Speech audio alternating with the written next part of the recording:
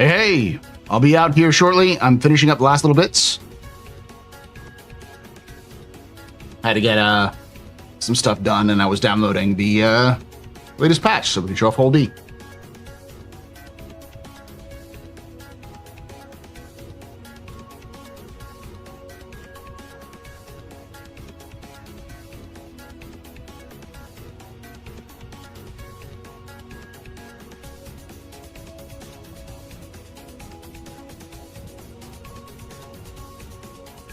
You talking about Pyro? Yeah. Well, shouldn't have been updated. This is League Hunt. This is a League Hunt. Updated the title. Come on. Don't fight me, computer. Ah. Aha. I just have to hit it 4 damn times for it actually to change.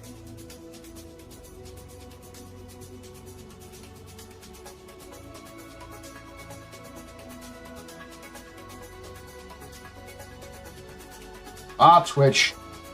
The zombie brand that is Twitch.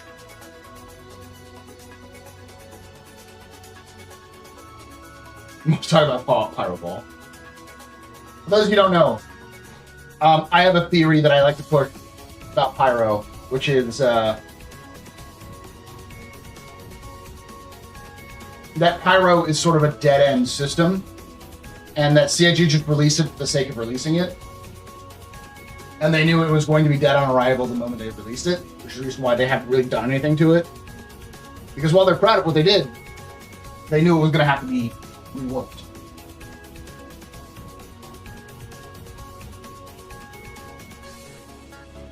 But in classic CIG fashion, they didn't say anything until they had a full working idea of what they were going to do. And it took them like a year or two to get that done.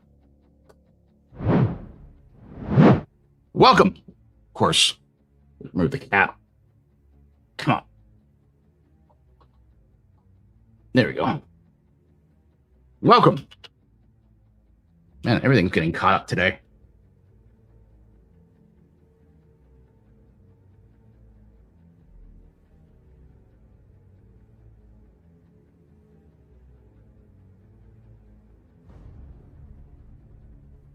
The Astro's complaining the cameras miss half the detail. What? I'm not complaining about missing half the detail. Thank you. I finally got a haircut, so I don't feel like a hippie.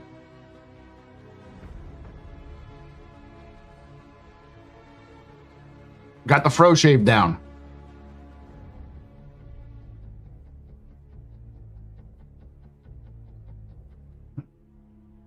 Yeah, the community's still pissed because they still failed. No volcanoes, only limited factions. Volcanoes was a change. They were going to change volcanoes because the reality was that when they wrote that down for original Pyro, you were never going to land on that planet.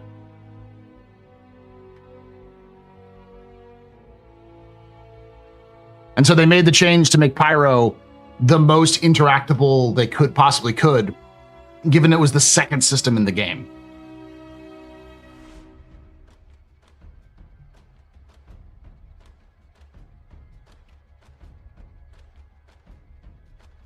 Welcome, everybody. Welcome to the office hours. Hey, someone on April Fool's Day, someone actually bought. I got the Dunleavy model reward for the Gladius.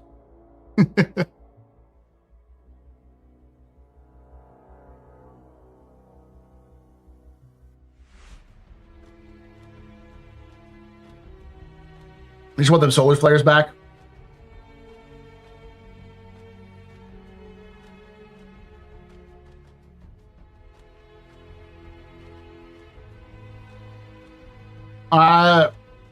That's a good question, honestly. At this point, they should have no excuse not to have the flares in, because the reason why originally they didn't have the flares was because the flares required engineering, but engineering's in the game. My guess is their current excuse will be that they need to redo Pyro.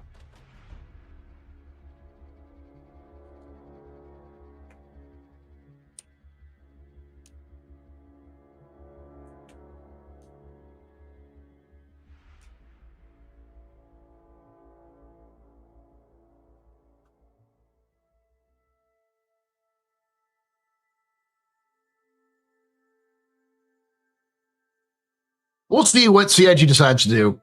I would be extremely surprised if we got an overhaul of Pyro before 1.0, but we might see it.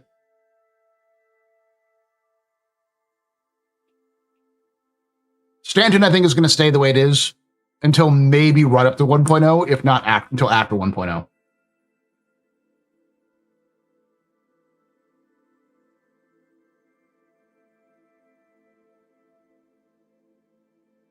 Why? Because fundamentally, the process that would require for them to like kind of redo the process to make Pyro or to make Stanton actually usable for things like Genesis and stuff like that would probably require a complete redo of all of the landing zones. And that's a lot of work. Like the bunkers would have to get overhauled. Most of the major points of interest would have to be overhauled. And that's a lot of work for not a lot of payoff. They can just easily just restrict you from not being able to settle in Stanton and saying you can only settle in Terra, Castra, Nyx, and maybe Pyro. Oh, definitely Pyro, though. Why haven't they made why haven't they made the tools to make new systems faster? They have. That's what Genesis is, and Starkitect. The problem isn't the systems, it's the landing zones. So when they redo Stanton, they're not just going to like push a button and redo everything. Even if they sat there and spent, a month or so resculpting all of the planets to make it work with the new systems, even if it only took them a month, they would still need to repopulate all of the mission locations. They would then have to tie all those missions into those mission locations. And then they would also have to retie any sort of missions for like mission givers inside the landing zones. Plus also make sure the landing zones aren't clipping through the ground and they're set properly. A lot of those landing zones are old. They're like very, very old. Now Microtech, I think, is the oldest of the landing zones as they've redone Lorville. But the interior of Lorville also needs to get redone. So it's a cascade issue. It's not that the systems themselves are the problem. It's all of the shit attached to the systems, like the star system itself, is the problem. And it's like, is the juice worth the squeeze? Is it worth to go over and completely revamp all of Stanton before 1.0 and then have to spend probably 3 to 6 months just replacing everything in order to do Stanton? Or just focus on getting the stuff out that you need to get stuff out for 1.0? Why do we need those? Those are legacy. We need the new ones. Because if you do the new ones, it would take more time. And the question is CIG crunched for time?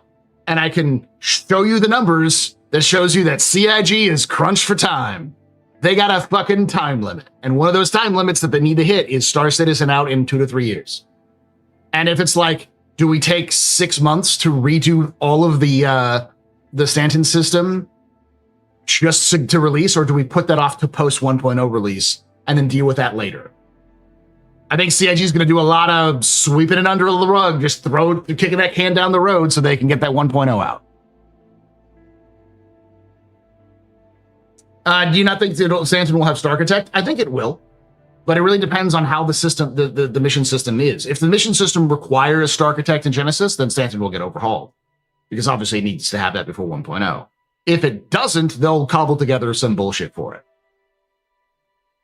So they're going to Ubisoft it. I mean, that's my guess. This is not a 100% like CIG is or isn't going to do that.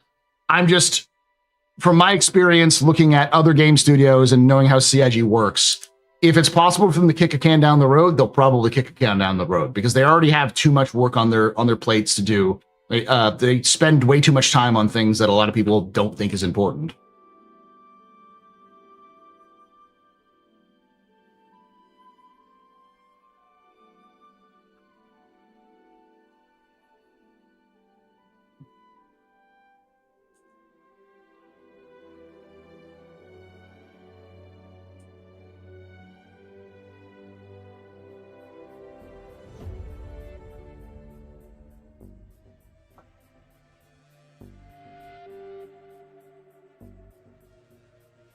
Getting to claim like a tower in ArcCorp to make my base would be awesome. I mean, I hope that's the case, but I think that's a post 1.0 release thing.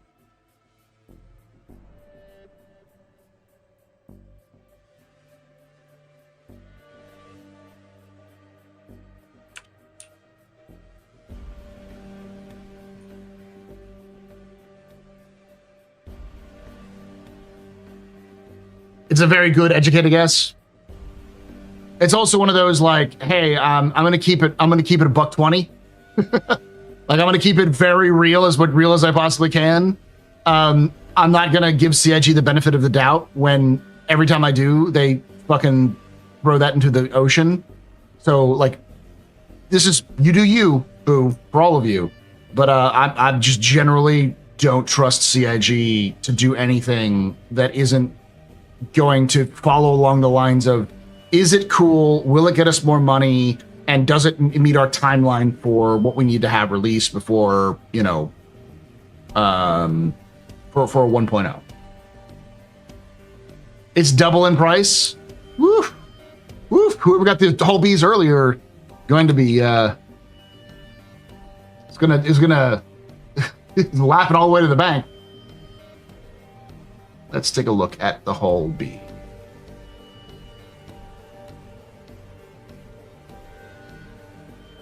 Also, Star Citizen's free to play, which is interesting.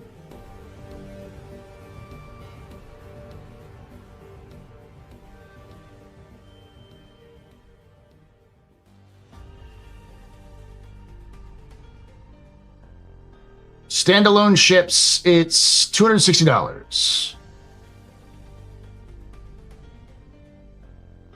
280 credit. Yeah, it was like $100, right? For a while. It was 90, yeah. Didn't it go up in price from 90 though? Wasn't it higher, more expensive before, and then it went and they jumped recently? Because I could have recalled it going up in price before 90 because they were going to increase the size. 140-ish USD. Okay, yeah. So they went from 90 to 140, and then it went up to, you know, 140 to 280. So yeah.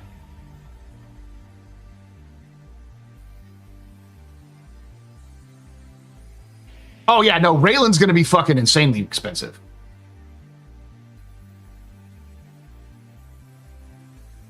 The $90 whole B though was also less cargo. It was like 300, I want to say, or 200 SCU of cargo.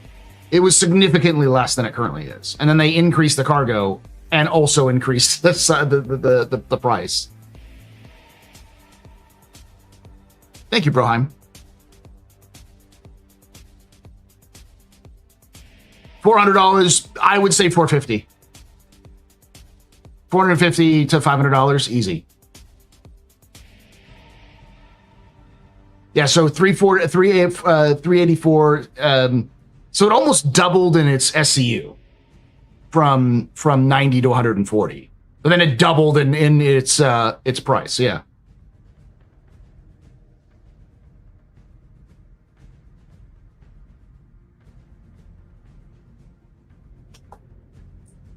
One of the things y'all are going to have to learn is that, like, fundamentally, CIG is going to increase the price of every single ship that exists in Star Citizen.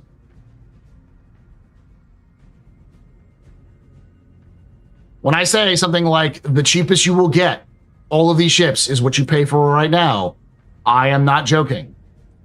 I'm not saying you're trying to sit here to go, oh, go buy ships. What I'm trying to say is CIG is going to increase the price. And I know a lot of y'all will be like, well, that leaves a bad taste in my mouth. CIG doesn't care. Because they need the money, so they're going to charge it. And if people buy it at that price, they'll sell it at that price.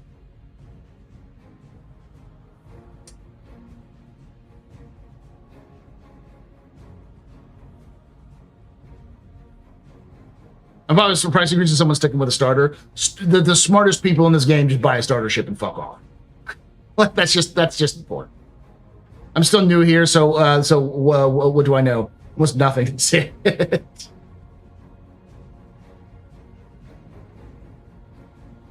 No, I think CIG has always said that they wanted Star Citizen to be at $60, and I think $60 is a good solid base rate, because you can also sell like special select editions for like $90 and advanced starters for like 110. They already kind of do that, so.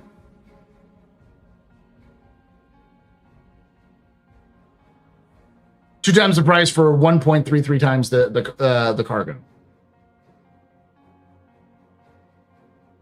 That's what you get, GQ. It's like, if it's not worth it, then don't buy it. Buy it in game.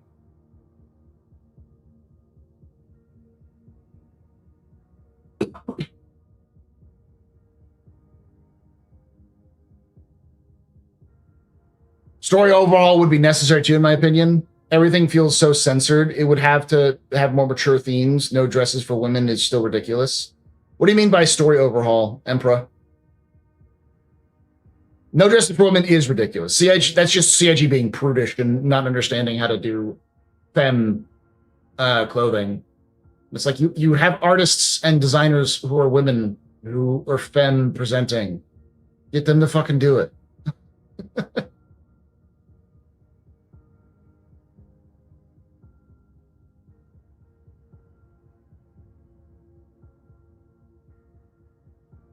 I guess that the ships that are not getting love are that will be seen the most heavy-handed on price increases. Oh yeah. There's no story in the game. There is, Alex. It's just not complete.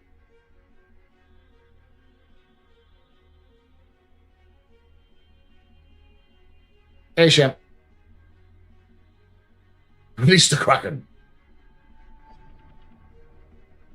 Whole B. We'll talk about that here in a moment. I'm going to do the same thing I did with the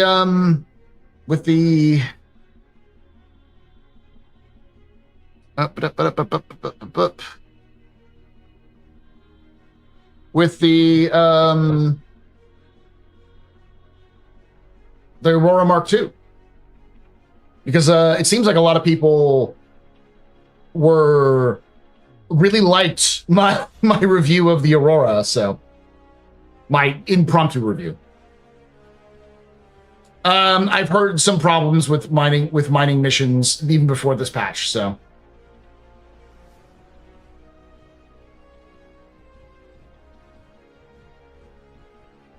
no story, just a ton of lore. Yeah, there is lore. There's also story. It's just not much. You have a story of like ASD.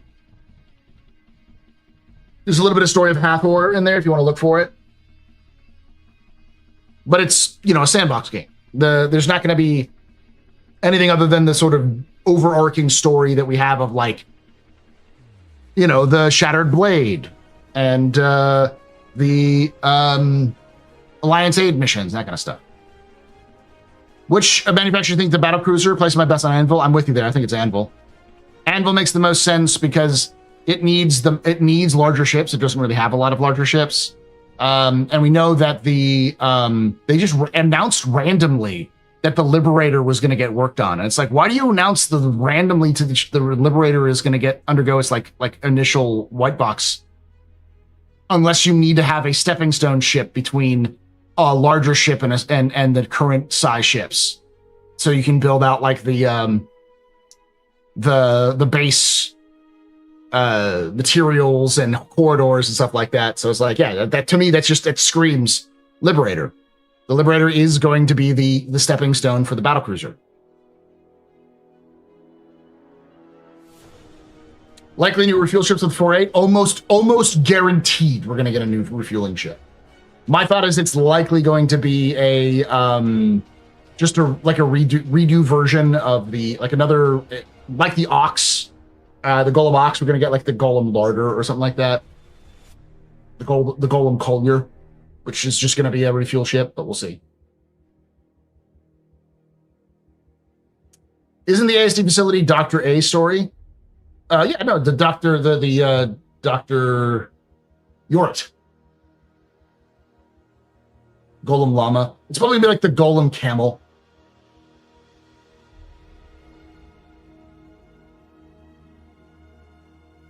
Dr. Yort. Logan Yort.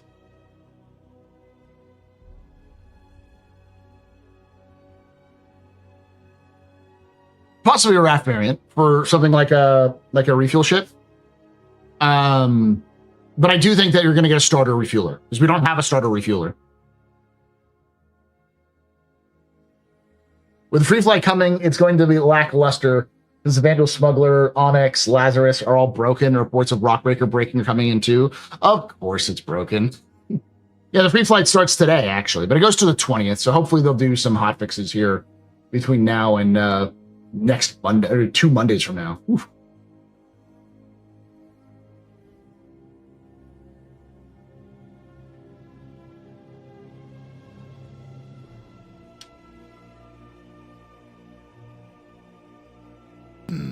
Them biddies. If it's the Drake Golem Camel, I will buy it. Then I shall respond to refuel requests blasting my humps overview. I mean, I want more content, but I also want more sandbox content, like dynamic events and shit.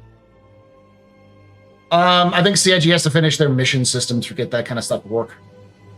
What do you think the whole? I think the whole E being CCU available means. The whole B is CCU available. That's what it means.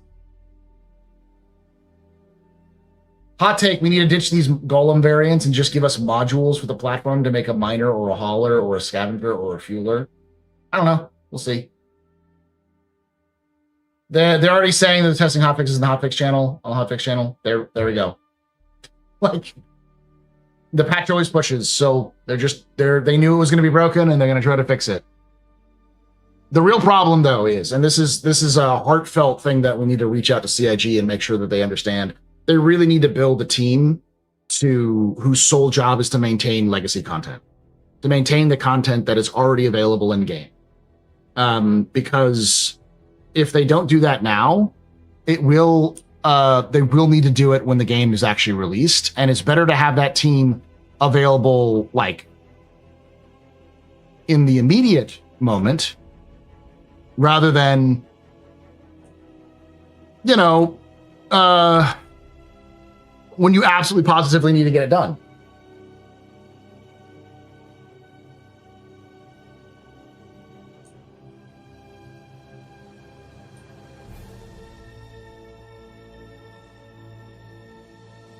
Okay, did you say something else, Emperor Nux? Maybe be more brutal with it. Sure, it won't be Cyberpunk or 40K, but even some themes that are serious. Halo even has more graphic content. What, you mean like, you mean CIG doesn't have enough like sex, blood, and gore in Star Citizen? I don't think CIG is censoring themselves with sex, blood, and gore necessarily. I think that's just a limitation on the engine they currently have. That doesn't necessarily mean anything to their storytelling. What they need is, you're right, themes. They need to build a universe that you can explore that has those themes in it that you can explore naturally. And that's one of my problems that I've had with CIG for a while, is that in lore, in the stuff they've written for the game and the background for the game, they have those themes. They exist in the storylines that they talk about. But in Star Citizen, they struggle to add those themes into the game. And personally, I think it's just a fundamental disconnect between the team that is doing narrative and missions and the teams that are doing all of the content. Because CIG, for whatever reason, seems to not want to put their artists in a box because they're afraid that they'll like get mad and quit because they don't have artistic freedom. When it's like, you're eventually going to have to put the box out, guys. When Squadron 42 comes out, there will be a box you have to fit into. You can't just retcon your way out of Squadron 42 content. Like, that has to connect. So far, how they've been doing it is getting away with retcons by just simply adding to the content rather than retconning it, saying, oh, this is a new thing that's happening. But one of the reasons why we don't have a lot of those themes that's at least justifiable in CIG's part is just it's still an alpha. Like, Star Citizen hasn't even reached a point where they are getting content complete or feature complete, I should say. So that's the sort of thing you would do in refinements, in iterations, working through things like mission givers, and like in environmental content that you can see, dynamic stuff, things where you can build up like a big like backlog of events and characters and stuff like that. And CIG has started that process, but they're not anywhere near that, finishing that process.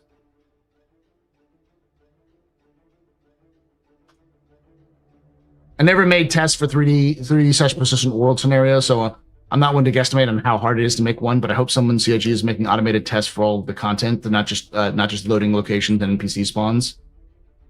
I'm sure they have something. Like the thing that I was going to say as well is it's more than just they need a team, because if they already have a team, they need to have that support. Because that's your fucking game. Like you can't make the game as if all of us who have been playing this game forever are the ones who are playing it, and so we'll just jump to the new content and leave. You have to understand that you have new players coming in all the time, and if those new players show up excited to play the content they want to play, and the content's just broken, they're going to get bummed out. There's just no team who's in charge of fixing the problems as they show up.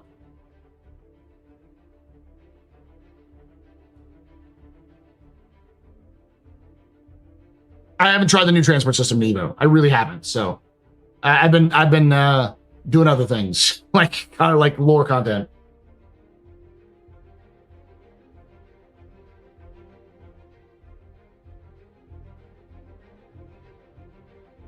Good examples that the tutorial seems to be perpetually broken, which is something that shouldn't be broken. Especially since they took the time and effort to make it as least story-centric as possible. They made it as generic and as they stripped that out as to be as like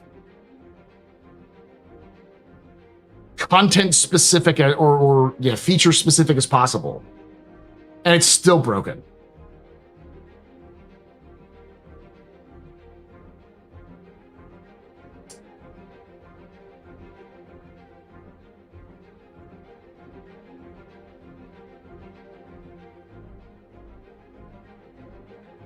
I don't want to turn this into a bitch fest, because then Jin and other people get mad at me, and they're like, "Why you hate the games?" I don't hate the game. Just it gets frustrating at times, and that's the reason why people are mad, is because they get frustrated because they want to see the game do well. And the fact that it's so predictable that CIG is going to spend a bunch of time fixing something, and then the patch later it breaks, and it's like, come on, guys, you know this is going to happen. And then they scramble to fix it, and they fix half of it, and then they release a new patch, and then it fixes some of the other parts, but then the other half is broken, and yeah. The tutorial feels like a pilot license certificate test with less story or content about it. I've been pitching my idea for a tutorial for a while, which is simply you get the keys, or you get a call to show up at wherever landing zone you're in, to go to an information portal on the at the spaceport, and you can it'll automatically set a waypoint on your Mobiglass for that, so you can follow the waypoint on your minimap, because like we know that's eventually going to be a thing. But you can also just follow the context clues to go to the spaceport. When you go to the spaceport, you go find the information booth, you go talk to the person behind the information booth, and they go, "Oh, yeah, you. Yeah, sure. You're here for your ship." Well, you got two options. One, you can just take your ship and go. No problem. Two, the UEE is trying to get more people up to speed on pilot requirements. It's not required, but if you do it, they'll give you a little bonus. And you get like a bonus thing of UEC or reputation or a blueprint or something in or all of those things for doing the tutorial. And if you say, "Yeah, I'll do the little license," you get into like an AC pod, and it takes you to a separate instance, which I guess requires, instancing in Star Citizen. And then it's just an instance of Arena Commander inside Star Citizen, where you get like a nice "Welcome to the UEE pilots testing." And then you go off and do your little pilot test and you come back.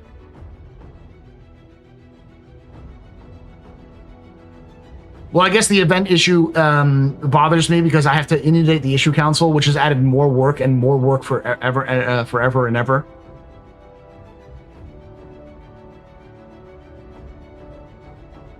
It's frustrating, man. I'm glad they're moving forward with features, but it sucks. Ghost Hollow's been broken for years now. I think Ghost Hollow needs a revamp, honestly.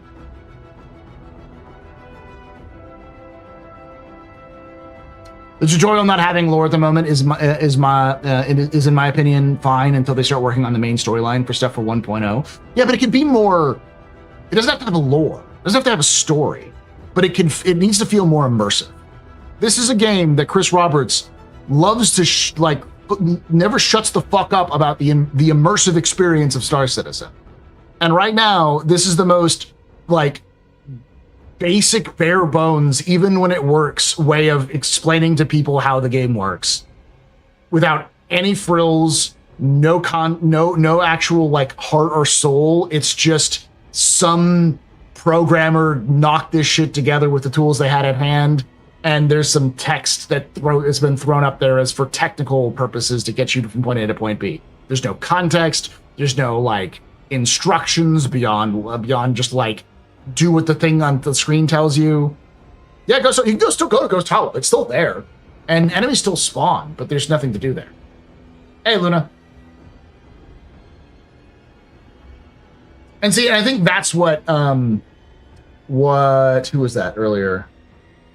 Emperor Nox is talking about. There is no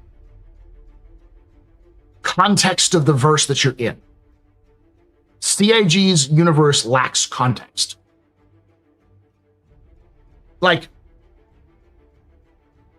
You have your own idea of what's good or bad. You have your own context in the universe that you live in. We all have what is acceptable and not acceptable socially or, professionally or whatever. We have those contexts. And you can do that with player-to-player interactions in video games. That works. As long as there's the game systems exist to sort of figure that out. And Star Citizen sort of has that. But when you enter into, it's like if you leave your town and go to another town and have their own traditions, you kind of pick up through osmosis what's going on in that town. And with Star Citizen, it feels like you walked into this town and there's nothing. There are people there, there are things there, but it just feels hollow. Well, yeah, sure, there's people walking around, and they're talking, but who gives a shit? Like them talking about my friend or my brother or my sister is going off to join the UAE Navy, that lacks context. No one knows what the fuck that is. There's no interactions with the Navy you will ever have in Star Citizen in 4.8 or 4.7. So you need that context. And so if you went to go take a pilot's license test, which is just a tutorial, and it's given by the UAE Transit Authority, and you get bonuses for it, you know that the UAE Transit Authority exists. There's some sort of transportation people who want you to fly around and do things, and they're giving you bonuses for doing the things they asked you to do. You now have context, and you have a reward that's given to you because you obeyed the context. You go, haha, I understand this. The UAE must be some sort of government figure because it's said before this transit authority thing. So I get that. So when you see the UAE pop up later in a video or in someone talking about it, you go, oh, they're talking about the government, you know?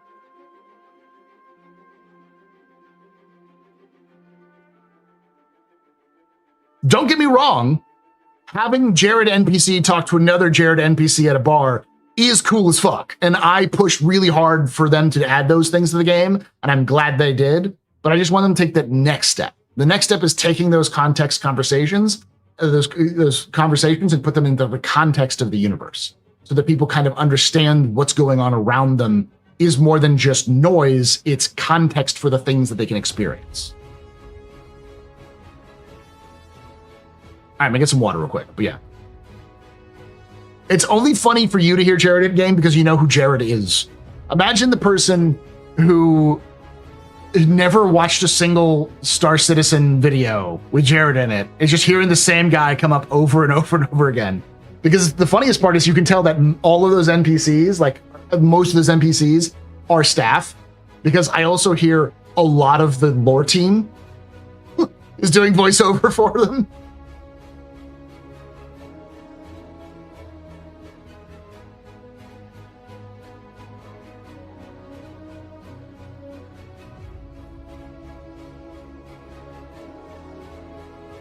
Yeah, no, like CIG is not like, they're not being bad at it. The fact that the NPCs in Levski were coughing because of the fungus infection was a nice touch.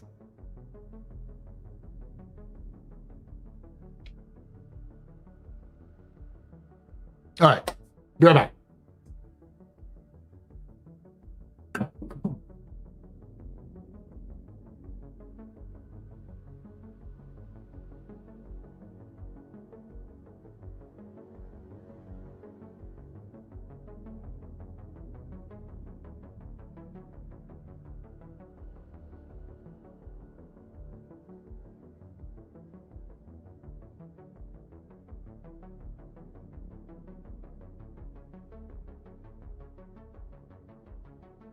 Molina Mold, thank you.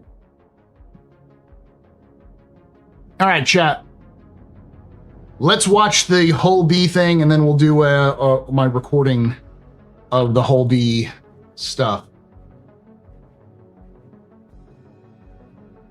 Go through the page and everything. Is there no whole B commercial? That sucks.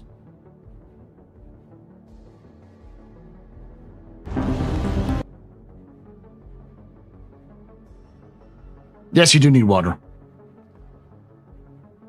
Thirsty, thirsty boy.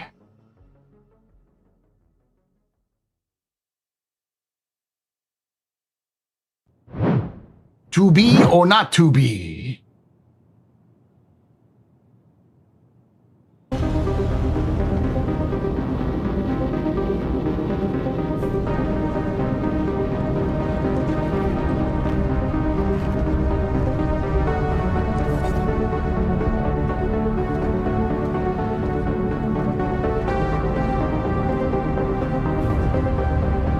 The Holby is our premium medium freight ship in the universe.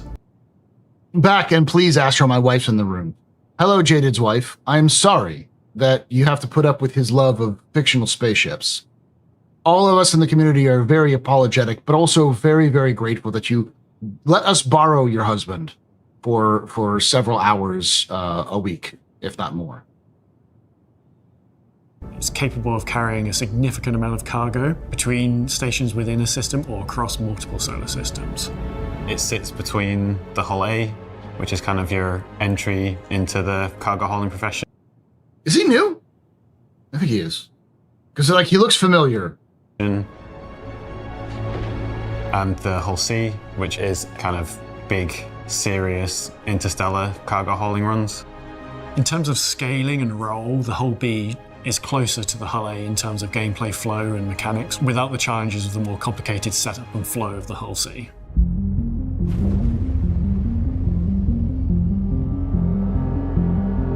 I'm going to say this. I love this more slim inline look. This feels a lot more realistic. It also feels a lot more in line with the aesthetics of Misc. Instead of having this stuff that just like juts way the hell out, it's sort of like as close as possible to the body. Yeah, it does make it a little bit longer, but... Definitely know it's a Misc ship. Misc is a high-end industrial manufacturer. Can we just get like this ship right here? Whatever this is. As its own ship. It's a very clean art style. Visually, you kind of got these really like large, clean, paneled... Let me back it up a little bit. Bulbous shapes.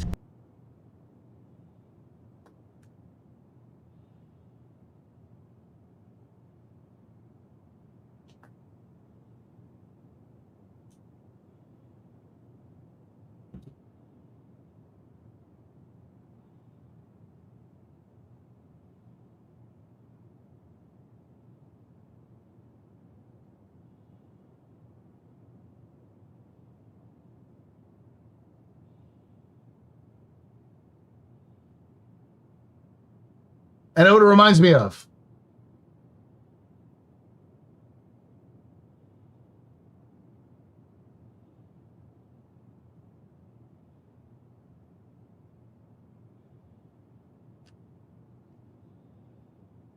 I can get a better image of this.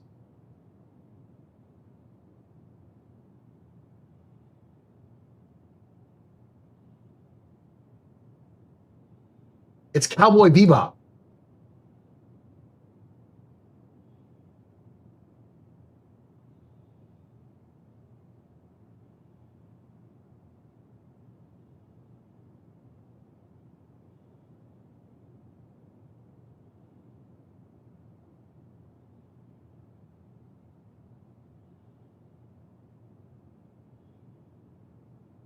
This sort of inline, you got a front, which is the truck, and then a back, which is like thrusters, or it's got thrusters actually around the sides, doesn't it? But Heavy Metal Queen, the trucks from Heavy Metal Queen and Bebop. See the thrusters around the side and that sort of thing. It's not quite what this is, but it has a similar sort of look to it. The space truckers, yeah. Clean art style. Visually, you kind of got these really like large, clean, panelled, kind of bulbous shapes.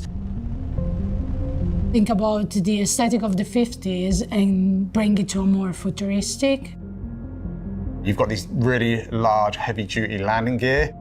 You can clearly see it being built to take a lot of weight. And then move along the top, and there's some really nice detail, some nice ribbing where the remote turret sits. Continuing along the top, there's a nice spoiler towards the rear.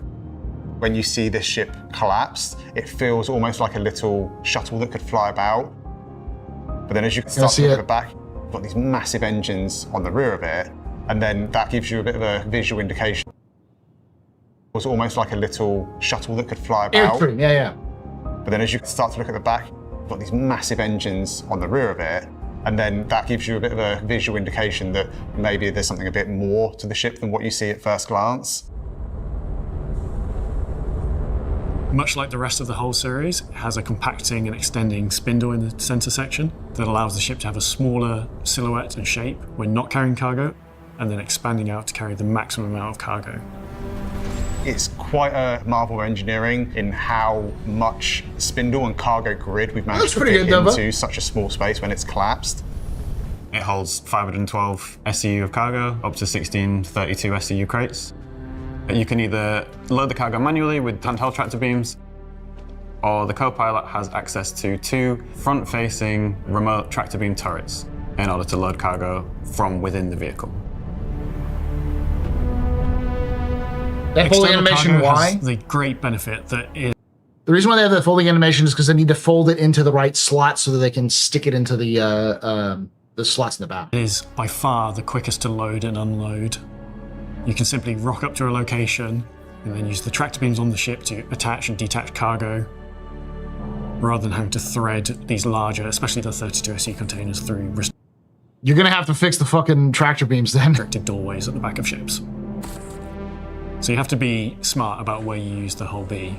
It's quick to load, but also if you find yourself in a tricky situation, it's very quick for someone else to unload it for you. When it was first announced, it was promised to be able to land with its full capacity of cargo. However, over time, the cargo system changed, the design of ships have changed. And when you look at the hull A and the hull C, they have a sort of cross arrangement. And doing this for the hull B and the stated amount of cargo that we had said at the start, it just... I really want them to redo the hull C's front more like this. I feel like this design for the whole C would work a little bit better. It's sort of like the whole A already. It's kind of, but this is the like Starlancer style, and this is like the Starfarer style. But I understand if they kept it. They kept it more like this and just added spindles. It's a lot easier. And doing this for the whole B and the stated amount of cargo that we had said at the start. Yeah, this looks like a space truck in a modern science fiction experience. This looks awkward. Now I get it. It's some people are saying like it looks more like a bulk freighter. I feel like if you could stack out further with these, or these were like a little bit bigger, you'd still have that bulk freighter look, but it would like feel like a chunk. Like it's got a fat belly rather than this sort of like giant spindle.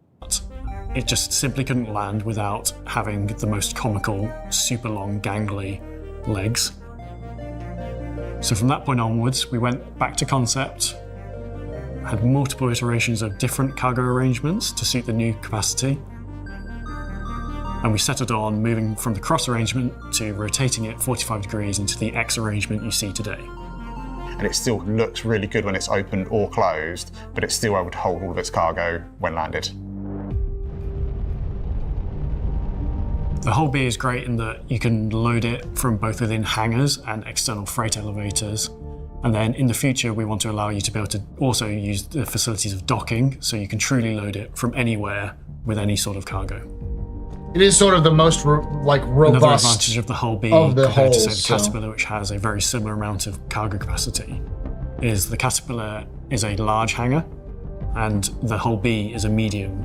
So you have more accessible locations to land throughout the universe, being that there are more medium hangars in general than large.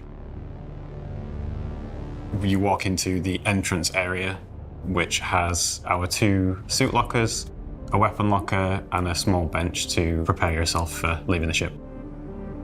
Coming up the personnel lift, to your left is a door to engineering.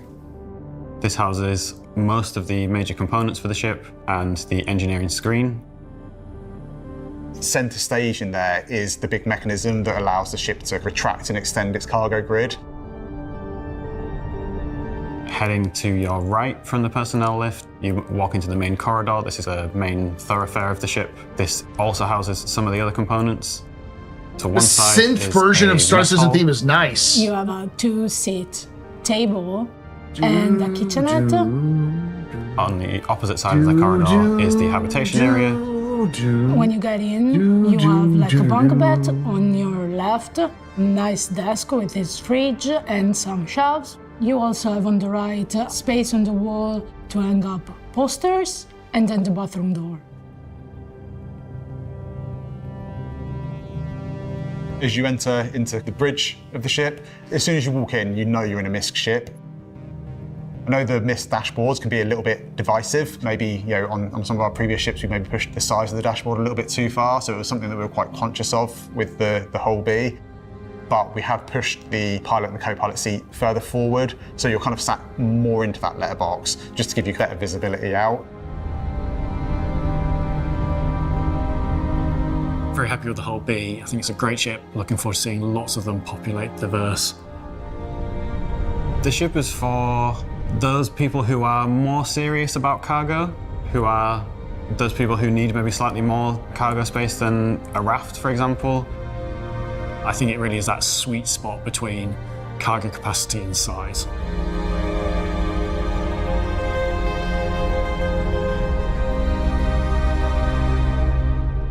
Alex says the price is a bit nuts though. I was hoping for like 170 to 200, not for 512 SCU.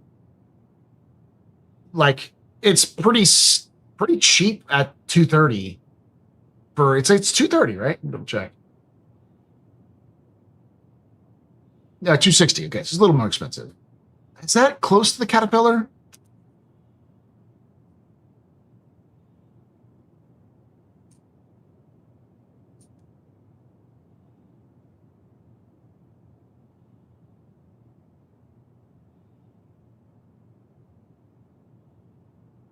No, it's like $100 cheaper than the Caterpillar. Well, no, it's close to it. Because it's War Bond $295. And the War Bond for this is $260. So it's close to it.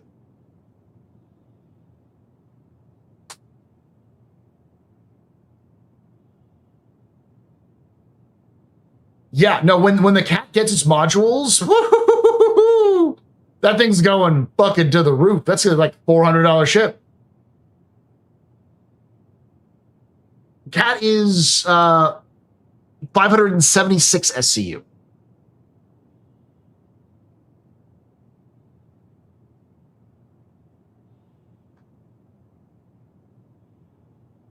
Whereas the whole B is 512 SC. So the whole B is slightly smaller than the Cat. Yeah, but how much can someone easily load into the Cat? High and mighty, we all know that the Caterpillar is going to get an overhaul.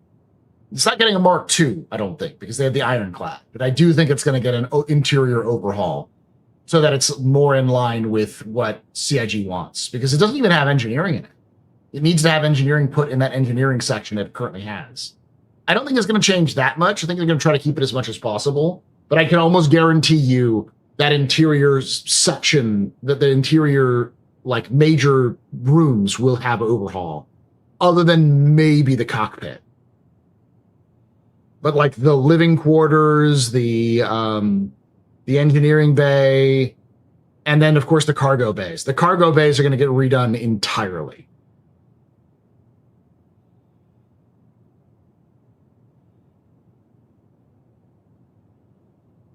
They do lower to the ground. You just don't like the way that they're going to lower to the ground. Nope, can't do 30 SEU in a Cat.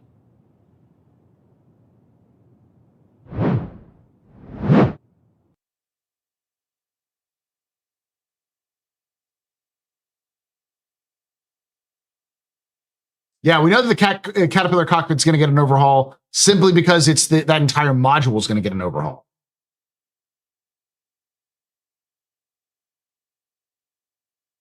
All right, so I'm already logged in game. Let me get out of the area, make sure I'm not 30K'd out. Yeah, I'm fine.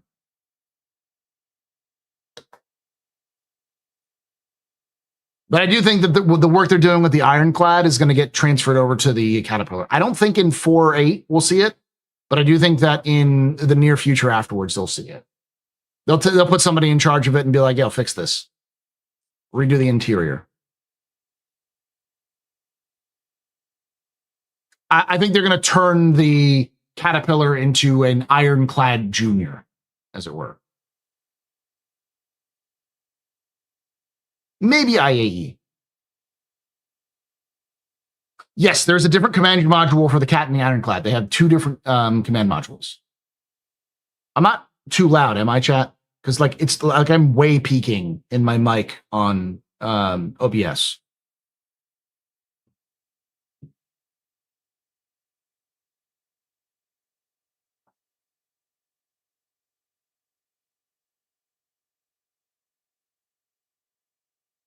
No, not too loud. Okay, good.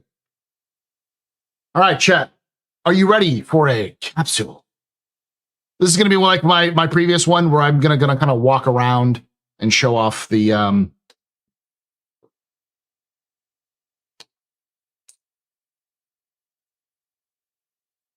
shit. I have a helmet off.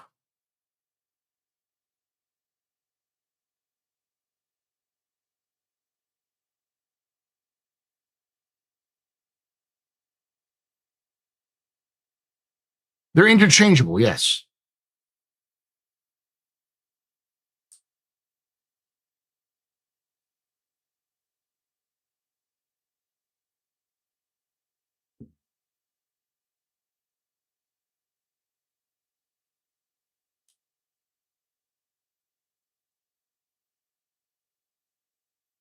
All right, chat. Here we go.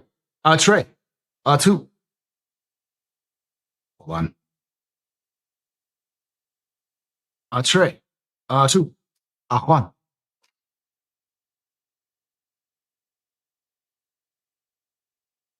Hey, welcome back to another Office Hours capsule. That's right. A small segment of my Office Hours live stream that I do on Thursdays at 8 p.m. Eastern, 5 p.m. Pacific, I got to remember correctly, on twitch.tv/theastropub and youtube.com/theastropub live. Come join us live as we talk about Star Citizen, lore, news, and more. Now, I did this with the Aurora Mark II, and people seem to really enjoy it. I did get some feedback about the music being too loud, so I turned that down. I may turn down some of the other volume of the game so you can hear me a little bit more. But what we're going to be taking a look at is the Hull B. A controversial ship because of its price, but let's take a look we're going to take a look at the actual ship page that was released by CIG, go over all the specs, look at the pricing, and then we're going to go into the game itself and take a look at the ship in game. fly it around a little bit so we kind of get the general idea of what it's like. So, with that being said, let's jump in and take a look. So this is the hull B. They've changed it so the X pattern, it has an X pattern that allows it to land on the ground. The hull B was always supposed to land on the ground like the hull A. It is sort of the cross between the hull A and the hull C, whereas the hull C cannot land fully loaded. The hull A and hull B can, with the hull B being more of a truck. The hull A being kind of a box truck, this being more like an 18-wheeler. And the hull C being more like a big cargo box freighter, or at least a light freighter. So, Misc Hull B, expand your cargo ambition. The Misc Hull series is a long-awaited, long-admired staple of the cargo industry, helping hauling aspirations of every scale come to be. Simply put, it's how cargo gets around this universe of ours. The Hull B is a natural progression for haulers whose demand has outgrown their supply. For the larger operations that want to transport significant cargo from orbit to ground level, or for larger operations that want to transport significant cargo from orbit to ground level.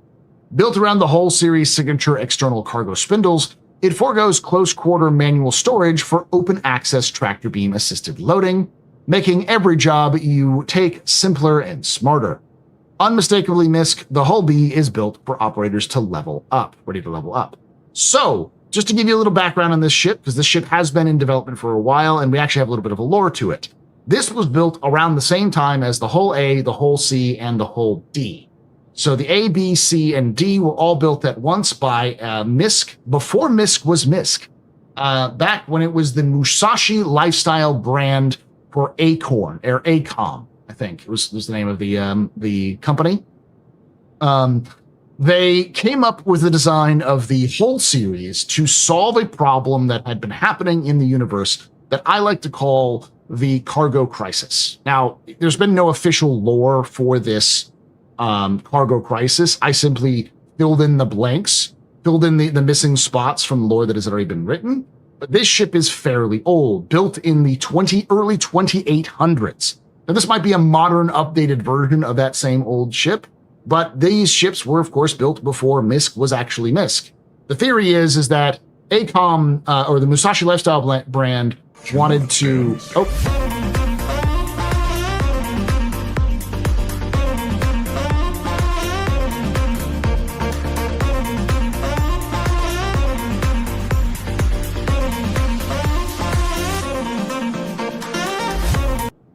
Sorry, I was in the middle of recording. I forgot to turn off the sound alerts and everything. Okay. Welcome everyone from Locan Stream. I'll edit this out.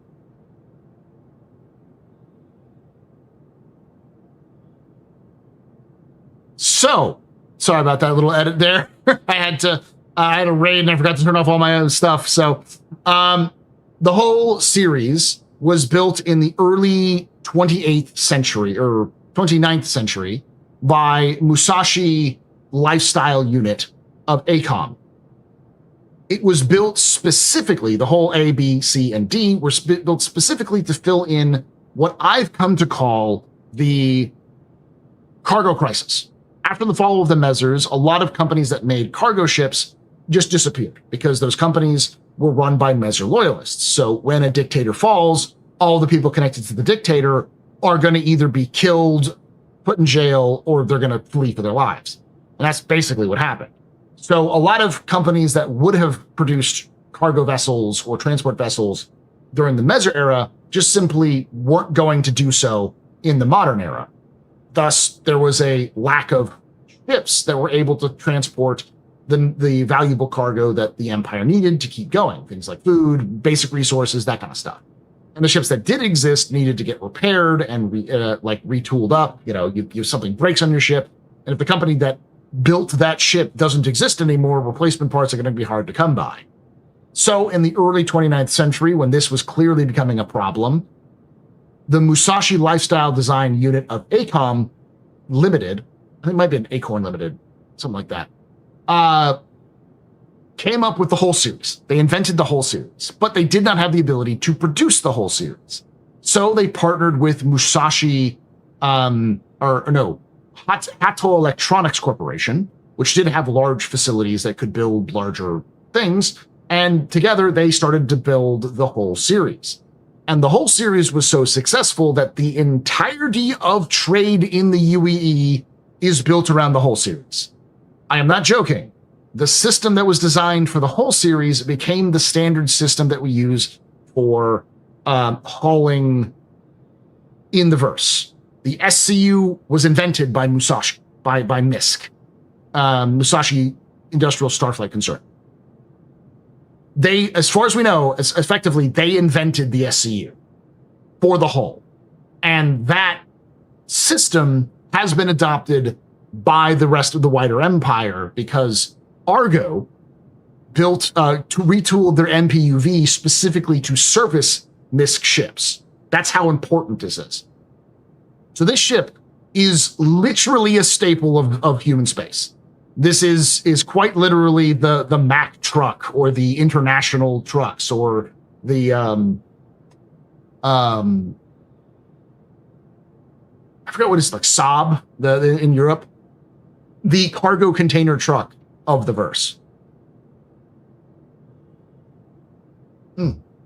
So, and as we can see, it has 512 SCU payload, which is a massive amount. To give you context, its closest competitor, this puts its closest competitor at the Caterpillar with like 576 SCU of payload. But this can hold a lot more. It can hold up to 32 SCU of cargo crates. So it can hold much larger crates for it. Complete accessory, or usual competitive capacity that makes the hull be a clear choice for those seeking to elevate their operations. Complete accessibility. With the hull series signature external cargo grids, the hull B eliminates cramped interiors and replaces confined bays, delivering faster, simpler, and more efficient loading and unloading. Dynamic spindle loading.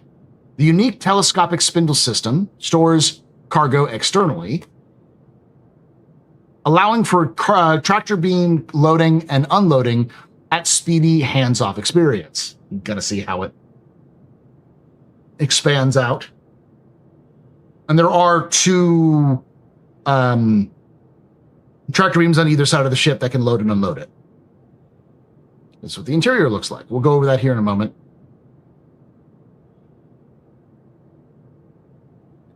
And of course, here is the stats. At a length of 46 meters, or sorry, let me do the Astro Historian voice. At a length of 46 meters, at a width of 17 meters, and a height of 8 meters, this ship is fairly compact. But when it expands, it can expand out to a length of 71 meters and a height of 9 meters, making it much larger than even its closest competitor, or nearly as large as its closest competitor, the Drake Caterpillar, which has a length of 101 meters and a height of 13 meters. It also has 2 crew, so it's a much smaller capacity. The Caterpillar is 2 to 4. It has 3 weapon, 2 size 3 pilot-controlled weapons, 1 remote turret with 2 size 3 weapons, and then 2 bespoke missile launchers with 2 size 3 missiles. So it's got 4 size 3 missiles. Now that does make it a lot weaker than the Caterpillar, but the Caterpillar is a little bit, different because it's a Drake ship. Because it has like a 2 size 3 repeaters. It has 4 size 4 manned turrets. It's got another 2 size 2 remote turret, which got tractor beam. So plus additional size. It's got a lot of guns. There's a lot of guns. All right, so let's take a look at the actual options. So the Chairman's Club has got a little bit more bonus paints, First Light, but its price is $260. That is almost double the price of what it was before. Originally, the hull B was $90, but it only held like 300 SCU of cargo. The cargo went up to 500 SCU of cargo, and they increased the price from $90 to $140. Now it's $260. So it is almost double the price. Yeah, almost double the price for about 33% more cargo. Yeah, and it's 280 non-war bonds. This is just for if you're paying fresh cash for it. You're getting credit for it, it's 280, which doubles it. Yeah. You can see it has some other options here. So it is a very expensive ship. It's got a lot of paints for it, obviously. But now that we kind of gone through all of the documentation of what CIG's released, let's take a look at this ship in-game.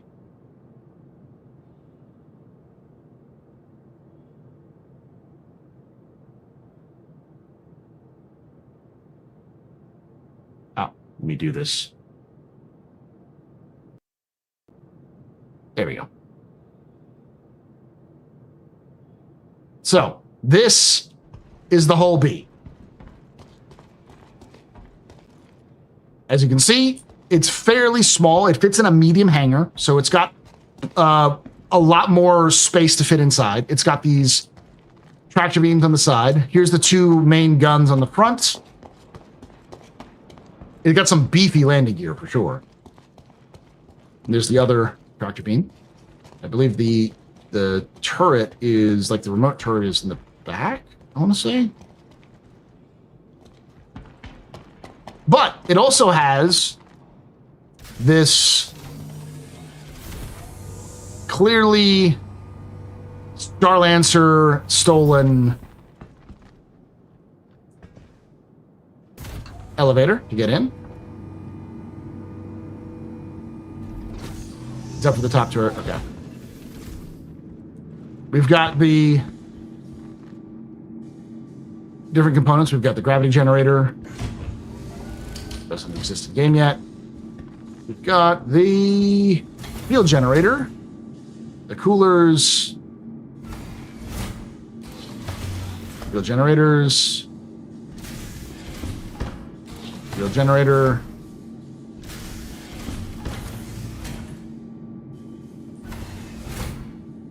power plant, engineering terminal. Here's the quantum drive. Here we go. Fun fact. This up here is the jump drive. It's actually literally connected to the top of the quantum drive. There's a whole lore reason for it as well. Got coolers, shield generators. So this has 4 shield generators, which means it has 2 backup shield generators effectively. Plus 2 coolers. It's got a battery. We go up to the front. We've got the actual living quarters. This is sort of like the recreation area, and this is the beds. 2 beds, little study area. Got a little bit of a bathroom here. Got a little window. Got some more components, battery, radar, and computer. Up here in the front, we've got even more stuff. We've got utility locker, which can hold utility items. Life support system. Nice that it's in here in the cockpit. The one problem I do not see is it does not have a fire extinguisher. I think there's just fire extinguisher in this hallway. Yeah, over here. But there's no fire extinguisher in the cockpit, which seems like a bit of a mistake, unless I'm missing it entirely. All right, so let's hop in. Turn the bad boy on.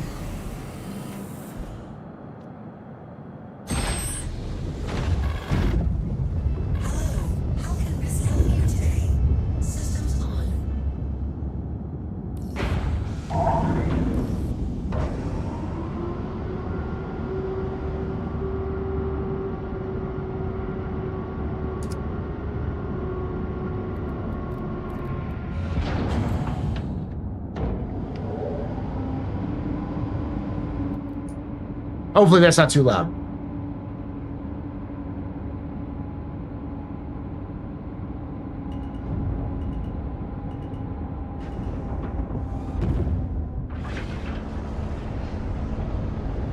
This is a very familiar feeling. This is very similar to the feeling of a Freelancer or a Starlancer. Similar sort of stuff. Let's take a look at the expansion. The animation.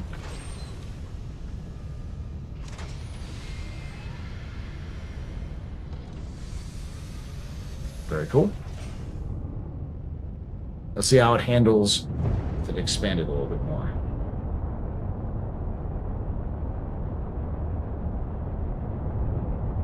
Ooh, yeah. I would say when it's closed, it feels a lot more like the Freelancer. And when it's open, it feels a lot more like the Starlancer. There's a lot more of a drag. There's a definite like feel change to it once you've expanded the cargo deck area.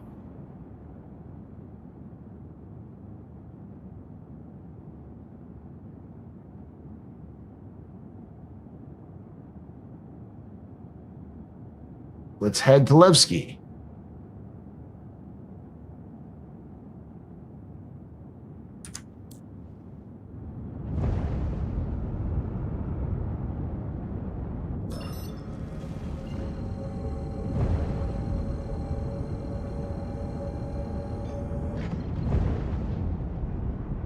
And since the pilot can control the tractors, this is another one you can load without getting out of your seat. You still need to actually get out of your seat and move to open up the cargo elevator or close it or whatever you need to do, like bring stuff up. But yeah, I think it's more efficient with 2 people, but you can do it solo.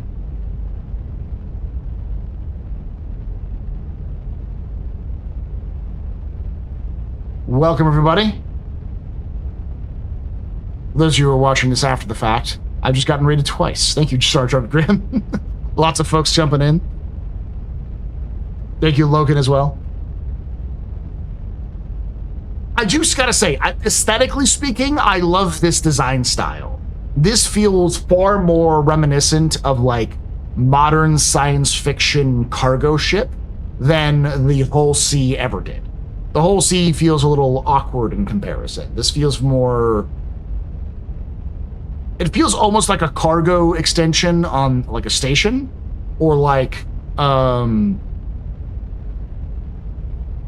something you might see in like an updated version of the ISS or something. Yeah, Space 1999 is a good way of looking at it. But, more grounded.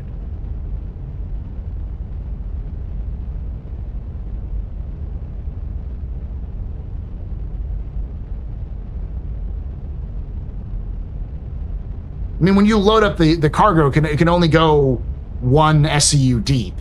So it's not like you can't go like stack 2 SCU on top of each other.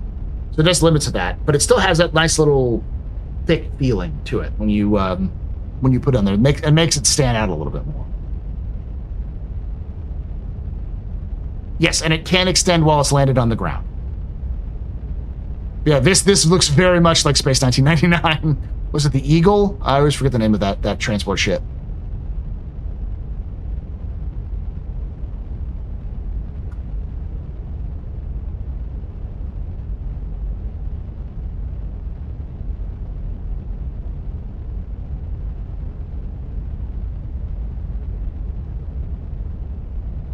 This will be the outpost settlement de facto supplier. This is more like a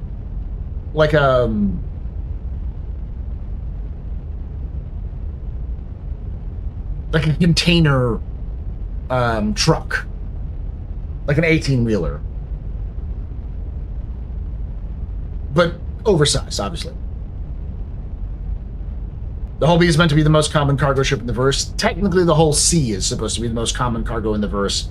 The Whole B is probably almost as common as the Whole Sea, though.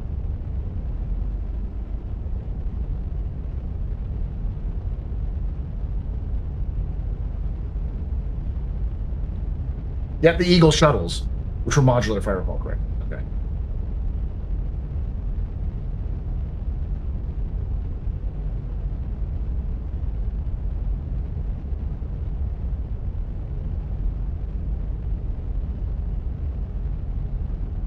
Yeah, I imagine you could yank the Aurora Mark II's cargo pod off mid-flight.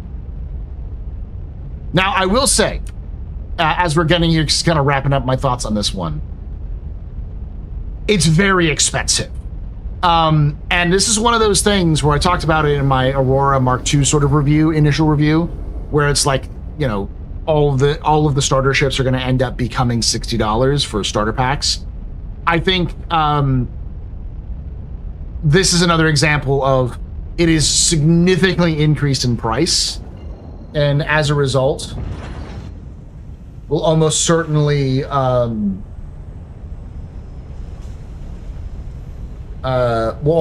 see more ships increase in price. Pretty much every ship will increase in price as time goes on.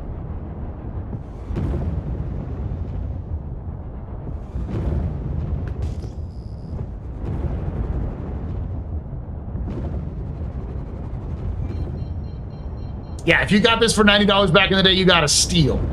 But I think that's generally the thing to understand, is that going forward, the price you're paying right now is probably the cheapest it'll ever be, unless you're lucky and you manage to get some sort of discount on it.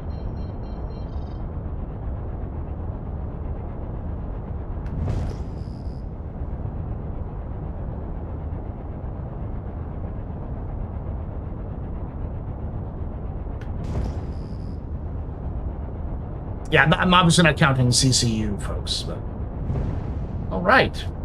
So, as always, I want to hear your thoughts down below on this ship. Do you like it? Do you not like it? Are you thinking about picking one up?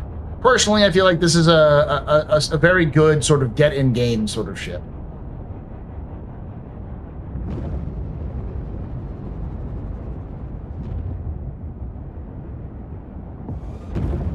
Yeah, it's like a little slippier than the Freelancer when it's closed, but it's definitely a little bit. It's a lot faster than you think it is, in a straight line at least. There's a lot of slides. But yeah, I want to know your thoughts. Do you like this? You know, this is gonna get us. I feel like this is a solid earn-in game ship for me. I'm not much of a hauler, much more of a entrepreneur. You know what I mean? Real OGs know what I mean. But it is solidly a cargo vessel. You know, no frills, you get what you pay for, cargo shit.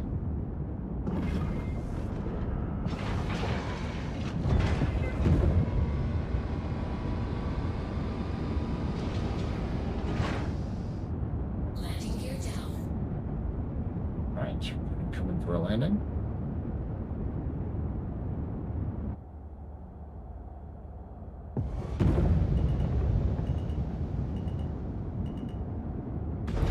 Okay. And fun fact, you can do this, which is funny. Even while it's landed. Scream!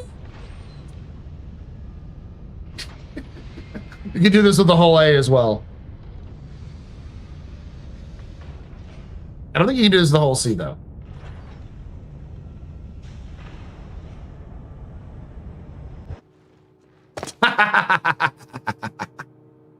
Alrighty.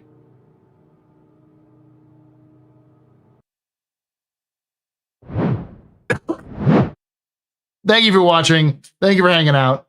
Like I say every time.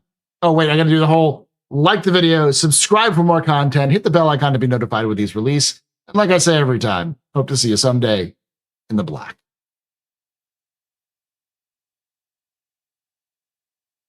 I'm still streaming. I'm not going anywhere, chat. I just was doing a little capsule, which is a little recording. So.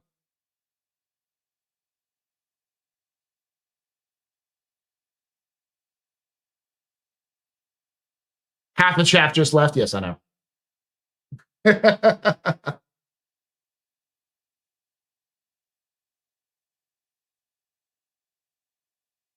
I will say this: that bug where you can close it and open it while you actually already have stuff loaded. That's a bug with the whole A. It's existed forever.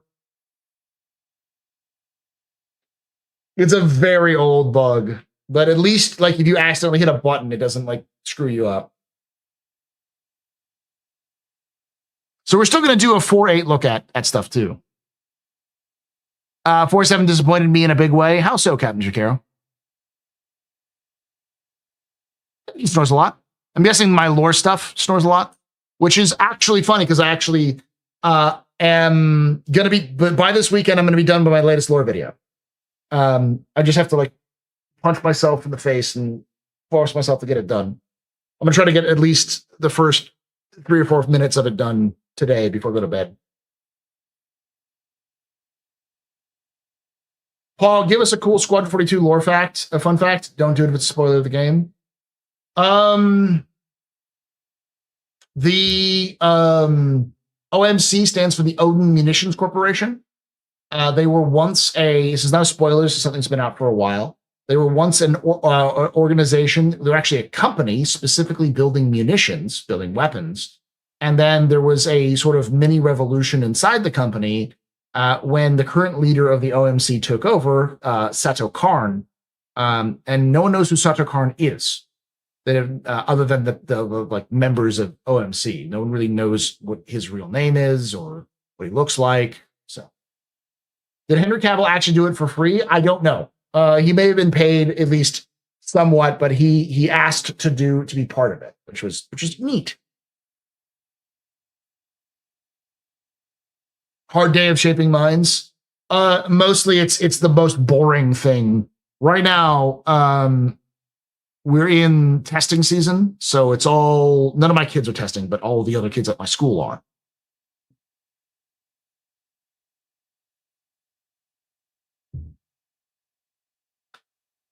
You know, previously when they sold the Drake Complete Pack, did they sell for several days during the Drake show, or did they sell it in limited sales? Devil Dog, the last time they sold the Drake Complete Pack was like 2020. So it was like 6 years ago. So you look tired? I am tired. Which is funny, I'm not that tired.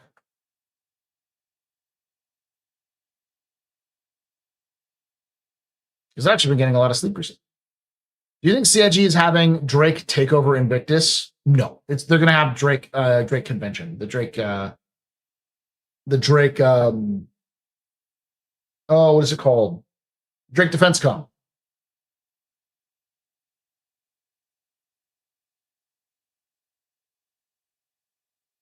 Thank you, Judaism. I'm glad I got it. I feel a lot better. I look a lot better too.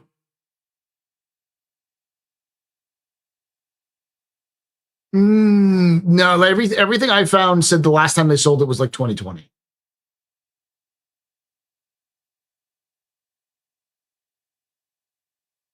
But yeah, my two major with 4.7 is simple. Torrent PDTs and several ships should have been added to the verse stores, and also the way that the item quality has just ruined inventories to a degree. Are you talking about like, yeah, how you just, if you don't get a really good quality like ore, you just throw it away? I don't think item like ore quality matters when you're selling ore for profit though. There's like a 300 value of Quantanium is the same value as a 800 value Quantanium when you sell it. They sold it last year. Everything I've seen has said they haven't sold the Drake Complete Pack in years.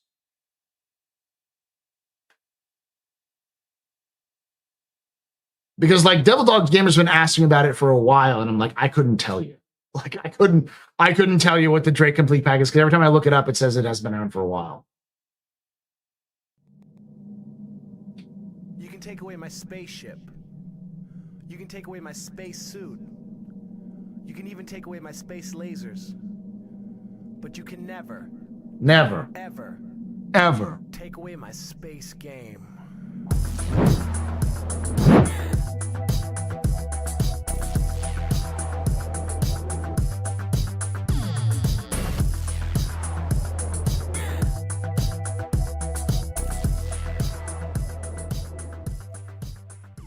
T-Lice just resubscribed for 5 months. Would you like to see the hull A and C rebuilt to match the new style of the hull B?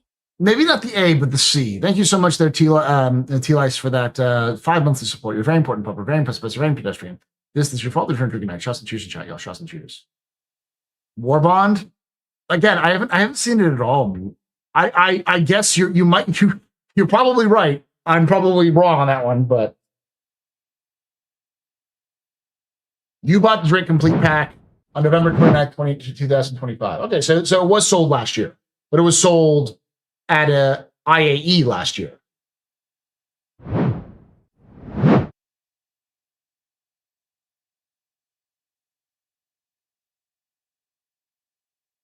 They show the Drake pack, but not the complete pack.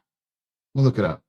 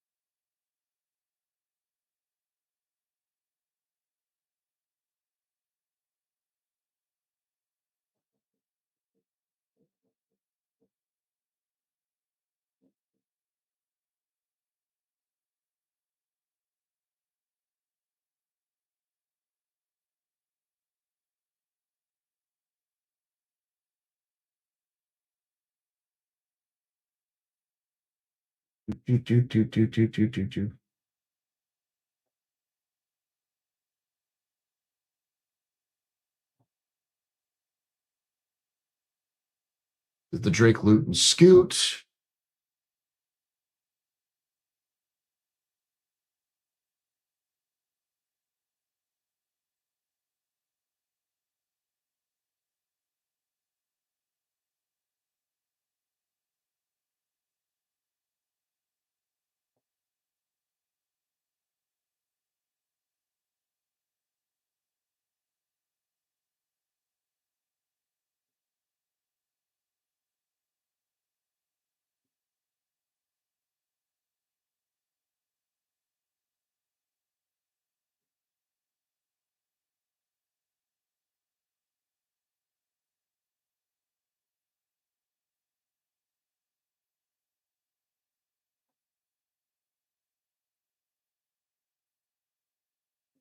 Yeah, this is saying the Drake complete pack was $29.50. That was $4,600 and then $4,100 War Bond. And it did not have, it had the Kraken, but didn't have the Ironclad. Who likes the new Hull B? I like the whole new Hull B. I don't think I like it for $260 or $280, but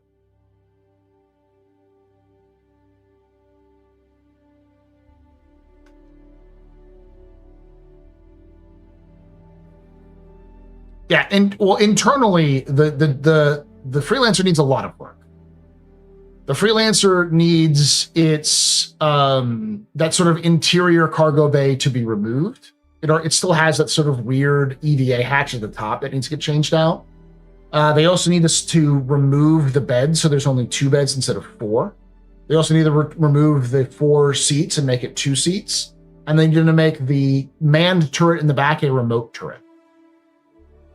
So removing the manned turret railings and then pushing the cargo bay out an additional 1 SCU of cargo that way will actually make up for the internal cargo bay difference that you were actually removing, because that holds about the same amount of cargo as the internal cargo bay does. If you make the turret remote rather than manned.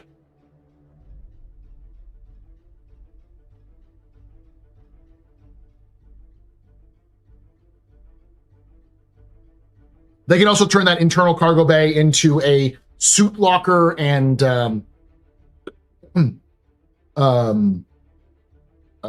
weapons rack area for sort of like a pre-prepare area. And they can expand out the sections in the habitation area to be more like to have like food preparation areas and stuff like that.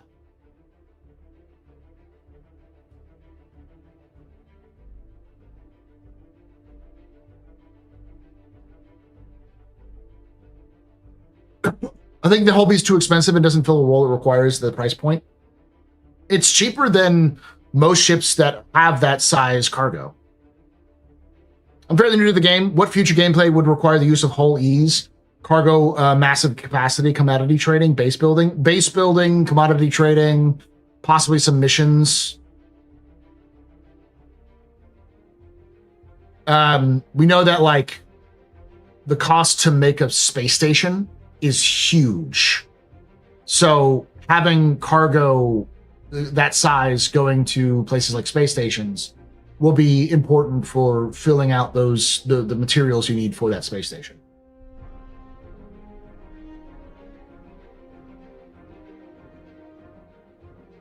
The new price is in line with other ships, but yes, a bit spendy. Honestly, they can keep the weird EVA hole, but place it in the ground. They don't like that either. If anything, they'll want to swap out that the current ladder with a more of a modern Misc ladder system.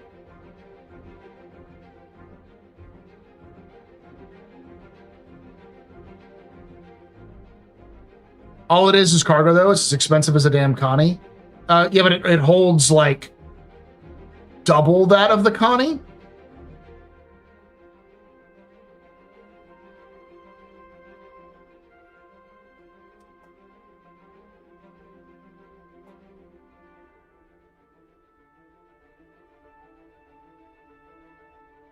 Yeah, Constellation Andromeda holds 96 SU of cargo.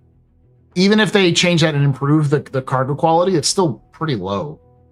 Even the Taurus, which is actually cheaper, if I remember correctly. It's 200 standalone, 185 for war bond. Is only 174 cargo. So it's damn near 4 times the cargo of the Taurus. And it's only $20 to $40 more expensive than the Connie.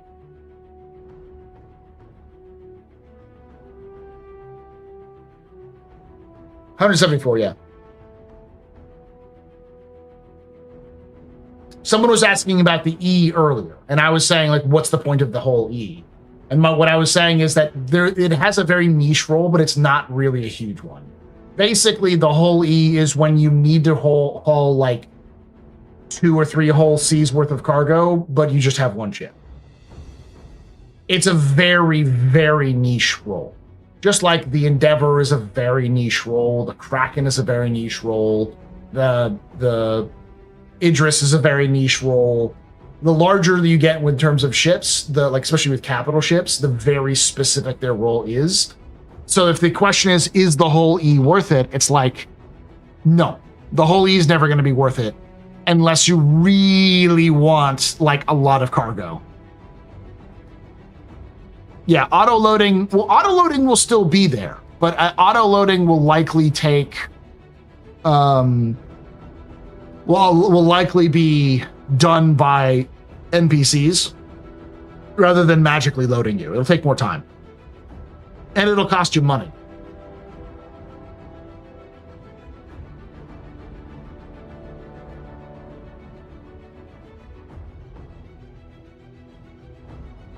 All those can stand up in a fight too.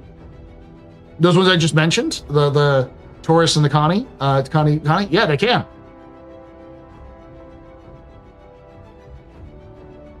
Wait till the Connie gets its overhaul or a Mark II, and gets doubled its price again, because we know that's going to happen.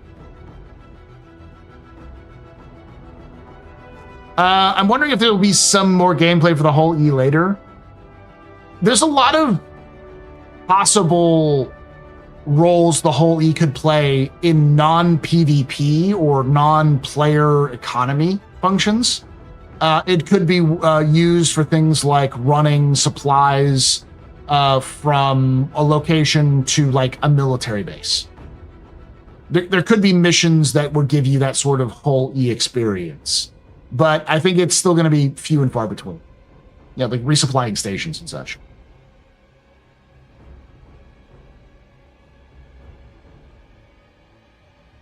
I still say the Freelancer Max, probably the best starter if you want internal cargo. If you want internal cargo, the best starter is the Cutlass Black. The Cutlass Black is the best starter cargo ship that exists.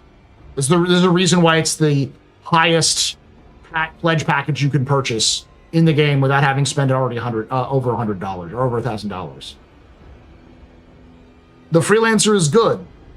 The base Freelancer is good, but it just is not as flexible as the Cutlass is.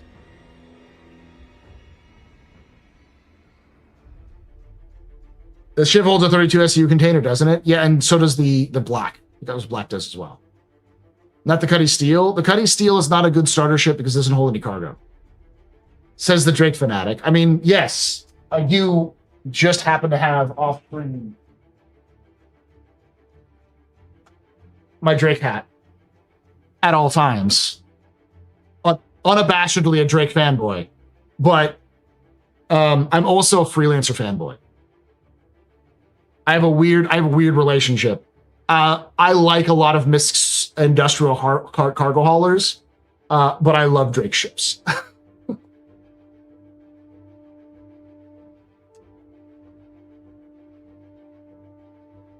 The C1 is nice. The problem about the C1 is that a lot of the C1's size is just made up for as like a wing. Like when they have atmospheric flight enabled a little bit more readily, I think the whole the C1 and the Spirit series will become a lot better. But until then, it's mostly just aesthetics.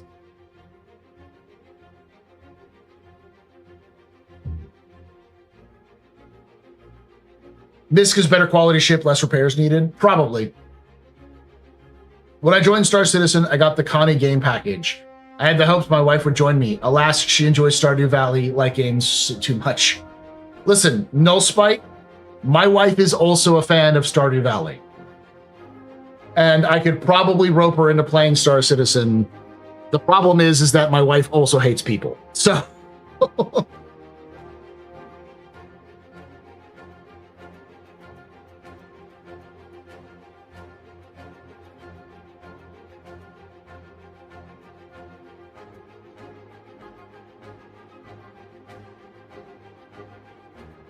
Cuddy Black can hold 216 SCU side by side, but cannot hold the 32. I remember getting a 32 into a Cuddy before. I think you can get a 32 into a Cuddy Black. I think you can get two 32s into Cuddy Black. It doesn't sit, but you can put it in. Like, it doesn't attach to the cargo grid, but I think you can put it in. My wife is looking forward towards Squadron 42 because she loves single player games, so.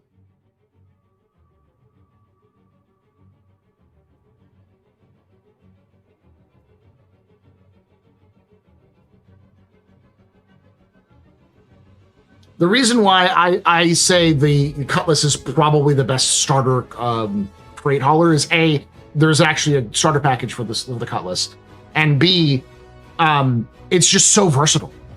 The two side entrances are so nice. The back entrance is okay, but it's got seats for players to sit into. It's got plenty of cargo space for what you need to. You can put a vehicle in there. It's got some teeth, so it can actually do some combat stuff. You've got actual role for the co-pilot and the gunner, so you can get like 3 people in there. It's just a really good ship. I've been rewatching Squadron 42 1-hour gameplay video from like 2 years ago. Yeah, I held the line from 3 years ago. What have you found out, Deadly Bird? Put her to work when they add farming. My wife has a t-shirt that says, "This may be a co-op game, but I'm still winning." To give you the context of, she hates people. She hates playing online with people.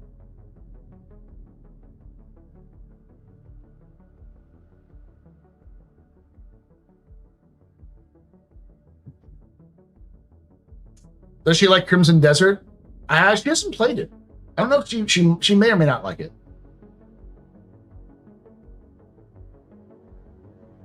Yeah, it's a very well thought out chip. The Cutlass is fundamentally Drake. Like in its design ethos and it's how it's built, it's Drake.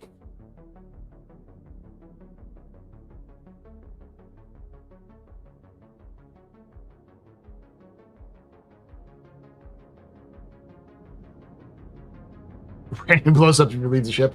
I have never had my Drake Cutlass Black randomly blow up when I left the ship.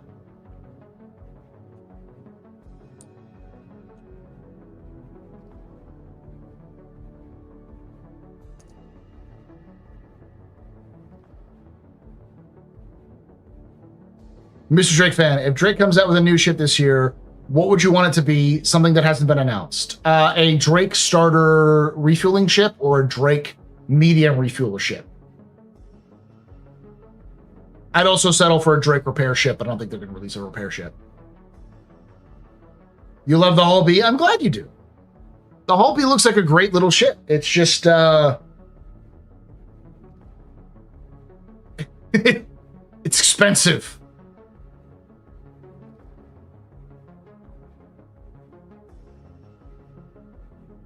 Hi, I was playing this afternoon and the game didn't pay for some of the hauling missions. Anyone else see that? Depends on which missions. That is a very common thing where you try to like the hauling missions will bug out and not submit. Sometimes you can still see the cargo in your elevator and you can try to pull it back up and send it back down. But that's just a normal bug that happens. Is the Drake Complete Pack the best pack out there? All of Drake's ships are designed to work together.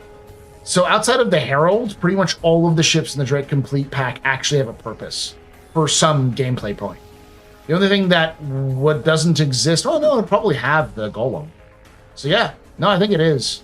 Drake is one of the weird manufacturers where, because of the way it was designed, Drake's ships are all designed to sort of complement all the other Drake ships. So there's sort of a in-house fleet. You can pretty much do anything in Star Citizen with a Drake ship. And all of the Drake ships will symbiotically work with one another.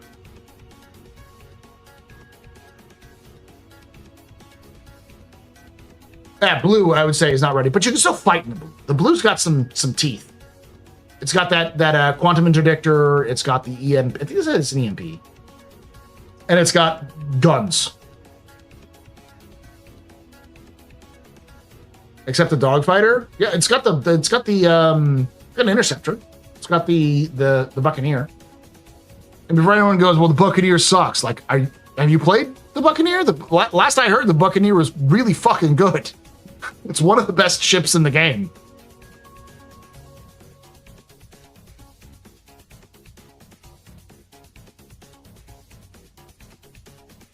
The missions in the history were completed, Paul. I've seen the problem you suggest before, but I don't think it was that. That's weird. Wait for a few. It may just be on a delay. Sometimes missions don't pay out. That was a bug that they've reported in the past. Because that's happened before with missions registering for the AA, for the Clear the Air event stuff, so. It's got its uses. It has a high skill floor, though. Now, you gotta know how to, like, handle her. She is fast in a straight line. You don't do a turn fighting a buck. I can't wait for the 600i rework.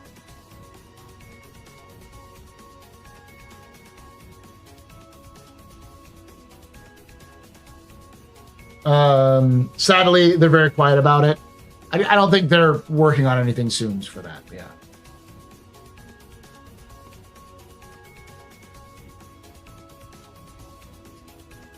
The blue's going to get a weird thing because when bounty hunting comes out, the blue is going to have to get its entire interior reworked.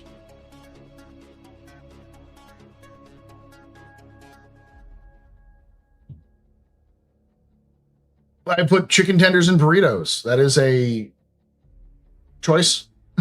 Do you think we'll see the base building by the end of this summer? No, not by the end of the summer. The earliest we'll see it is by the end of the year, but I don't think we will. I'm also a lot more pessimistic this year than I have in previous years. And CIG has already proven my pessimism is sometimes unfounded. So, hey, Bracer, doing good. I'm really wondering why they did the Hull B right now, because it has nothing to do with Squadron. I can tell you a couple of reasons why. Number one, if they did the Hull B now because they wanted to get the Hull B out, because it was sort of in the middle between a lot of different ships. It was in a weird position because originally the Hull B was just going to be the Hull A but bigger, and they sort of redid the Hull B design concept. It's likely that they're working on the Odyssey, or in the process of working on the Odyssey, or a larger ship like the Odyssey.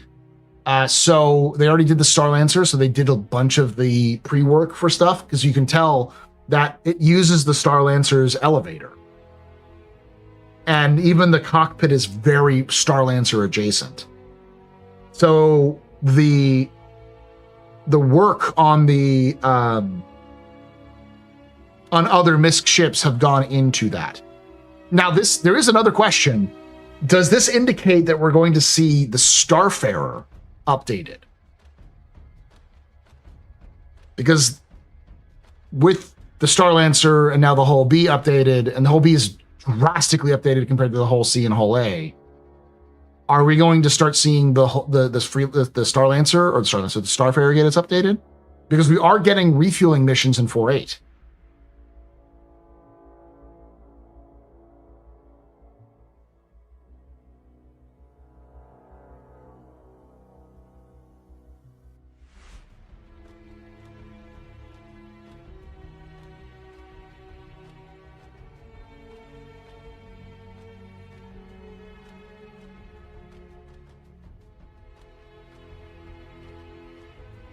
Now, the only reason why they haven't updated the old Starfarer is because the Starfarer is in Squadron.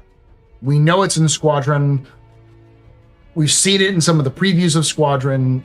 It is a level in Squadron. We also know that the Freelancer is a level in Squadron. So if we're seeing the Starfarer or the Freelancer updated, it's because they are done with those models in Squadron.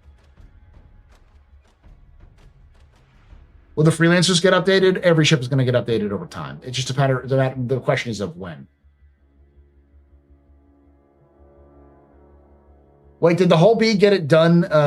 Get it done to get it out of the way and knock it off the backlog? Possibly. It's one of those ships that's sort of easier to do in the backlog. The only other one is like the G12 was another one that would be easy to do, knock off the backlog. The hard one is the Ranger, because they have to do motorcycle physics. But if you look at the backlog now, most of the backlog is larger ships. You know, Ironclad, Odyssey. The one that is smaller is the Expanse, and I could see the Misc Expanse coming out.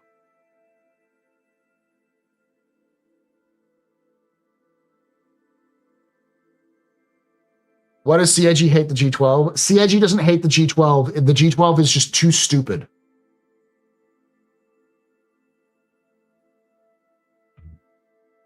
The G12 was released at a time, was sort of like the end of the Origin run when they were making Origin ships.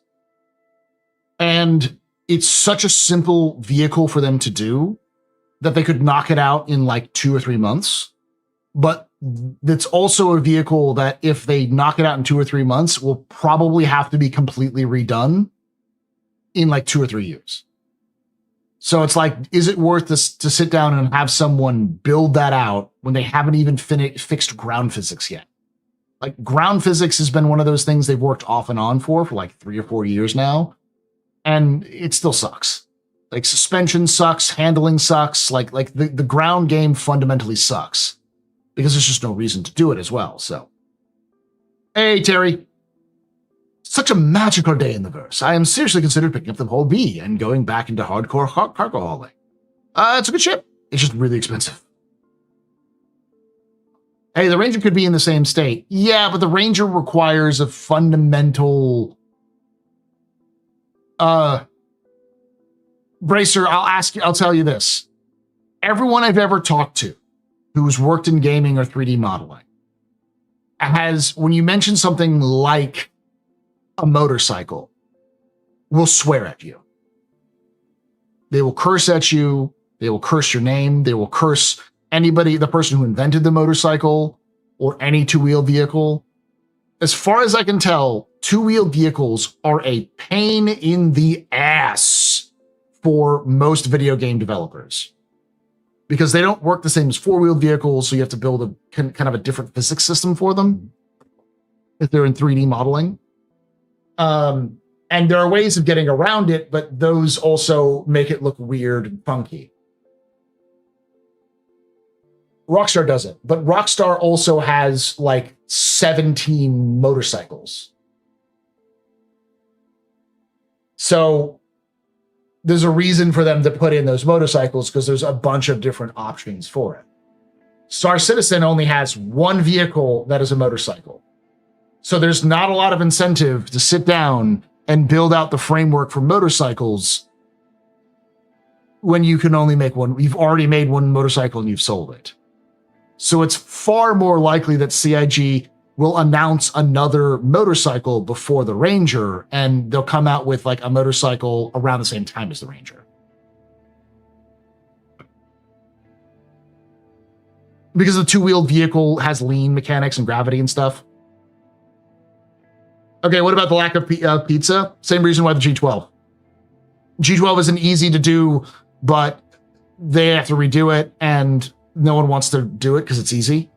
And the pizza's the same thing. They could probably make pizza tomorrow, but they'd probably want to redo it before 1.0, and it's a lot of work for something they're gonna have to redo.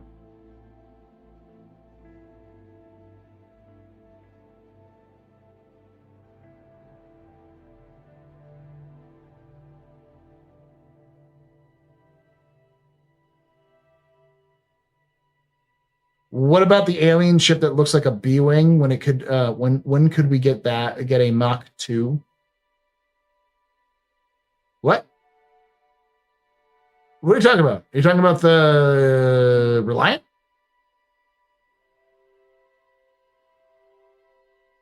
There's plenty of normal ass guns, Alex. Bearing makes nothing but standard guns. April 1B, yes.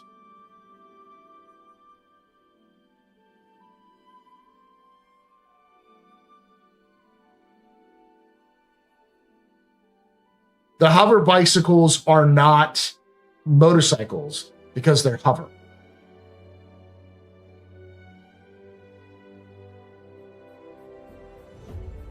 I don't think there's any two. Well, there are two. There's the the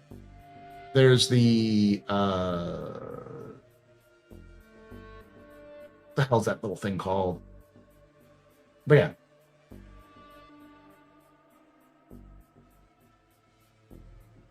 The Reliant. Okay. Yeah.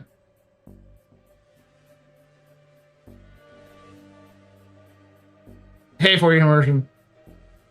Military guns aren't normal guns. The P8 is basically the closest you're going to see to a an AR-15 in Star Citizen. You're talking about like hunting rifles. They do exist. But you won't like them because they're fancy, because it's like the what are they called? The Gemini weapons are civilian weapons. They're just sci-fi civilian weapons. You want Granddad's bolt action? That'll probably happen, but you're not going to like it because it's going to end up looking like space bolt action. You're never going to see something that's just an M1911 in Star Citizen. It's just not going to exist. It doesn't fit the aesthetic of Star Citizen. As much as I would love to see a Browning 50 caliber in Star Citizen, I also understand that it's not in the it's not in the aesthetic of Star Citizen.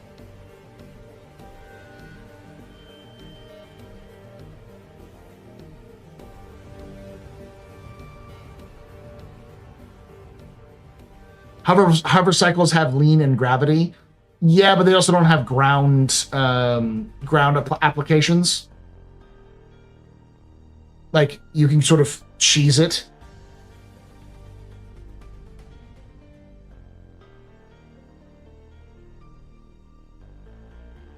The pipe rifle space AK? Yes. I meant to type that in Facebook Messenger, D&D lore. I was going to say, what the hell does Gemini weapons have to do with D&D lore?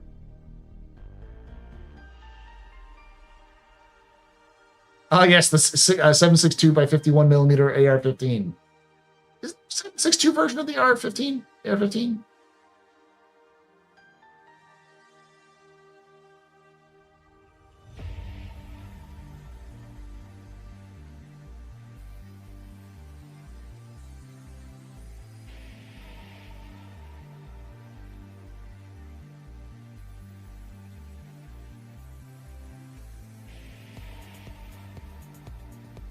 Oh, the M14. Isn't there a civilian M14? That's a 7.62, isn't it? AR-10.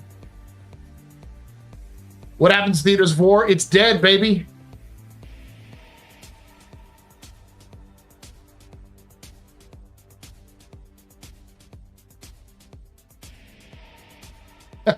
I disagree. The rock I hit is ground-based physics on my upper bike. Which 7.62, it's called an AR-10. Okay. Did not know that.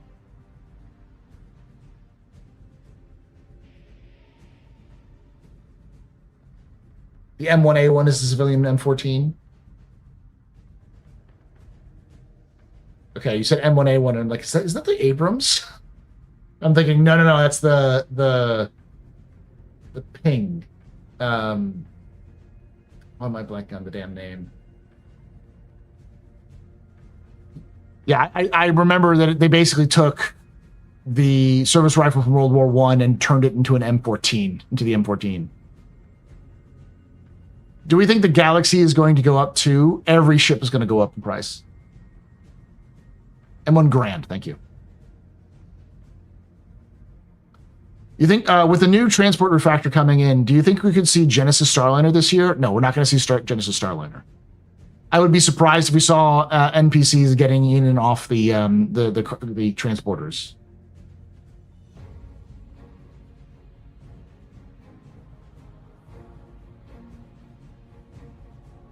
The M1A1 Springfield is a civilian M14 rifle. Okay. Yeah, Genesis Starliner is not going to come out until after 1.0. Join the cult of the Endeavor now. The for value tomorrow. Listen, I am not trying to push people to buy ships. I'm just saying every ship's going to go up in price, and the Endeavor right now is a fucking steal. Like it is $15 for a CCU from like a Starliner or from a Starfarer to a is it Starfarer or is it a Hercules? It might be a Hercules. It's like a $15 CCU to hold on to that'll save you hundreds of dollars. Is it the Gemini? Pub said buy ships. You all heard it. Pull out dang black cards. Begin the great squippening. I don't get anything for that. Will the Xi'an Volper ever release? Yes. But probably not for a while. Genesis Freighter? Yes. I got 25 minutes into the Bob Lazar documentary and realized my wife fell asleep 7 minutes into it, so I'm here now at the start of the show. Which Lazar documentary? There was one that came out a couple years ago that I really liked, which was him in his shop talking about like his life. That was fascinating. I love that. That was really good.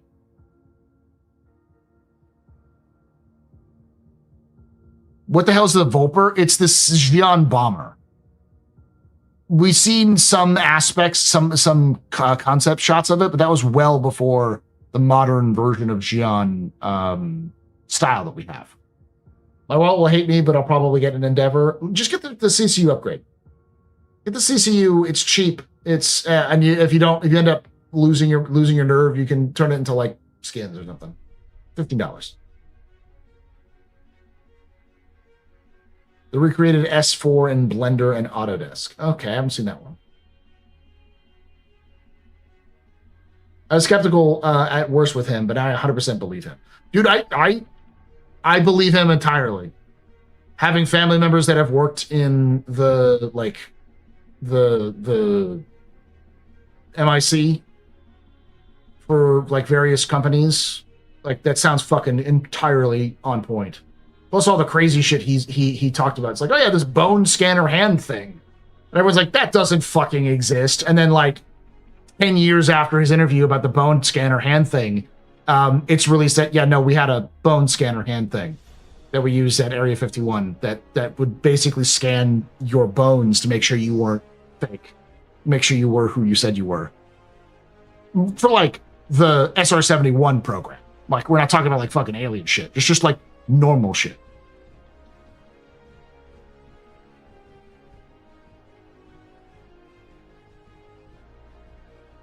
And his story about just being a crazy rocket car guy and being approached, being like, well, you're thinking out of the box. We got this crazy thing. Can you go look at it? And he's like, yeah, sure. They dragged him up and showed him a bunch of shit. And he's like, what the fuck? This has nothing to do with rocket cars. What the fuck are you talking about?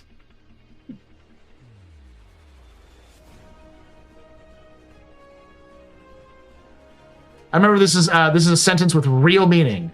I was riding in an M3 with a mounted M3 while the guy next to me was cleaning his M3. Me and Sergeant took a drink from his M3 and I ate soup from my M3.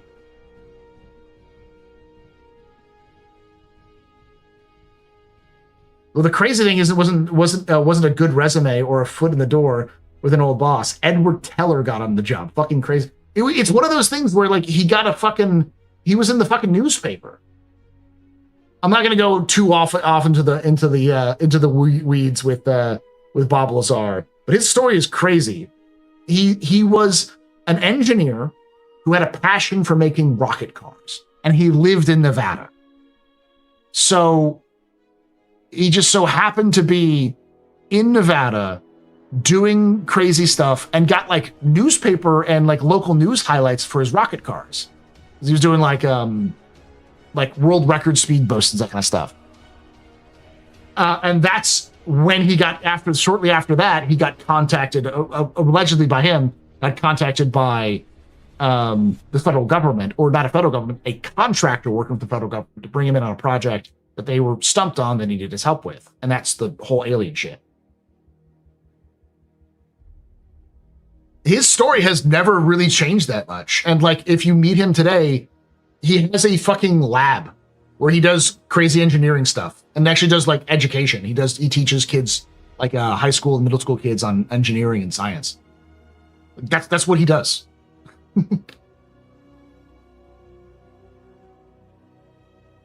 Designed rocket cars, boats just don't drive them. No, he designed them and drove them because he was crazy.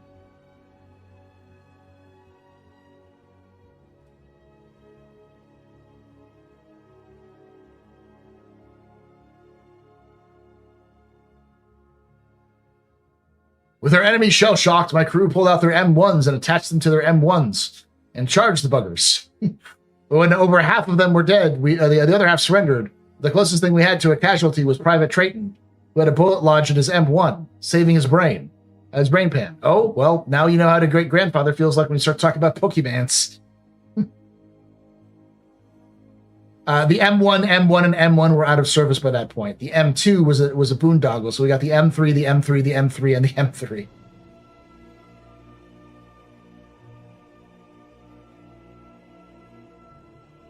Consolidated Outland Forge. Consolidated Outland's going to be. Anybody know? Yes, it's going to be a crafting station. It's a mobile crafting station.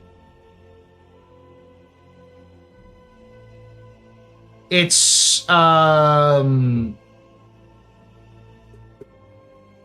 crafting and refining, I want to say. Isn't it also a ground miner? Do we have any use for the social system? Yes. Last monthly report, they talked about they're starting to work on, or starting to plan the social system. What manufacturer will the new generalist ship be? What size generalist?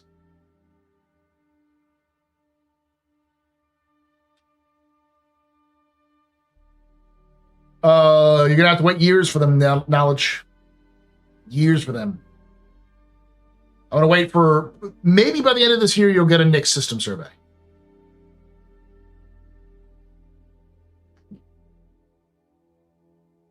I said that earlier, Prosperity Prime. The Consolidated Outland Forge, the Consolidated Outland Forge from Consolidated Outland is going to be a mini Pioneer. It has a crafting station, and it's got, I think, a refining station, and it has ground mining capabilities. So, like, you put it down on the ground, then it'll extract from the surface, which is the reason why the Forge isn't coming out this year, because they don't have that system in yet. It's not a base builder, it's a crafter.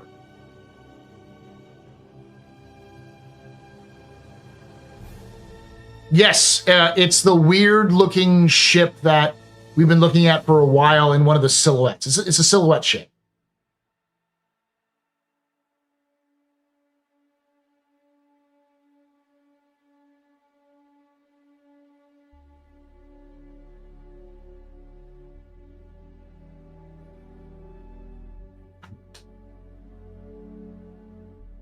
So, rocket car guy, a little bit like Colin Furs. I'm not gonna go too in depth on the rocket car guy, but the rocket car guy's name is Bob Lazar, and he was most famous for, I want to say, the late '80s, early '90s. He came out and said, "Hey, I was at a offshoot of Area 51 called, I can't remember the name of the damn thing, but it wasn't Area 51, but it was in a mountain, built into a mountain near Area 51." And he was exposed to alien Moose Lake S4. Thank you. And he was exposed to. He claims to have been exposed to alien technologies and been read in on a bunch of alien technologies for a company that he was hired to do contract work for, who did contract work for the federal government. He came out as a whistleblower for this whole system with a pretty famous reporter who I'm blanking on his name, but he's like an actual reporter in Las Vegas.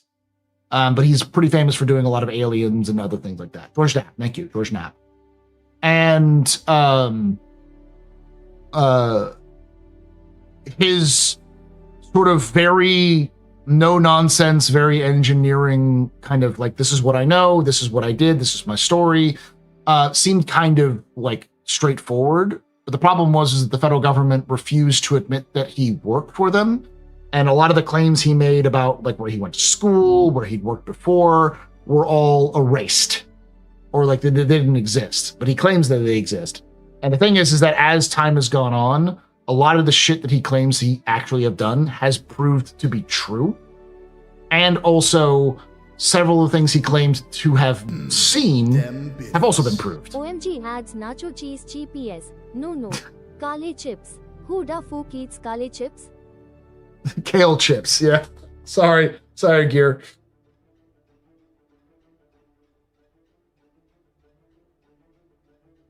No, I mean like how he got recruited to the attention of people who recruited him to S4. So yeah, so the story goes is the guy who got him to work, the guy who contacted him, found out about him from a local Nevada newspaper, Las Vegas newspaper, something like that, where he had been doing an interview because he had a passion for rocket cars. He had been doing it since he was a kid. And they contacted him and asked him to come in because to something around the lines of that he was they were at an impasse. They needed someone who could think outside the box, and the fact that he was an engineer with experience, plus he had this hobby which was a little outside the box, a little weird. They thought that they could bring him in and use his sort of unique perspective to try to get them out of their funk, basically.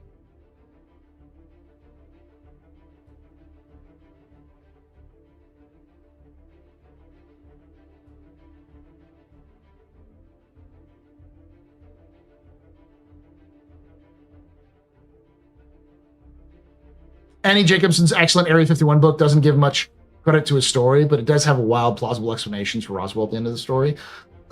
There are some weird things that he was able to discuss and talked about well before they were actually admitted by the federal government.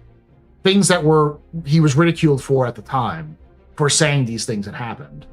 I talked about the hand bone scanner thing. According to George Knapp, this is not confirmed, but he had people who had worked at Area 51 who mocked up some questions for Bob Lazar to answer. And it wasn't like where they keep the alien bodies. It was like, what do they serve in the cafeteria? What's in the, how many vending machines are there? What's the color of the cafeteria? Where was the, how many doors are there at the front of the building? How many buildings are there on site? How many, where's the laboratory? Where are the bathrooms? Those sorts of things. Things you would know if you worked in an office in a facility. And according to George Knapp, he was asked these questions on a lie detector test, and he, Bob Lazar aced the whole thing. Like, he'd clearly been to Area 51 at some point in his life, because people who were there had corroborated that what he said was correct on those facilities. The man Lazar approached to introduce himself, essentially asking for a job, was giving a lecture at Los Alamos that day. The man, Edward Teller, is the father of the H-bomb. Okay, that makes sense.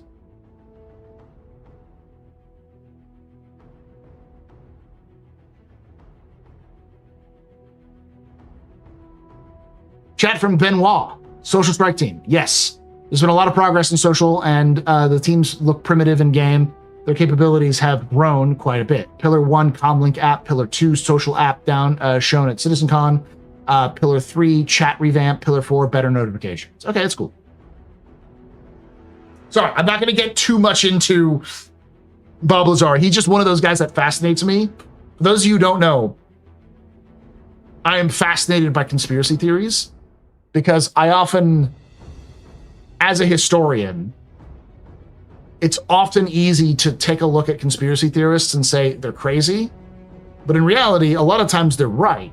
They're just making a leap in logic beyond what is actually true. And there's a lot of like minor, I say minor because they fucking ruined people's lives. They killed people. But minor conspiracies which turned out to be completely true, which at the time people thought were insane.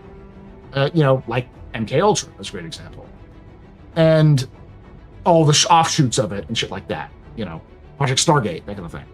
The original Stargate, not the current one. Historiography trumps history, sadly. Historiography. It's more that people are much more prone to believing the universe is ordered and then there's someone in control, there's someone behind the wheel of major events, because it's a lot more comforting to know, even if there's a big evil cabal of people who want to suck your soul out, it's a lot more comforting to know that that cabal exists and that someone is behind the wheel, rather than the reality, which is no one knows what the fuck they're doing. Everyone's making it up as they go along, and most people are fucking up.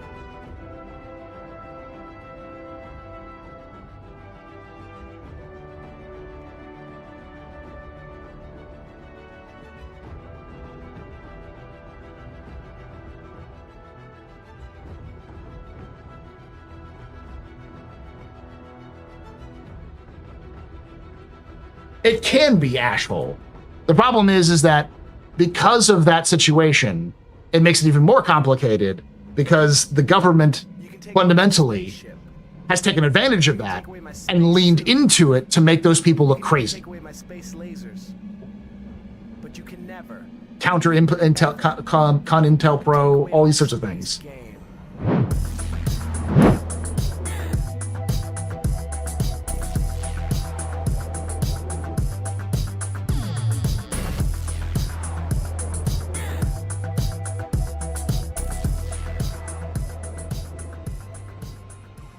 Gear Khan just resubscribed for 6 months. Thank you for that 6 months in advance there, Gear Khan.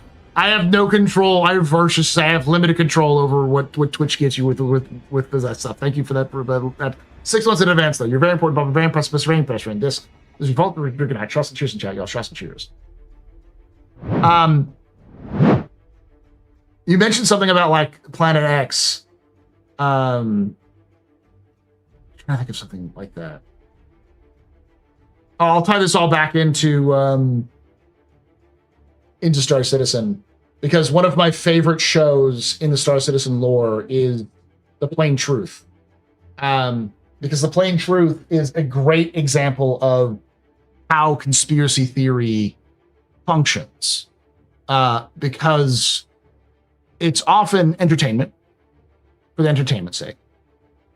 It sometimes is completely legitimate. And often, and then very rarely is it both legitimate and entertainment at the same time, because it's also tweaked. We need more. They need more Plain Truth episodes for sure. Oh, it was Citizen Joel said fluoride in the water, fluoride in the water is making the frogs gay. That's a great example, actually, of a conspiracy that was brought, or kind of that sort of like conspiracy thing, brained ideas, which is true. The thing that people forget is that Alex Jones was a reporter before he became Alex Jones. Yeah, everyone has an agenda. I'm not going to go into that. But that tirade he was making was over a real thing that was discovered. Not that they were making the frogs gay, but that they were putting chemicals into water that was fucking with frog populations, which was causing this rare thing to happen in frog populations that would make them go from, switch them from male to female or female to male. And so it was fucking with frog populations' ability to reproduce and causing havoc because of these chemicals that were being put in the water that were damaging the environment. It's a real thing that happened that someone discovered by accident. It was like a student, I think, that discovered it and reported on it and got ruined because of his reporting.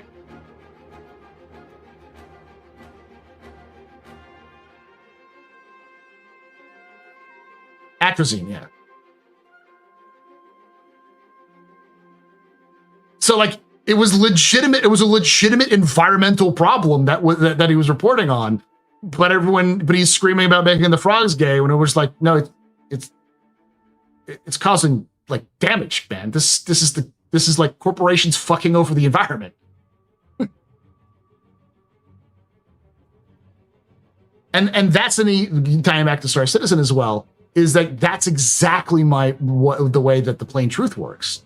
Is that it has this sort of like wild ass conclusion, but the steps leading up to the wild ass conclusion are all true in lore. Like all of them are true. Like the people who run and are on the plain truth Star Citizen are not stupid. They are 100% picking up on things that are real things that are happening in the universe.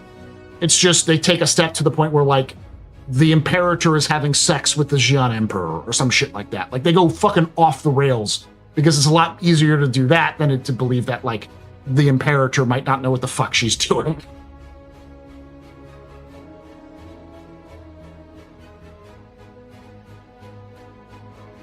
What conspiracy theories do I believe in? I'm not gonna get too wrapped up in this. Thank you, fucking knowledge. God damn it. It's a hard one to tell. I fundamentally do not believe that aliens have visited Earth.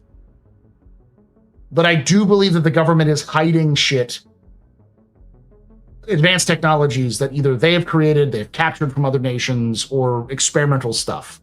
I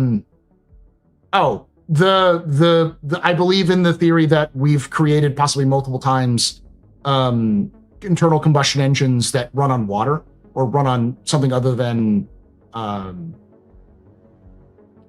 gasoline, and that those people have had their designs destroyed and then killed for those actions. 100% believe that. I don't believe that we've at least come close to a solution to internal combustion change, and they were killed because of the implications to major corporations. Yeah, I believe that's bullshit, Citizen Joel. The like we skipped 700,000 years because the Roman Empire didn't exist. Yeah. A for science.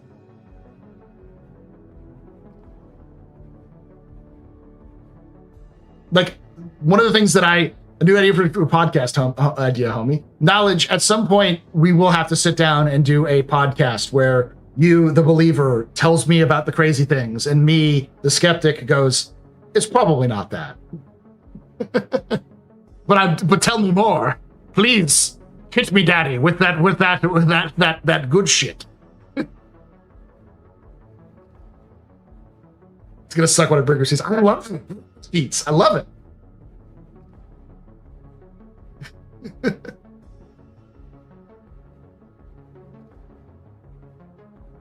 The Knowledge Pub.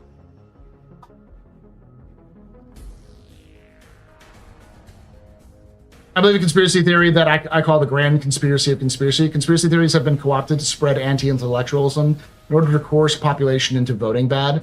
That's true-ish. That still requires a conceited effort by groups of people to all push in the same direction, which doesn't happen. Like, we know for a fact that the U.S. Air Force and the CIA used UFO sightings as a way to cover up actual legitimate testing of new technologies. So if, like, somebody saw a new plane that shouldn't exist, that, I don't know, makes donut-holed exhaust rings that may or may not be able to reach low Earth orbit with what is it, scram jets? Or like a ramjet stuff like breaking higher and higher Mach barriers. It's a lot easier to be like, that person's just crazy. They're seeing UFOs. What do you mean? What do you mean you see lights at night going in insane speeds that no one can achieve? That's not real. Think of your eyes. Don't pay attention to the fucking planes we're building.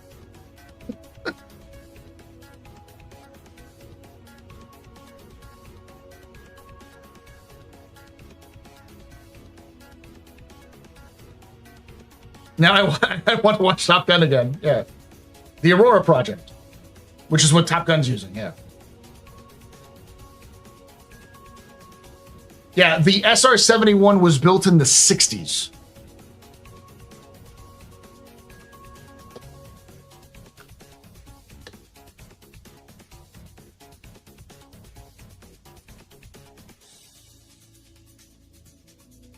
(1966).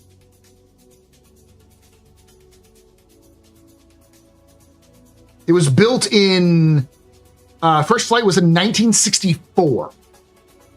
The fastest thing we reportedly ever built that could fly was built in the 1960s. And you're sitting here telling me we never built something like it again.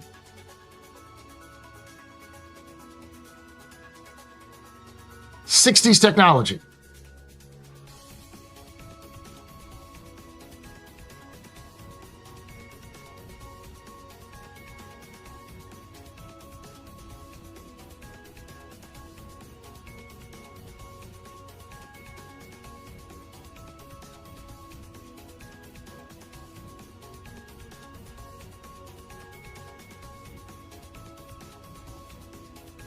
Correct, but that's how the world of conspiracy media has gone. Conspiracy is now owned by the wealthier people on Earth. They don't have to formally collude to know what they want to be richer. It's not that valuable, man. As somebody who's been in the conspiracy community for most of his like adult life, I got into it when I was a teenager, and as I got older, I got more skeptical as it went by. But like, it doesn't make that much money. It makes money, but not that much money. Like, it doesn't make a fuck ton of money. It just makes good money. You know, people live comfortable lives as doing these sorts of like rackets and stuff like that. There's the show tours and such. I mean, the fucking Ancient Aliens is on like what 16 seasons, so clearly there's a market for it. But you know, you don't have 17 different copies of Ancient Aliens on 17 different channels because nobody really cares. It works on one channel. Isn't the ISS the fastest man-made things? No, the fastest man-made stuff is probes we launched into space years ago. I'm talking about more like on Earth sort of thing.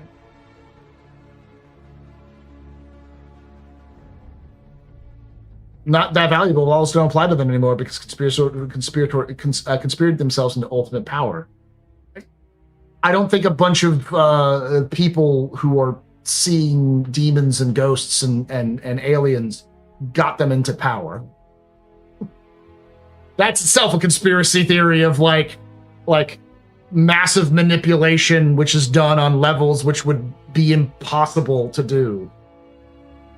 It's more of people saw the advantage of using the framework of conspiracy theories to seize power through manipulation. But that's not new. That's just been around since, like, forever. The McCarthyism, the first Red Scare, you know, you name it. I can tell you a time period when hysterical people did hysterical things because they were afraid of some big boogeyman that didn't actually exist.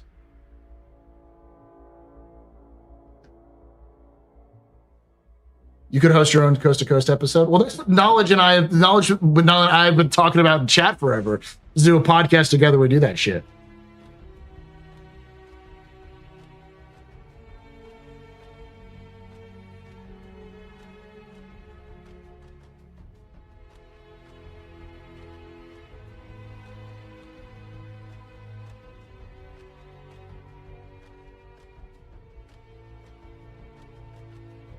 I've heard scuttlebutt that the F-22 and F-35 are both supposed to have extra exo-atmospheric variant for space supremacy. Probably not that specifically, but I wouldn't be surprised if they were using that technology and then trying to figure out if they could get ramjets. Ramjets has been a thing for a while.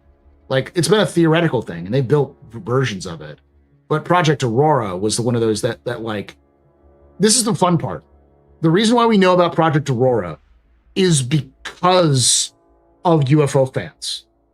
Because they started testing it at Groom Lake, people who were out there looking for UFOs began to see these weird things happening where they could legally watch these things happening. And a lot of these folks started doing research into this and realized, oh, this isn't like alien technology. This is just like shit we have today. And as they put things together, they realized this is a plane. They're testing a plane that none of us have seen before. By seeing, it's the whole, like, you see a hole. How do you know where the hole is? You study the outside of the hole to figure out what the hole actually is. And that's how they discovered Project Aurora.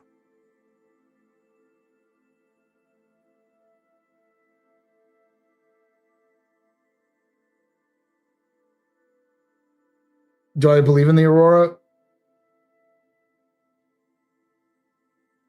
We know what the Aurora is. It's the thing that Maverick was flying in Top Gun Maverick. That's literally like, it's not the actual one, but it's a version of it. Like an Electron, yeah. Oh, was it Project Darkstar? I know it's called the Aurora. Was the name of the plane, or at least the project. The Project Aurora Mark II, yeah.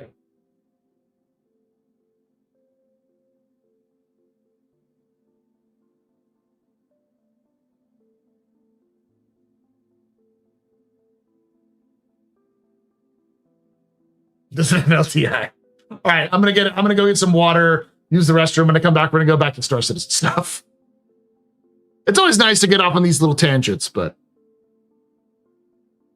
I do sometimes wonder if the Aurora was named after that project, because it's, at least in theory, it's a low,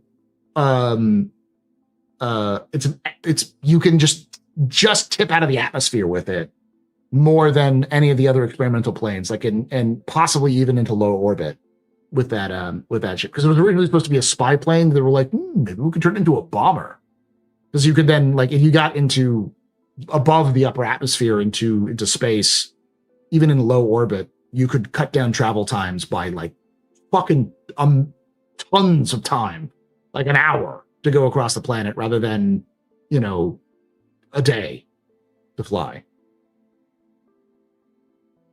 Is he going to get water? Paul's propped up by Big Water. I am propped up by Big Water. I am a proud shill of Big Water.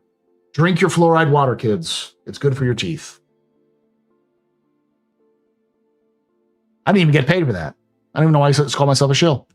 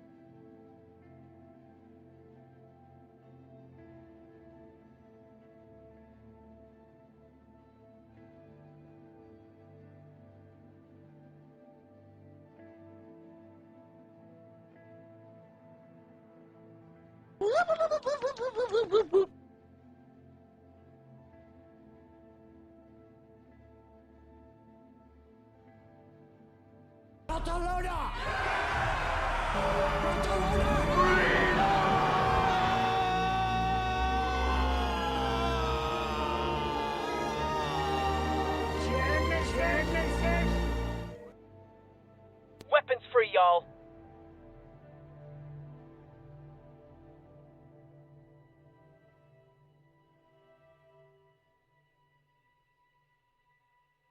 I'm just an old-fashioned cowboy. Everybody and his dog calls himself an outlaw. Stand by for Titanfall.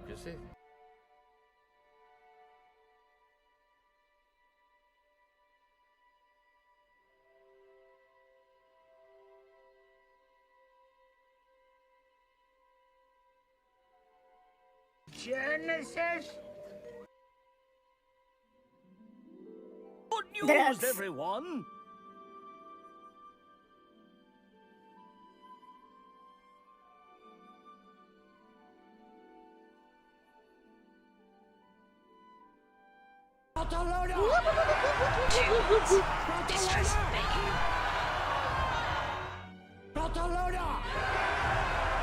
Mission complete. Burrito. I eat.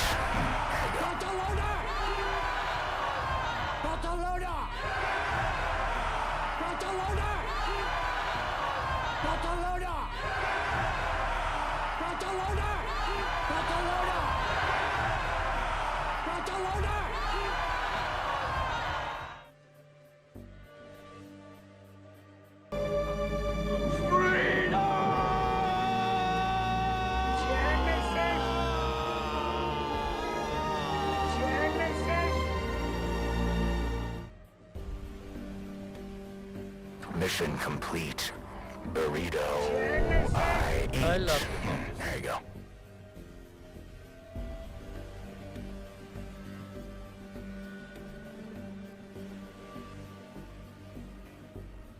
Genesis. So, I found out something fun on the way back. Did you know that Kerbal Space Program was basically single-handedly revived or peaked because of Artemis 2? People got interested in Artemis 2. They looked up space stuff, found Kerbal Space Program, and Kerbal Space Program had a 10K players for the first time since it launched in 2015.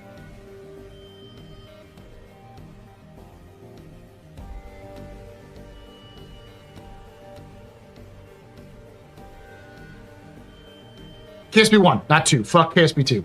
KSP 2 is never to be talked about again. Fuck it.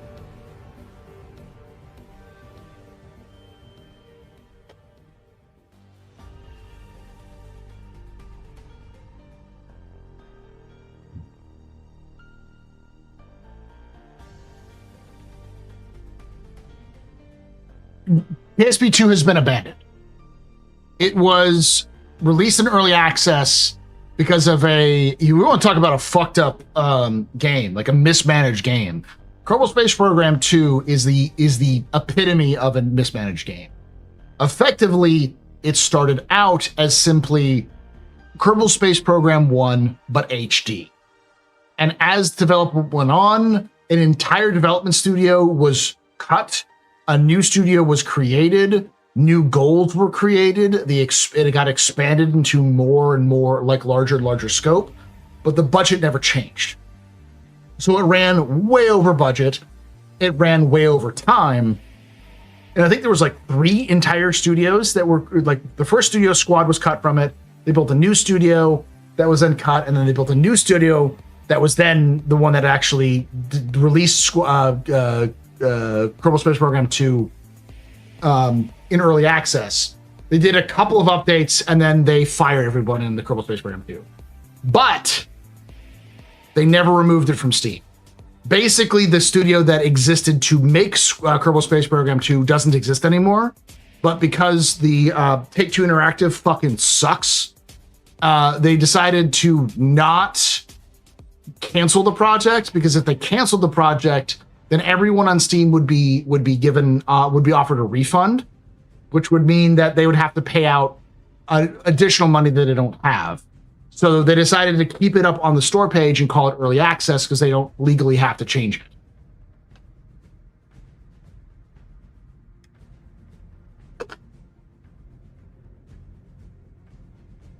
Yeah, scope creep. Massive scope creep for what it was originally supposed to be. Yep, it's still for sale. Don't buy it. It's a scam.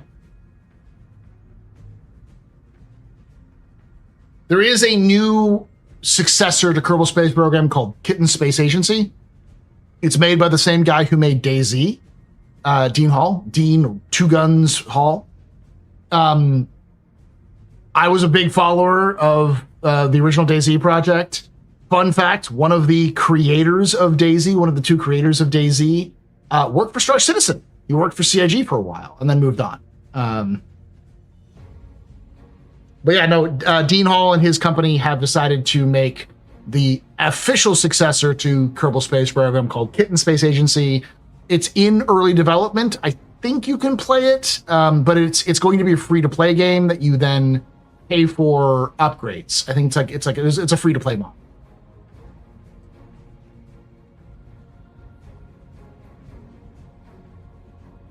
Paul, do you think CIG will use small Squadron 42 clips to promote Invictus this year? I have no idea, man. I really hope so, but yeah.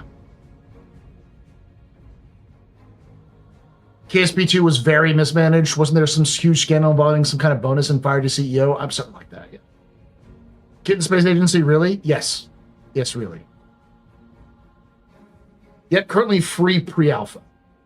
It's very, very basic, though. By Rocketworks, yeah. Oh, that guy, he'll make half the game and leave. I don't know. The two other games he's made have done okay. Stationeers and... there's that survival one he did. I think Stationeers has been released.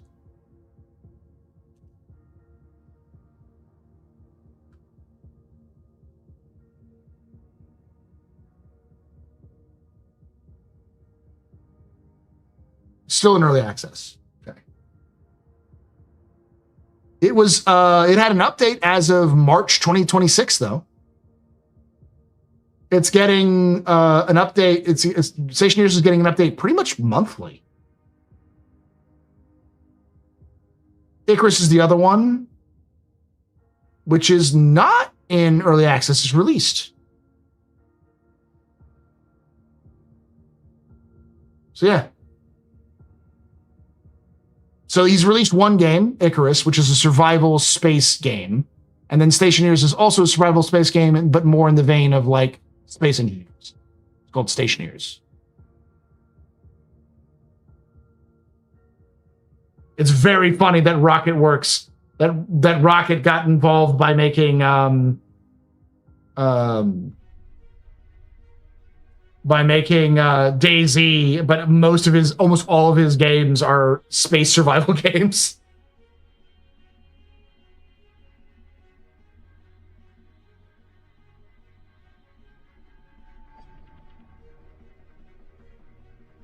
The bonus in Fire Sea, I think, was Subnautica 2. Yes, that is true.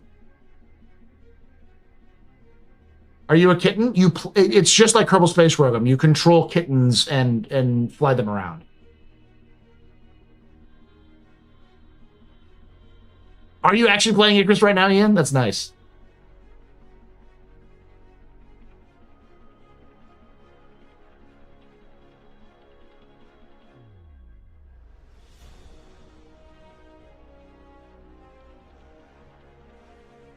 Are they doing Railroad Tycoon? Look at all their games. They have Out of Ammo, which is VR only, Out of Ammo Death Drive, Stationeers, and Icarus. According to Steam, they've only released 4 games, 2 of which are VR, and then the other one's Stationeers and Icarus. They released Stationeers on December 12th of 2017, still in early access, but they released Icarus on December 3rd, 2021, and it's fully released.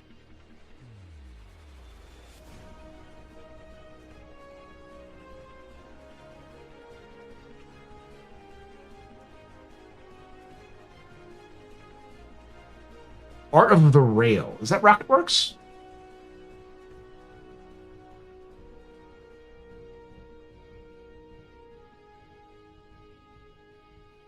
It is Rocketworks.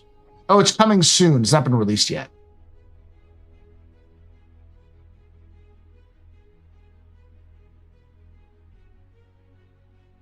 Oh shit, that's his other love.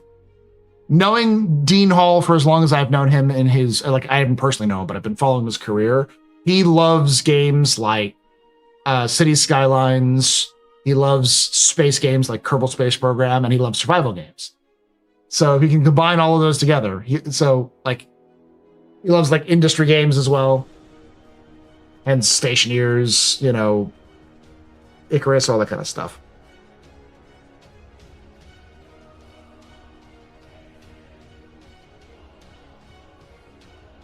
The thing is, Dean left DayZ and Rocket was left to manage it and build on it if he wanted.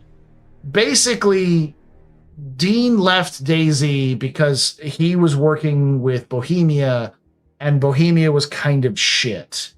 And it really took, Bohemia really had to sit down and actually hire a brand new team to work on DayZ. So they built a team specifically for DayZ, which is why DayZ eventually got back on track and actually got finished. And to show you how improved that game was, is that the engine they built for DayZ has become the engine for Reforger, Arma Reforger, and is likely going to be the engine they use for Arma 4. Arma Bohemia? Yes. Bohemia is the one who makes, Interactive is the one who makes DayZ. They create DayZ, but it's not Bohemia Interactive in Czechia. It's Poland. They have a Polish studio that makes DayZ.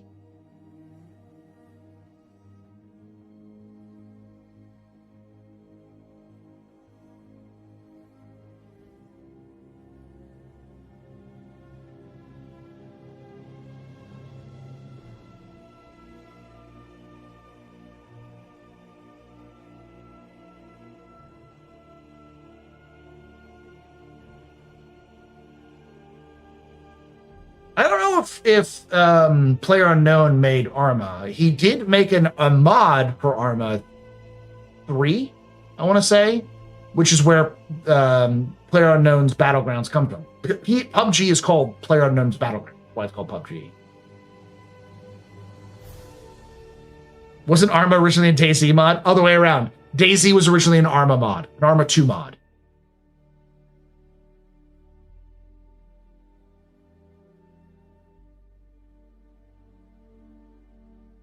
Paul, tangents, Shelley. Hey, I love going off on tangents, especially in office hours. We are going to go into the 4.8 stuff, but that's going to be a capsule. So.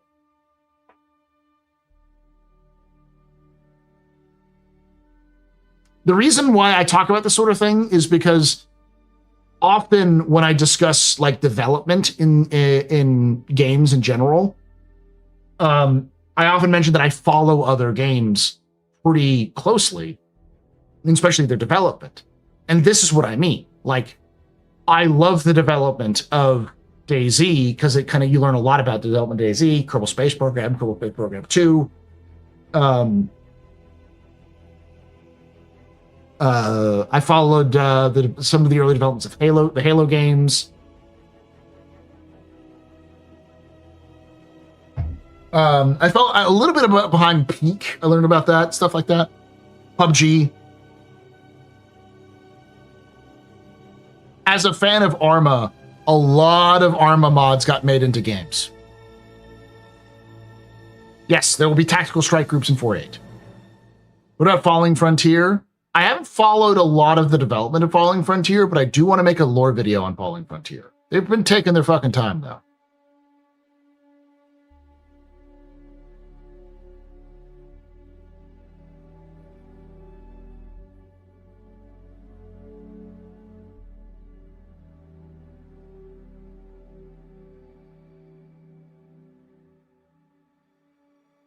SC mod community tonight.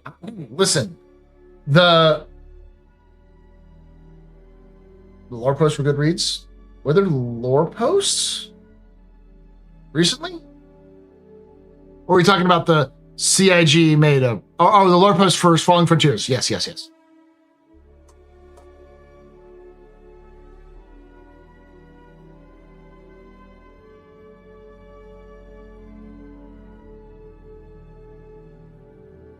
DayZ mod just became way more popular than the base game Arma itself. Can't wait for the next big thing to be Star Engine tools look similar way. I would love for that to happen. The one of the realities is that the Star Citizen community is filled with very talented people. Extremely talented people. The thing that's holding the Star Citizen modding community back is simply the lack of access to a non-online gated version of the engine. And I've been saying for years that when Squadron 42 comes out, the Star Citizen modding community will fucking explode. Because once people have their hands on Squadron 42, they will rip everything out of Squadron and load in assets from Star Citizen and see if it works. Talented or just old and experienced? Both. I mean, a lot of the people who work at CIG now, I wouldn't say a lot, but a significant amount of people who work at CIG, even in technical positions, are fans of Star Citizen. Like, they were fans of Star Citizen before they got hired by CIG. There's still a lot of people who were they worked in gaming and they got into Star Citizen. Like, it's a job and I like it.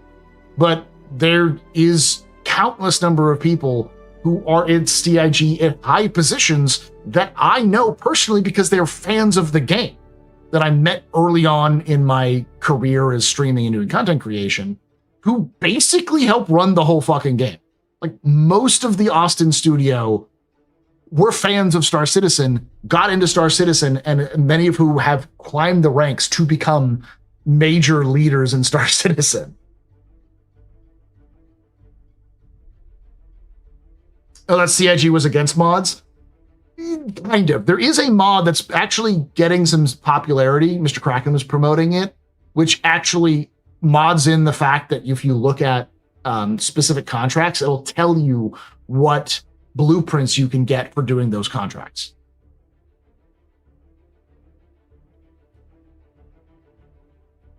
It's not really a mod it's more of like a UI mod.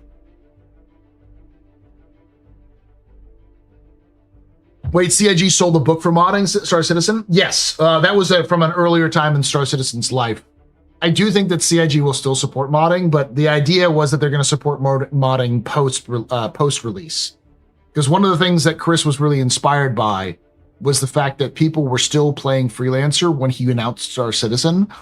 And he said he wanted to basically, when Star Citizen goes end of life, to be able to hand off a lot of that stuff to the fans, to have them host it and mod their own games, to create their own game for Star Citizen well beyond anything that CIG was able to pay for.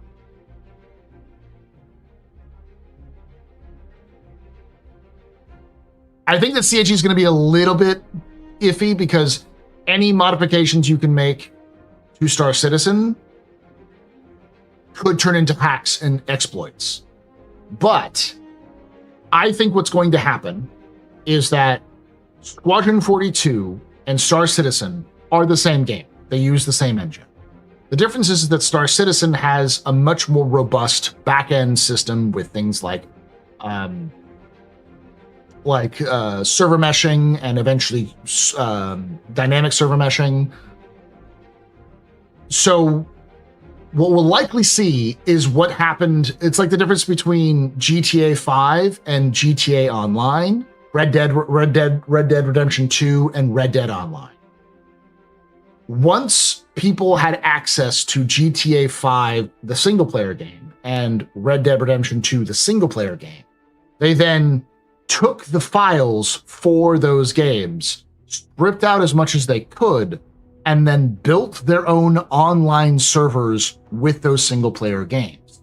So effectively, they're using the same assets that you would see in a Red Dead Online or GTA Online, and they're modifying it to function for their own purposes. And this is where we get GTA RP servers and Red Dead Redemption, RP servers with services like 5M and RedM.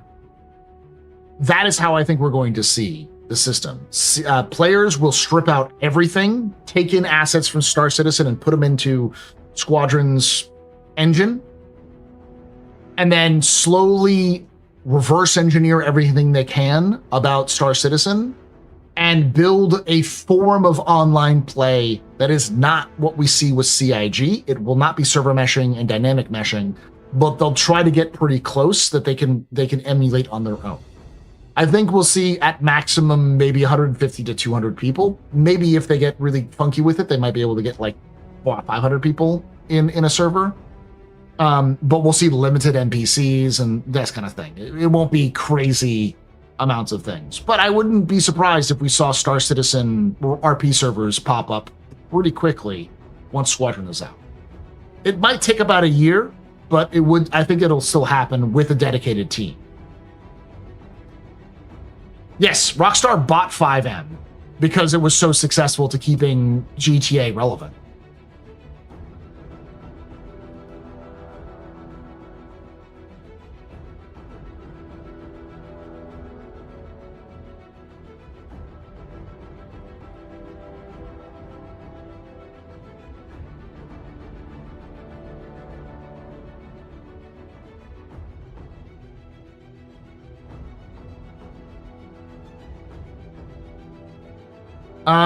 Do we need to go rent the ships for free fly, or is it just not active yet?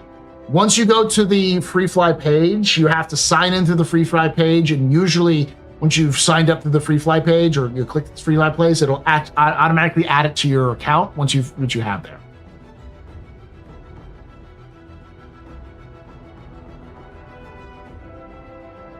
Yeah, there are projects to do that with CDPR Red Engine to mod back in multiplayer for SCP 2027 or 2077, but it's slow going. Yeah. The Korean missions were back with 4.7. Did they get broken or something midnight?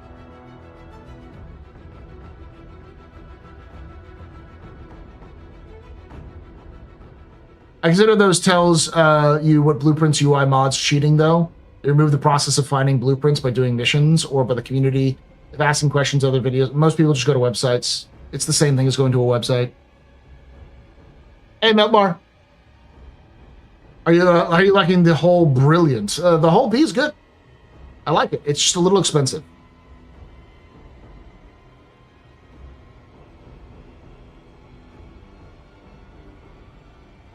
You know what would be cool as fuck if CIG offers mod browsers to website or even Star Citizen main menu? We'll see. No, I don't believe the new whole B ship is provided in free flight. Let me pull up the free flight and we'll take a look at it.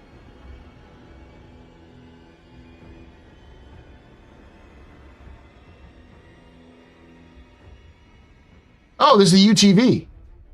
I didn't even see the UTV. Shit. Is there a UTV video? Well, fuck me running. That looks great.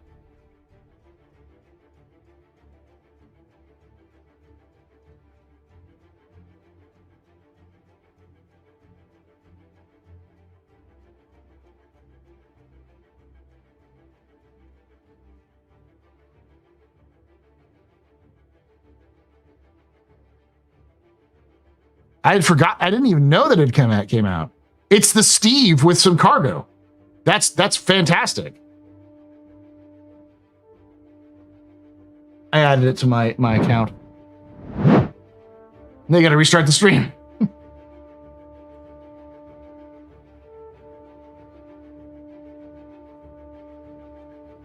This is great.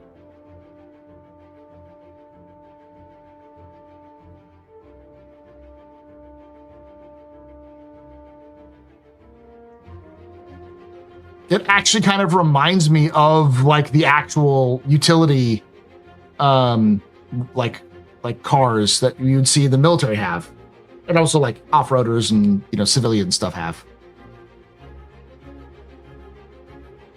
You can get a camo paint. Fuck me running. You better take off then. I'm a fucking sucker for this kind of stuff though.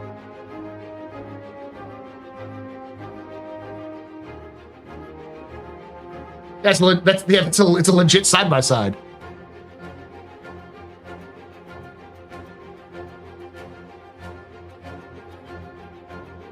They have United Resource Workers version? That's cool.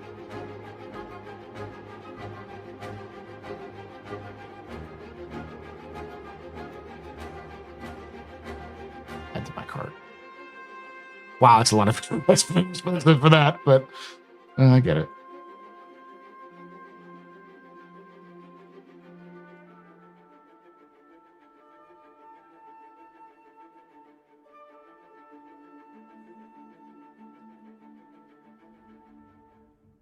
%90 of Texas has a UTV, IRL. Yeah, no, UTVs are real things. You can pull them up.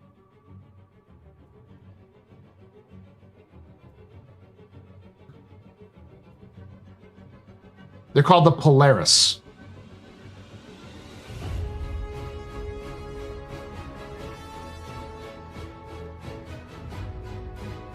You've seen these before. They look kind of like golf carts.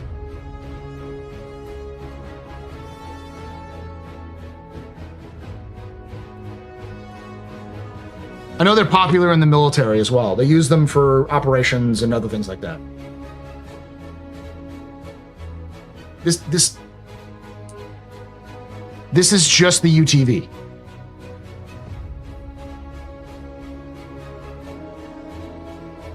They're the same fucking vehicle. Like,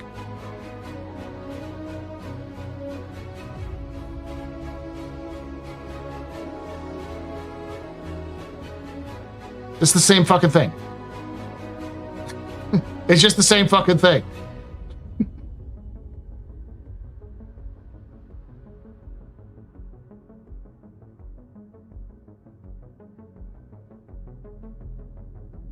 That's the basic version, too.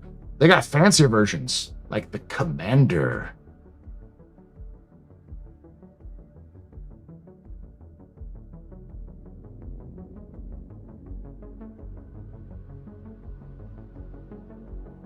Doesn't have as much cargo, I don't think, or space at the back.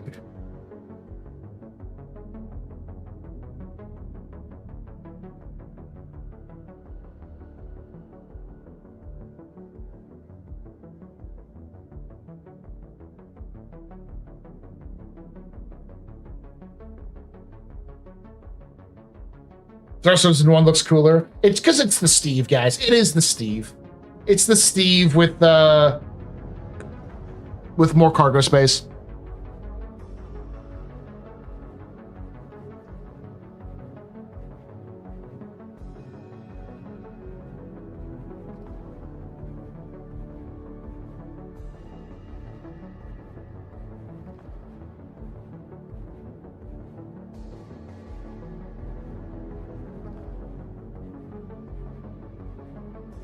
When can I mount one of those? Those things are also broken.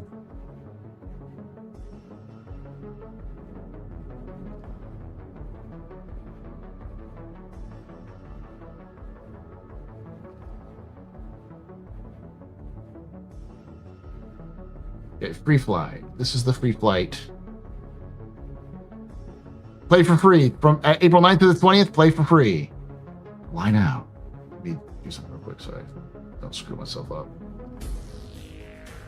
Oh, you hit fly now and it just says you're in. Download the launcher. So you have to be logged in for it. Create your Star Citizen account, download the launcher. Once you start the game, choose a starting location.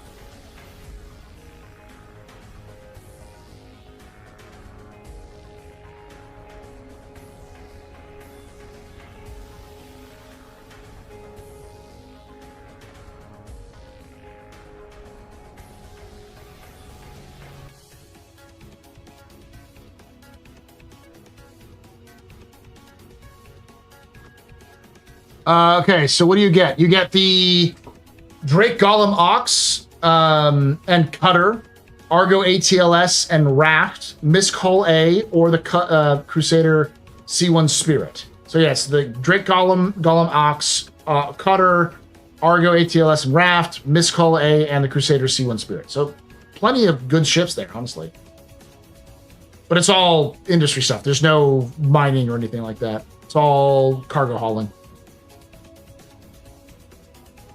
Can we shoot out of ground vehicles yet? No. No.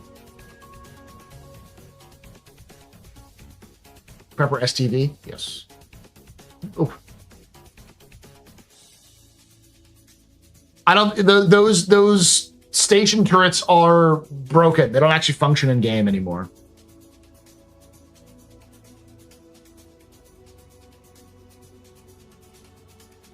So with the UTV, why did they make the same price for $35 war bond as the STV? But the UTV is literally the STV plus cargo space. My guess is because they want to make the STV more of a sport utility vehicle, hence the STV standard. The Steve is because it's like a sport terrain vehicle. That's what it's called, I believe. It's supposed to be a racer. So the STV is supposed to be a racer version, and so the UTV is likely going to be not as nippy or not as fast or not handle as well. If it is just the same stats splattered over from the Steve to the UTV, then that'll change with time. UTV drives like shit? Yeah. Oh yeah, it's the same footprint as the Steve. They're the exact same thing. I think the UTV is taller than the Steve though, because it can hold a 1 SU crate in the back. Thank you, Stratoblock. I just told him to cut it lower. The same haircut I've had for years now. Like 9 years now.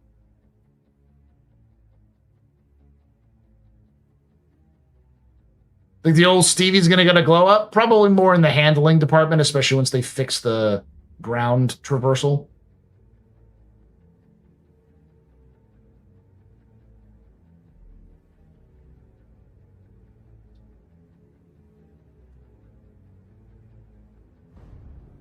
The UTV is a country folk cousin of the City Slicker STV. I feel like the STV is more of a like an off-roader, and the UTV is more of a like farm hauler off-roader.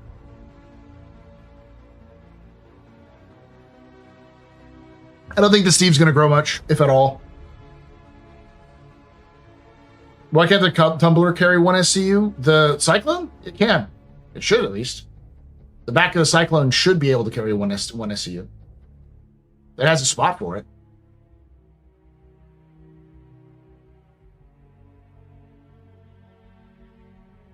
Yes, it does hold 2 1.8 SCU boxes, yeah. Yeah, the base Cyclone. Base Cyclone can hold 1 SCU of cargo. And has two people in the front seat. It's just the UTV is smaller. It's slightly smaller. At Tibby, super short at $10. Thank you so for that $10 there, Tiberius. You're very important, Papa. Very impressive pisser. Thank you. Yeah, they're 1/8 boxes. Yeah. For the Steve, not for the Cyclone. The Cyclone holds the full 1 SCU.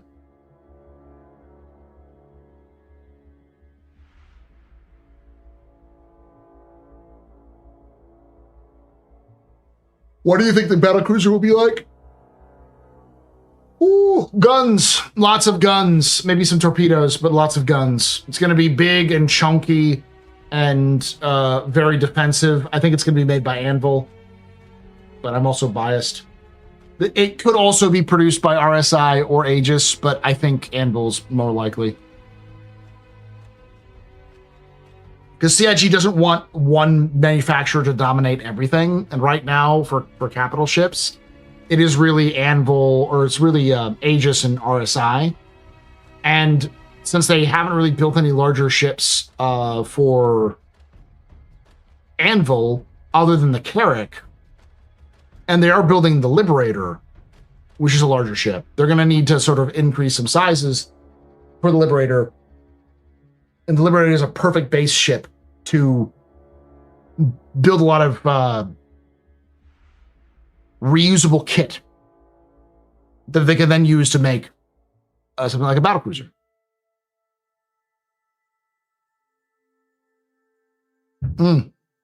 Deadly Bird. That's a good instinct. The thing about that Bengal variant we saw with those guns, that is in fact a cruiser, not a battle cruiser. We know that because one of those cruisers is called the Integrity. In fact, Bishop even mentions it in the battle fleet because he talks about the Integrity moving, that kind of stuff, or that sort of thing. And the Integrity is something we do know about in lore that does exist. It's been mentioned in a Galactopedia post, which specifically states it as a cruiser, not a battle cruiser. So the battle cruiser is separate from that RSI cruiser. I thought that was going to be the same one either as well, because I'm like, that's a fucking easy slam dunk. You're done. You're good. Liberator ETA, probably next year. My guess is end of next year.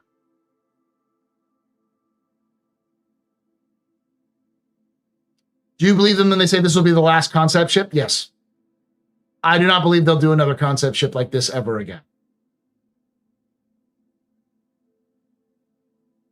I don't think it's easy over $1,000. I mean, like the Kraken is like 4K, right? Or no, it's the Javelin's like over 4K, right?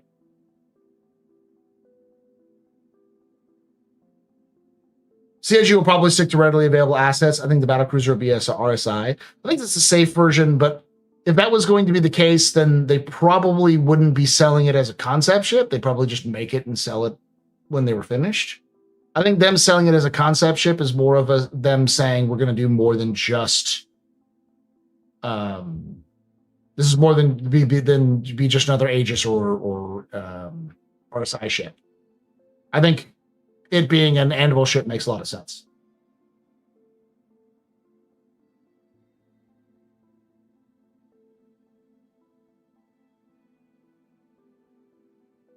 Javelin's 3,000. Thank you.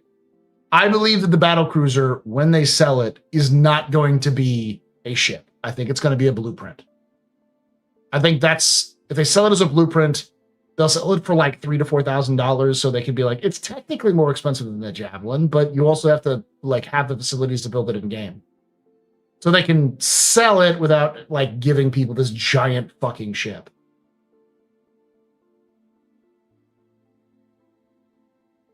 I think it's a concept releasing with the cruiser and escort carrier. I do also believe that, yeah, they'll release the cruiser and escort carrier, possibly not to purchase, but maybe. We'll see.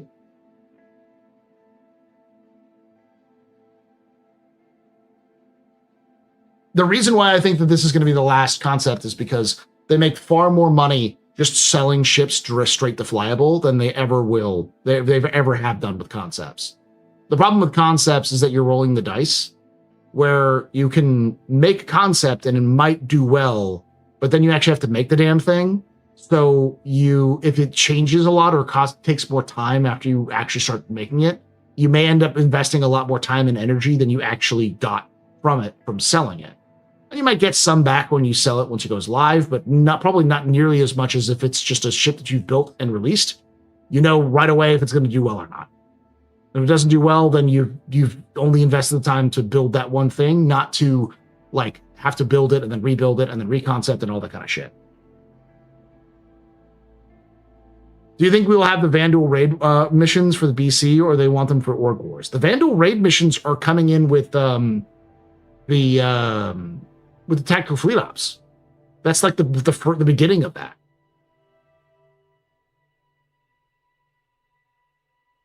If they do BC blueprint, people will be able to make multiple. Sure, if you have the resources.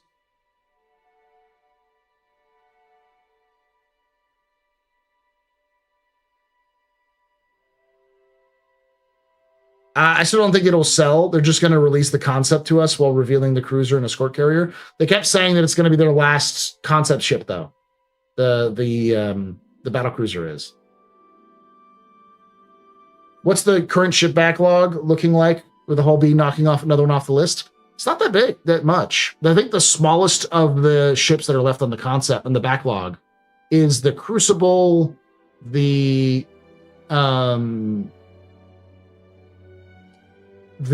Expanse, the G12, The Legionnaire, yeah.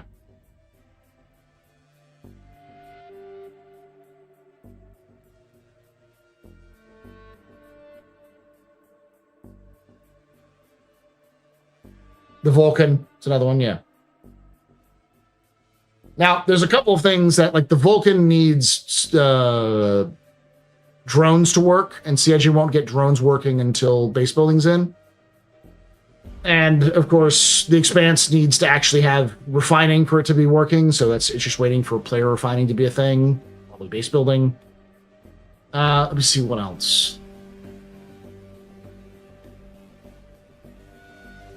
Legionnaire. Legionnaire is actually got some, like, it needs, it's got some, not specific updates, but updates to around what it needs. So things like, it needs Maelstrom, and it needs hacking to be done. And Maelstrom's being worked on, being added in. Ranger, yes, but the Ranger needs bike physics, and I don't think CIG is going to make the Ranger just so that they can have bike physics for that one ship. They're gonna, or that one vehicle. They're gonna release another vehicle that is a bike. The Zeus MR, that's waiting for bounty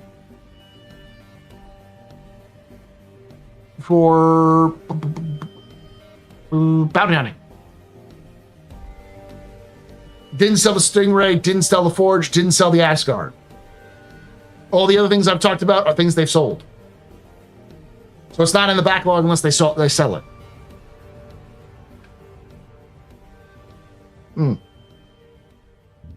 Pioneer, but we know they've been working on it, and we also know that it is waiting till base building. Let me see, I'll look up the Reddit. I'll brave the Reddit to see if I can't find...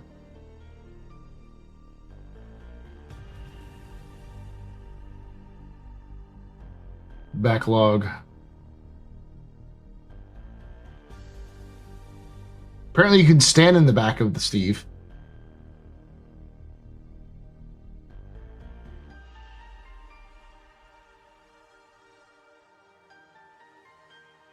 Fuck. The whole B was 4,000 days in concept. That's neat.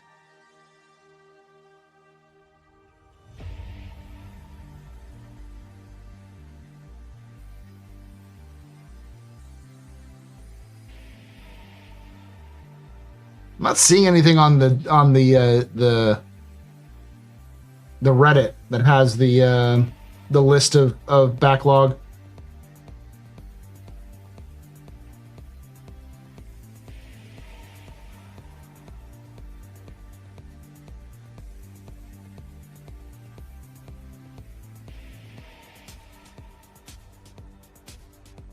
Holy fuck. So the guy who played Lionel Baratheon, the Laughing Storm in Knights of the Seven Kingdoms, is in Squadron 42. He plays one of the ship techs in Squadron 42. Jesus fuck, CIG managed to, like, land a lot of names before they became big. Makes sense. They got a bunch of other Game of Thrones regulars.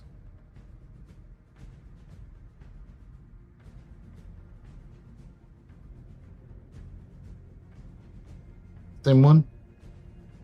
Okay.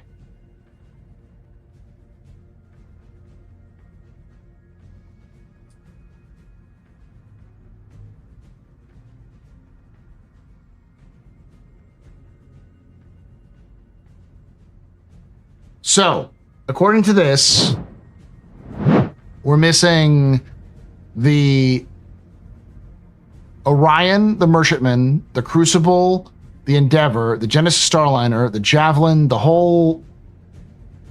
This is the whole B, right? The whole D and the whole E. Oh,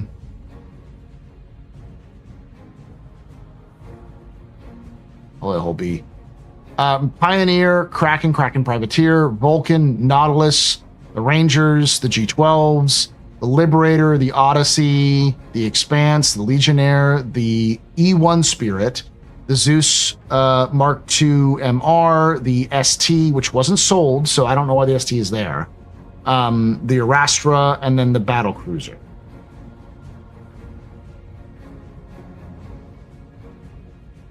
Oh, and of course the Ironclad. That's being released soon. Same with the Raylan, same with the Galaxy.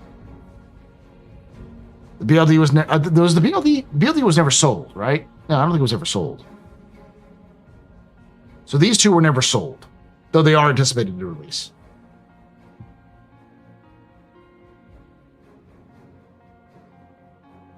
I mean, Chris was a producer, so I'm sure he has a lot of those connections.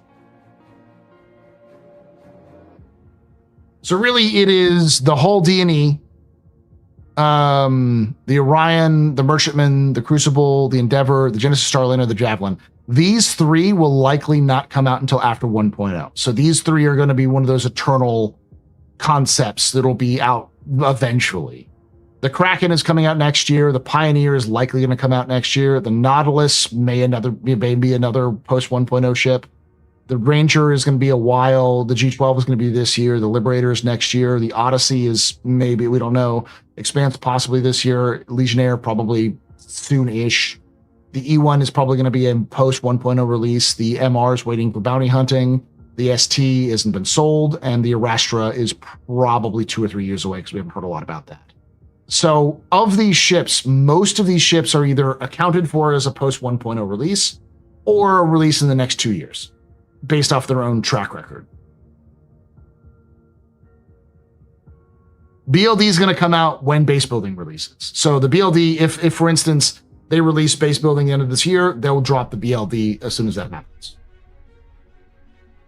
Yeah, that's what we're talking about, Zengro. Daniel Ings from Knights of the Seven Kingdoms.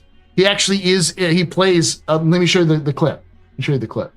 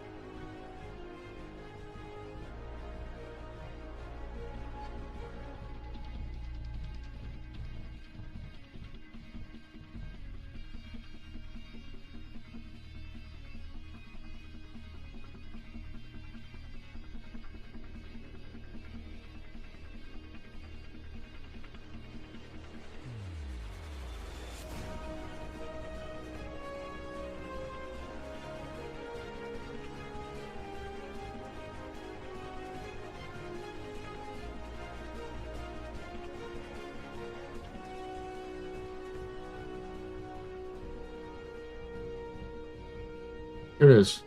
The holiday special teaser. We watched this last time, but it's always good to put it up here.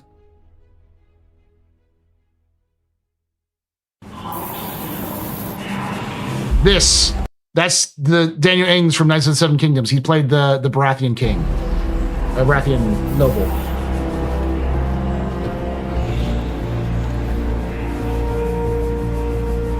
The top back thruster's sticking. We checked it, sir. Didn't see anything. That means either you missed something, or I'm wrong. We'll check it again, sir.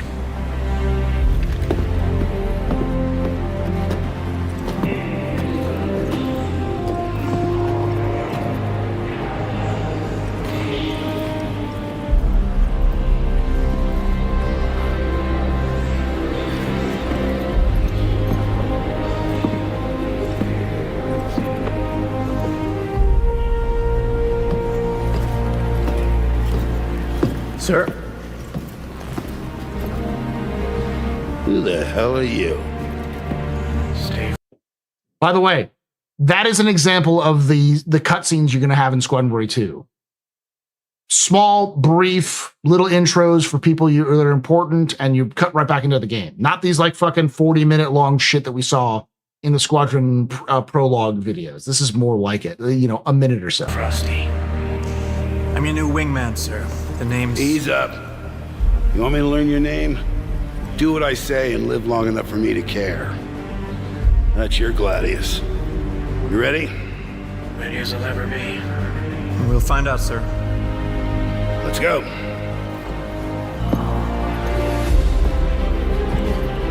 I'm glad they removed that internal, that shit sucked.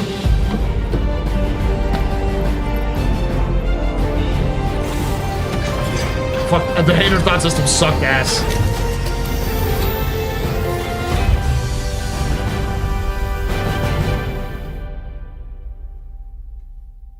And here's the conclusion to that.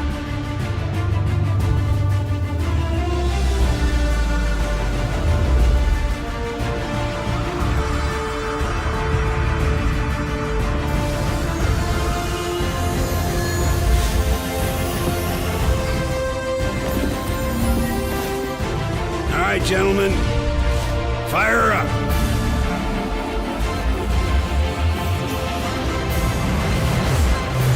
Try to keep up.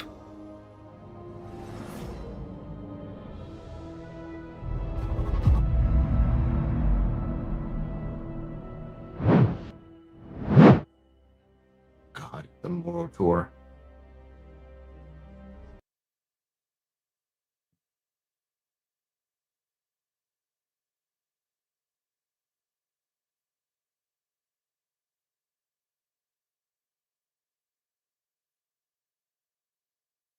It was inspired by the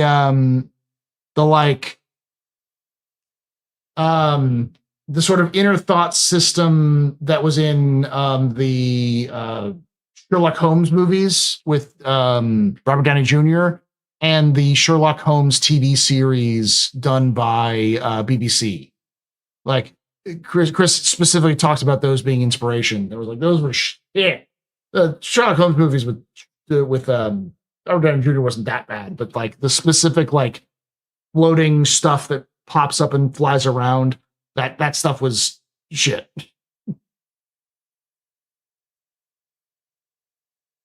Will they find that Asian? Yes.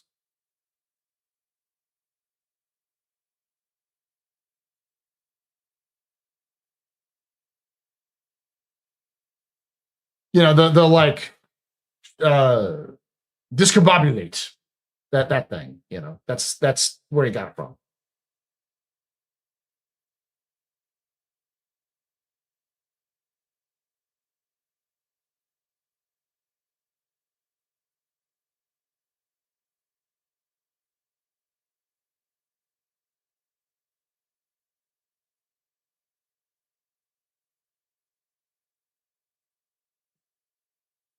Yes, we will be seeing it's what we're doing this year. I don't know when. I mean, I have a feeling it's going to be October, but no one's just released anything yet.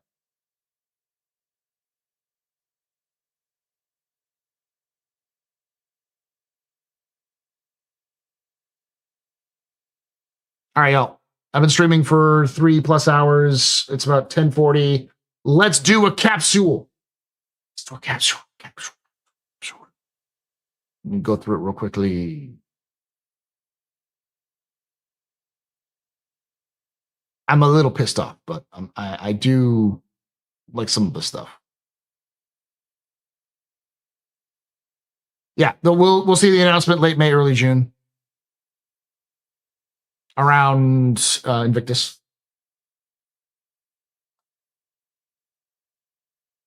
What do you think a realistic timeline would be for the BMM release? Given the uptick in development for the PU last 2 years, a year or two, I could see the BMM being released in Alien Week next year.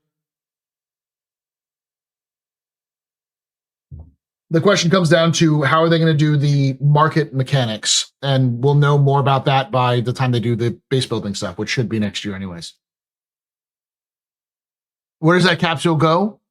It's a suppository. So, all right.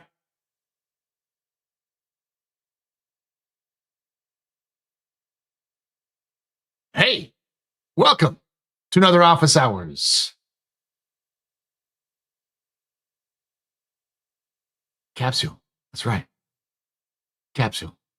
A small segment of my Office Hours live stream that I do on Thursdays at 8 p.m. Eastern, 5 p.m. Pacific. Would love to have you come join us live at twitch.tv/theastropub, youtube.com/theastropub live. Today, we're going to be reviewing the Roadmap Roundup. People have been pretty positive about the Roadmap Roundups that I've done. And this is a pretty big one because this is kind of revealing the next steps for the next patch, 4.8. So let's take a look at the update that they released on Wednesday, April 8th, 2026. So, this is the stock boiler stuff that they've talked about. They usually talk about every 2 weeks. They do this.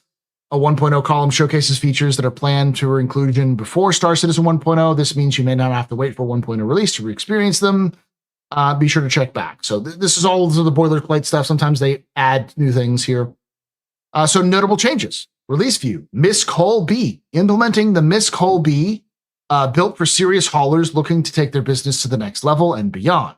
This card has been set to release. Greycat UTV. Implementing Greycat's UTV, delivering dependable and durable ground transport when it matters most. This card has been set to release. The Greycat UTV is pretty cool. I actually did another one of those like quick previews on ships with the Misc Hull B, so hopefully you've seen that already because I'll probably release that as sooner. This will be about a little bit later.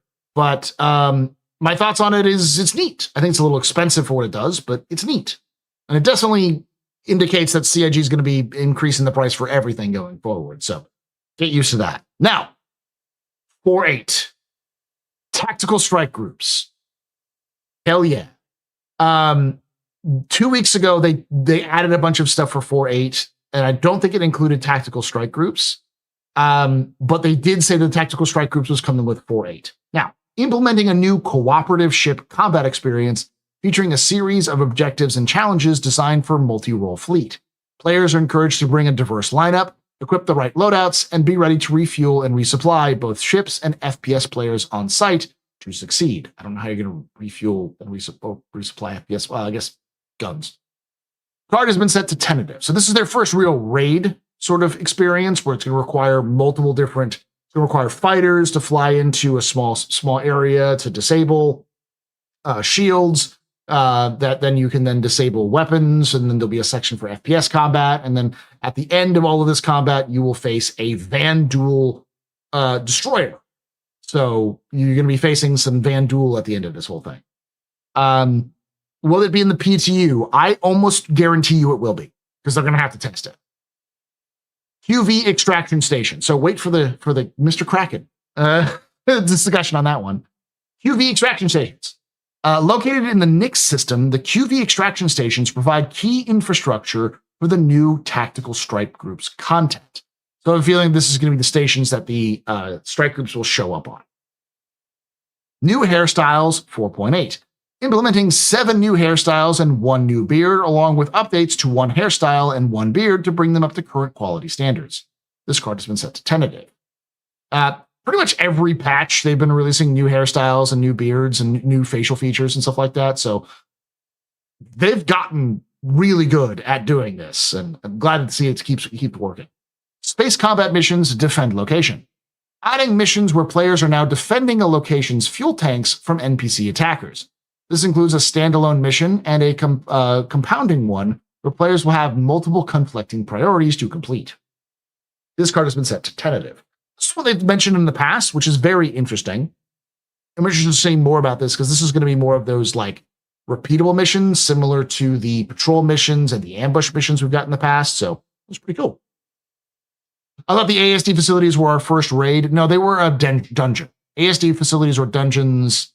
The Rockbreaker missions are dungeons. You know, these are all, those are, you know, the Stormbreaker is dungeon. Hathor is sort of a dungeon, sort of open world dungeon. But yeah. It's a new female style, beard style. I could make a joke, but I'm not going to. And lastly, KSAR, so Castec Arms, Plasma Grenade. Implementing Castec Arms Area Denial Grenade. Prime and throw to lock down an area and prevent enemies from pushing through. It sounds like a mine more than anything, but it could be a fire. I think they mentioned that in the past as well. Now, this is all good. A lot of stuff we were expecting to see because of the roadmaps in the past and what they've mentioned. There's one thing still missing. I am not going to give up on it quite yet. If April 22nd rolls around and we still haven't heard from it, then I will give up on it probably by then. If not May 6th. Which is specifically radar and FPS scanning update. A while back, they did a, what is it called? A progress tracker update, not just the roadmap update. And that progress tracker sort of had a tenuous plan for when CIG was going to release specific features they were building in the game. That included this tactical strike groups, mentioning specifically the rearm and refuel stuff, which they added in the roadmap roundup 2 weeks ago, where you can use a capital ship through rearm and refuel. That was specifically made for tactical strike groups. They're both like the tactical strike groups are designed to sort of test this sort of feature or as part of that feature. And the other one that was supposed to release in around that same time was the FPS radar and scanning, which also includes the ship scanning update. That has been on the roadmap or has been in the progress tracker for a long time, but they haven't talked a lot about it. Now, my hope is that they're still going to do that release with 4.8. It does match up with their progress tracker, and it also matches up with the fact that they physicalized a bunch of these radars recently. Missing things like the bigger radar for the tracker, for the Hornet tracker and other ships as well. But it hasn't been added there. So we may not see it with Invictus. But so far, 4.8's going to be a pretty big patch. We're getting rearm and refuel and reload from carriers in 4.8. We're getting tactical strike groups, which is one of the things that people really were looking forward to last year. We're getting a new mission, space combat mission style. We're getting a new gadget grenade with Castec Arms, the GOAT Castec Arms, getting its own GOAT grenade style. And of course, new hairstyles and a bunch of other new things as well. Obviously, new ships as well.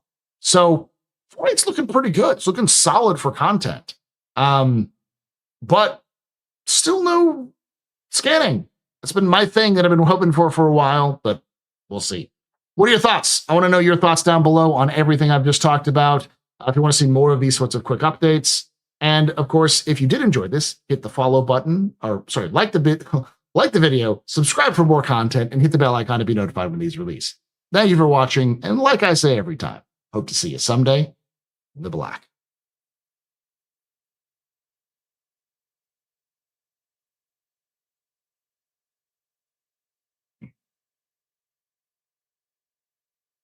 What exactly is the tactical strike group? Let's bring that up.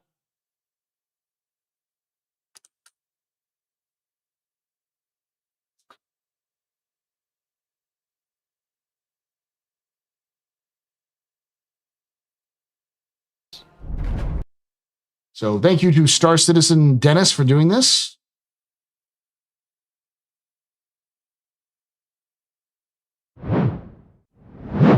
This is what it is.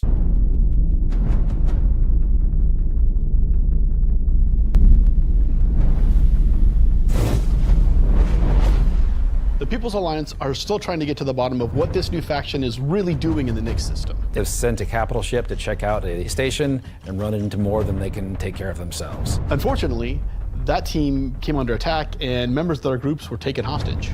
Now they've reached out to Intersec, who've reached out to you to help recover the pilot. Of course, it's unwise to do this alone, so you'll need to put a team together to attack the station.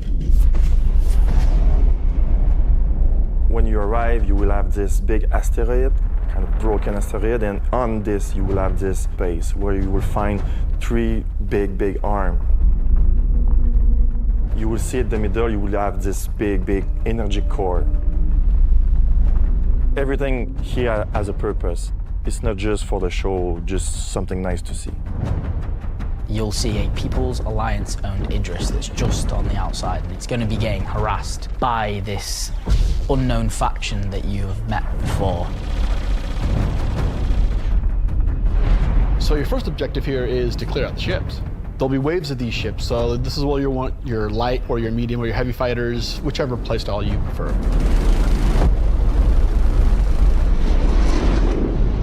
So while one part of your group is dealing with the fighters, now it's time to actually assault the station.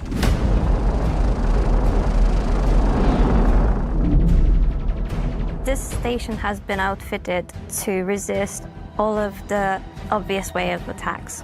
Somehow they've incorporated Vanduul capital ship killing turrets. These turrets ignore small fighters, and they have the firepower to destroy even the biggest capital ships. Your Polaris and your Idris, if you get it close, it will get shredded. The idea of these is so we can sort of make it so we can mix up that ship combat, and not everyone can just bring the biggest ship and win just because they have the biggest ship.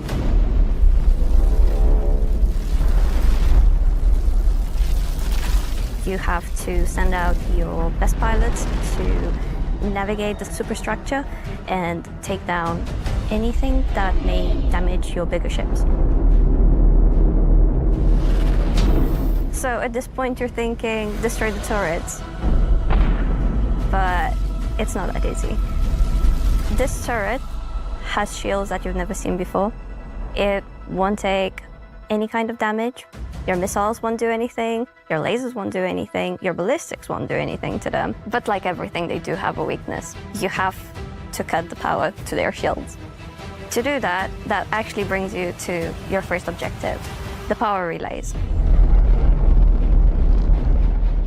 So the exterior has a number of power relays that are holding the doors closed so that you can't get in. You have to find them, you have to target them, and you have to destroy them. But it may not be as easy as it seems. I feel like they need scanning for that specific section, so maybe we just haven't seen it yet. Here's our first wrinkle. The power relays have their own shields that are resistant to energy-based attacks. We know how much you like using laser repeaters, but so do these guys. Capital ship can't get close enough because of the turrets. So ships with explosive or ballistic ordnance will be needed here. That's torpedo ships like your Retaliator or Gladiator.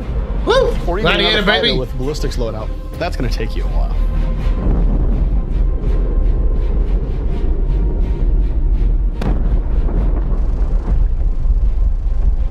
Once the power relays have been taken down, the station opens up. And this is where things get really cool. Now it's time for you to fly your ship inside the station. Yeah, you, in your ship, fly into the superstructure of this station. How cool is that? I feel like this is a proud dad moment. Thank you, Jared. We're just going to call it what it is. It's a trench run. Trench run.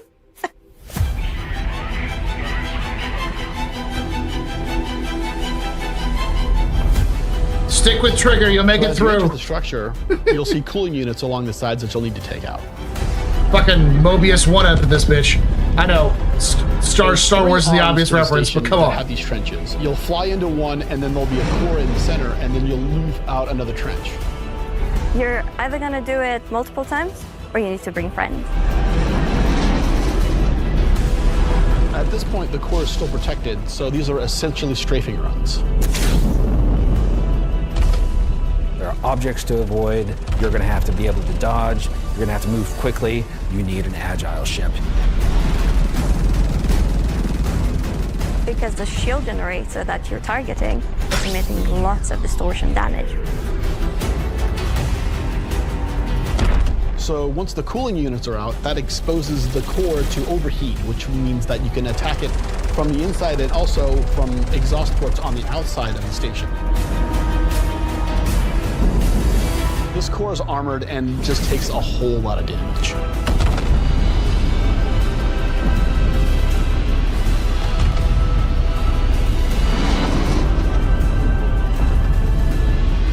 Once the power core goes down, the turrets come down, and then the capital ships can get closer.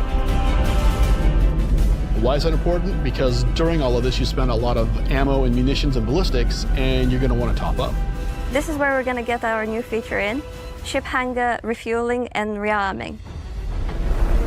You're going to be able to land in the hangar of select ships and be able to use the same interface as you are right now at stations to refuel and rearm. It's specifically for ships like the Idris and the Polaris and other ships that are designed to have other ships land inside them.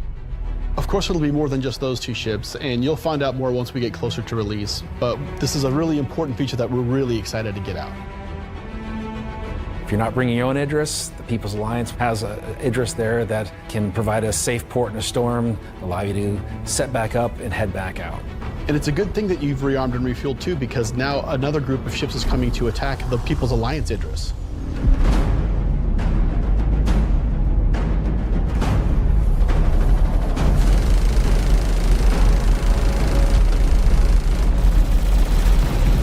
So while the fighters are protecting the Idris, what's happening at the station?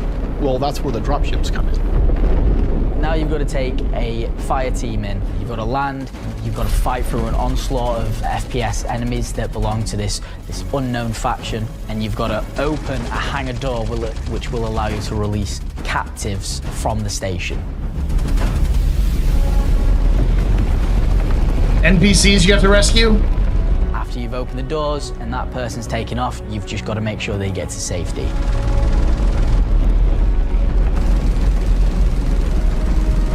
So at this point, all of this sounds pretty simple, but there's an additional complication. So up until this point, it's just been you versus the enemies in the station. But the enemies in the station have their own enemies.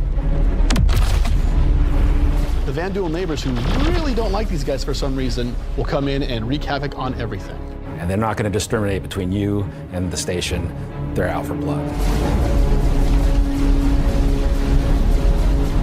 When you alert the Vanduul by destroying the power core that the station's now vulnerable, you're on a time limit.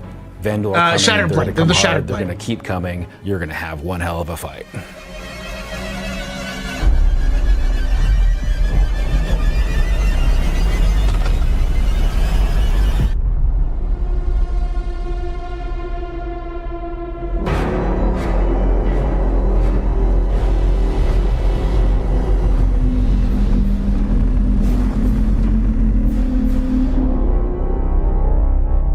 The Mauler. Where's the Hunter? There you go. That is what the tactical strike groups is. He said there'll be other ships you can refuel and rearm, and you'll hear about that later. We'll probably get another Liberator style ship that, yeah, we'll see the crash out. The crash out will be legendary.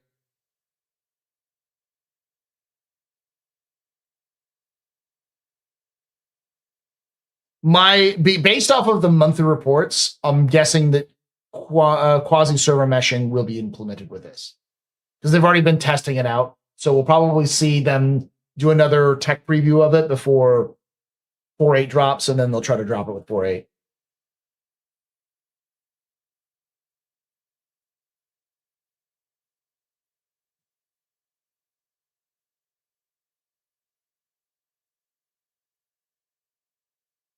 I look forward to play it several weeks after it launches, if it works, Jaded.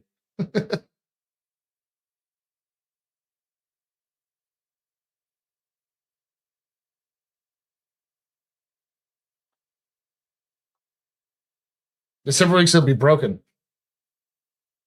And then it won't be fixed again until September. The crash out will happen when the VIP is crushed by the evac ship. I think you're supposed to be evacing the civilians. So we'll see.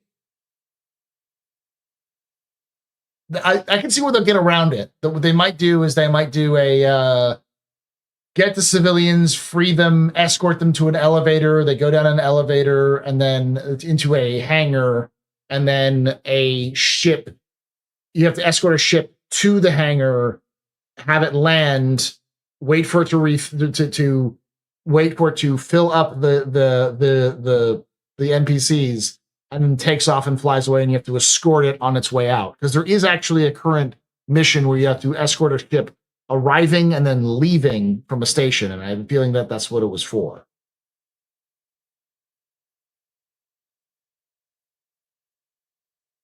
Or the civilians are just being cryopods. They could be. Nope, they said they will be providing cover as they leave. Yeah, we'll be providing cover as they leave.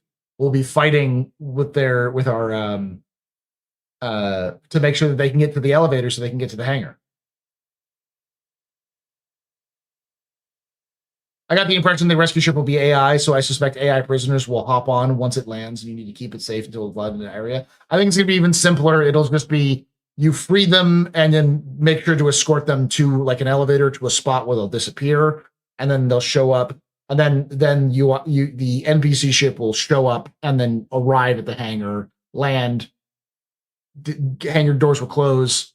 Then they'll like pick up the NPCs, we won't see it, and then they'll get on the ship and they'll fly away. And you'll have to escort the ship out.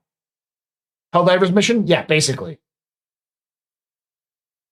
But you also have to escort that Pelican as it's leaving. Nice, GQ. I'm thinking it'll be like the HD2 Civ Rescue missions. Yeah. But just like the HTV, the Helldivers 2 Civ Rescue missions, you don't actually load them onto the ship. You just get them to a doorway.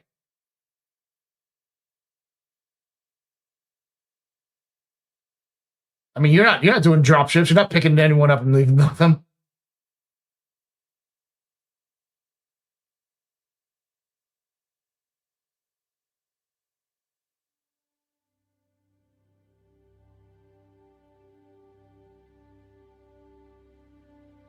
Helldivers just keep going in the air orbit, yeah. Just build org tools. The orgs will provide more gameplay for free, more than any mission team CIG can come up with. They're working on social tools right now.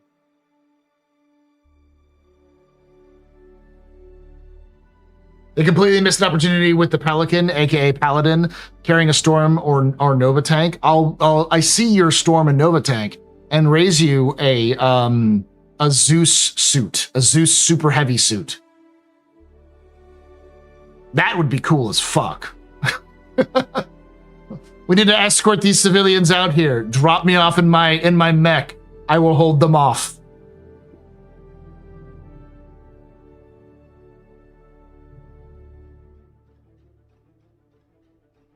No, it'll be horses so you can ride across the station. The exterior of the station, Del.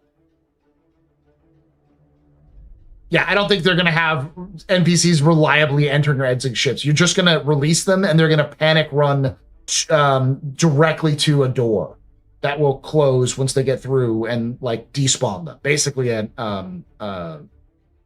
monster closet. Well, they'll leave. Yes, to your Zeus suit. And for those of you who don't know, the Virgil LTD Zeus system is the mech suit. It's the Titan suit. I have been saying that this year will be the year of the Zeus Titan suit release. And we know, as of last monthly report, that the animations for it were imported from Squadron to Star Citizen.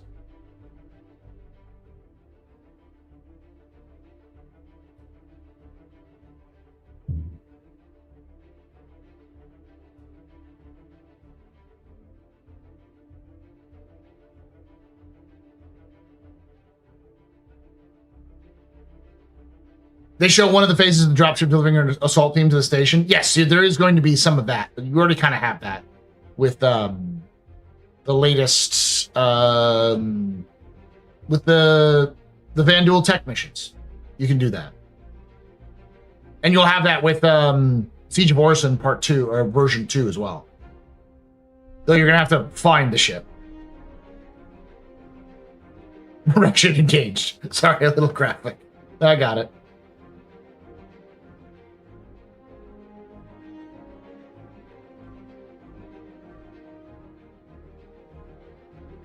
I just hope they figure out how to do FPS bosses for this.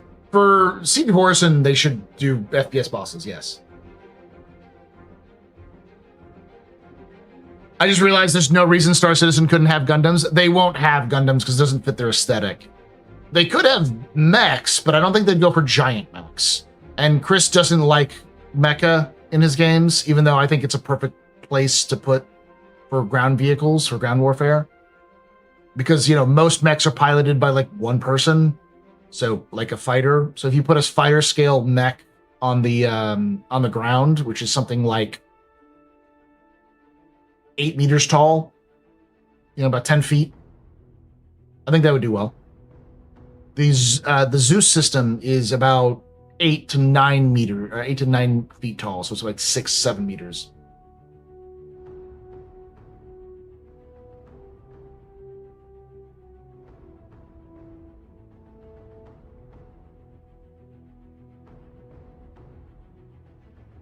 In my opinion, even the raid needs FPS bosses. Hunter is an easy boss fight for the space section. They'll probably boost it. They'll probably juice it to the fucking gills, so it'd be harder to kill.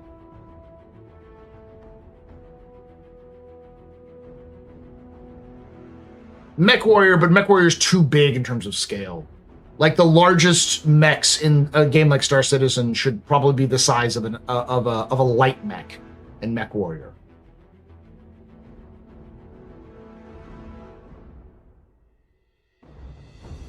Sorry, I meant easy as in it fits into the boss category. Okay, yeah.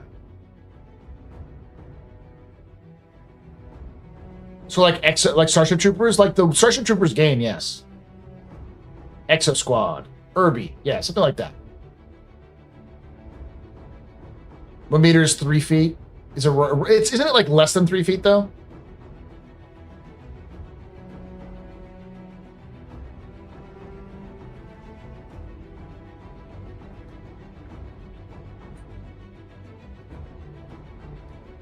Oh, wow. 8 meters is 26 feet.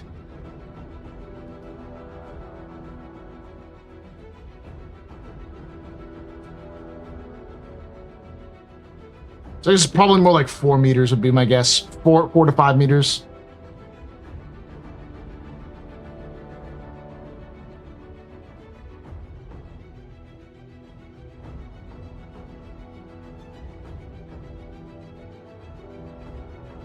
Let me look at the size of a F7A or F8A. What is the length of an F8A? Length is 27 meters. Height is 8 meters. So yeah.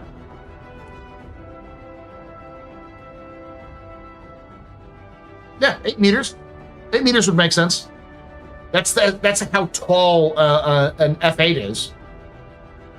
So if an F8 is 8 meters tall landed, that's plenty tall.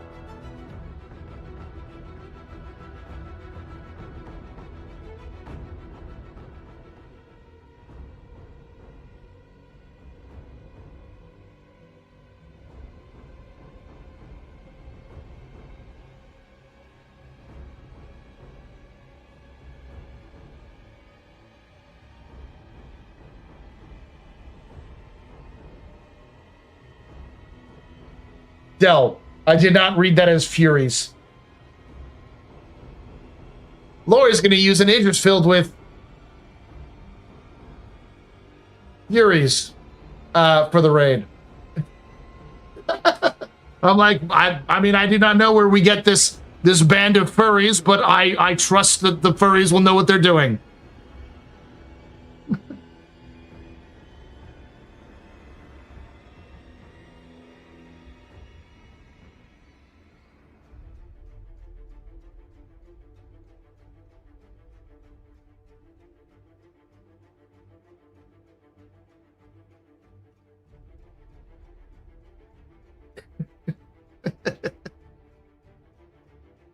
I want them making the appearance of the Vandal Destroyer with the sauce. Like, imagine every ship in the area just gets an alert with that makes the ship computer say, "Warning: large Vandal signature detected." And Vandal music from Squadron 40 starts playing. I don't think you'll get a warning, but you'll definitely hear the Vandal music.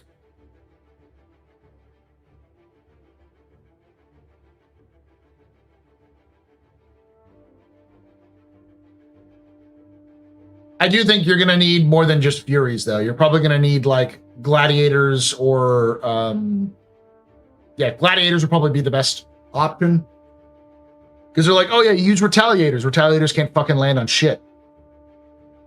So what's the only ship that could land on an Idris to refuel or rearm, or a Polaris to refuel and rearm that has a torpedoes?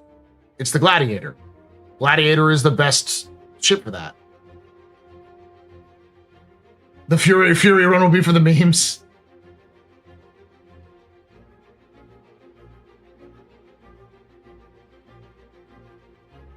Do you guys look at your fleet and think about an investment portfolio to cope? No, I look at my fleet and say I have way too much shit here. Because the problem is that most of my fleet isn't my shit. Like, I'm looking at my hangar right now. I did just buy the UTV plus a bunch of paints because I'm a fool and I love that. And then I've got a whole B for giveaway.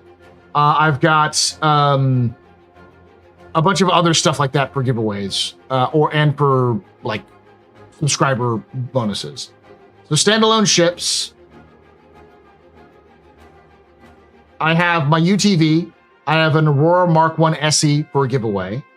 I have a Gladiator 10-year insurance. I've got an MTC. I've got 2 Geos. I've got 1 ATLS. I've got an MPUV tractor. Then I've got a referral bonus Dragonfly Black. I've got a referral bonus Argo MPUV. I've got a Starlancer TAC. I've got a LTI Nova.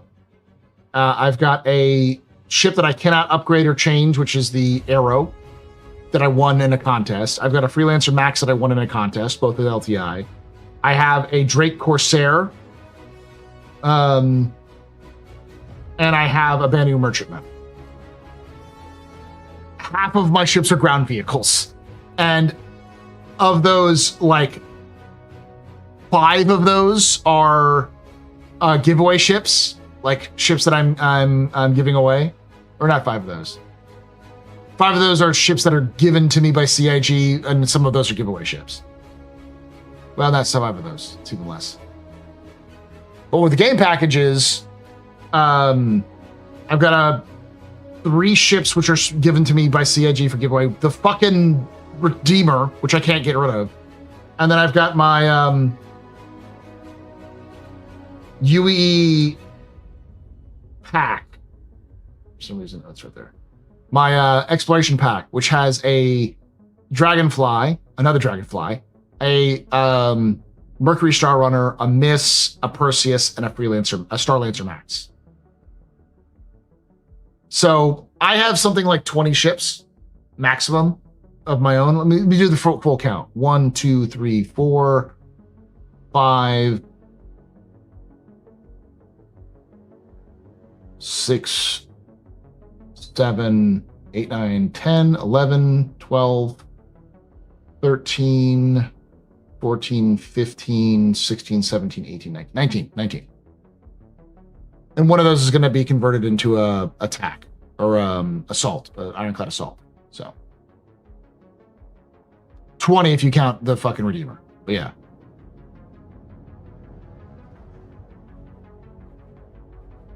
I think we'll get a Mark II Gladiator before Squadron releases. Not before Squadron, but after, for sure. I look and I cry. How long have you been playing the game, Ocean?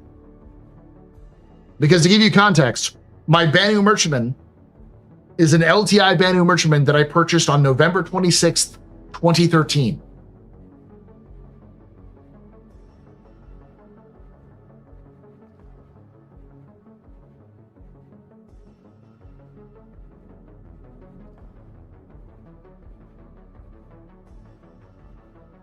My game package, which is the UEE Exploration Pack, I purchased on February 8th, 2020.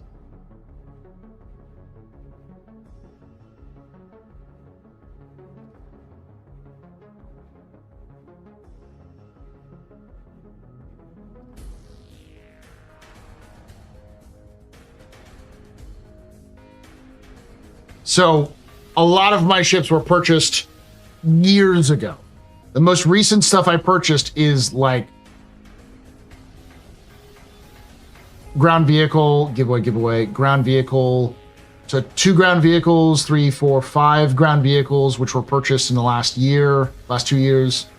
2024, I purchased a MPUV, which is, nothing. And then I got a couple of referral vehicles for 2022 and 2021. And then attack in 2020, thing I turned into attack in 2021. A LTI Tumbril in Novo in 2021. 2 ships that I didn't pay for myself, but CIG gave them to me because I won a contest. 2019, 2020. And then the Corsair I purchased in 2019, and then the Immersion in 2013. So. How hard is it to earn liveries in game? Pretty difficult because they don't have many of them in game. My first ship was 325A, bought on eBay in 7/3/13. So yeah, you're talking about a huge ship, a huge list of ships you purchased over the course of 12 years. It's always important to keep that in mind. To stretch that shit over 12 years, and it's probably less money than you spent on Steam in a year, if you're anything like me. Kickstarted and ignored it for 10 years. You're smart, Snores a lot. The rest of us are dumb as fuck.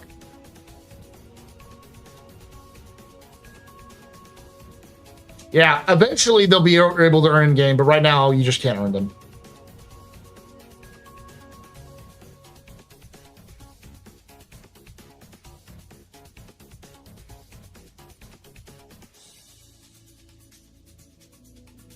The last ship I bought with money was the whole A concept back in 2015. See, my dumbass is more of a... I don't really buy ships, per se. I haven't really bought a ship since 2022 for myself. No, since 2021. When was the TAC released? The TAC was the last one I purchased.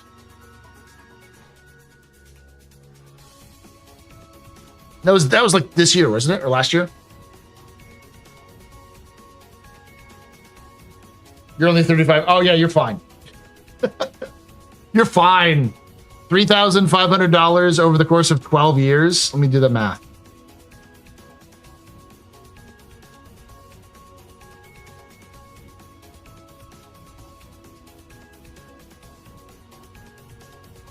That means you spent about $291 per year on Star Citizen, on average.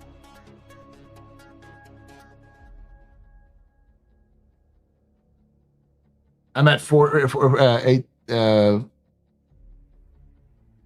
and you got it like at Kickstarter, right? So that's divided by 13. So you spent only about $650 per year.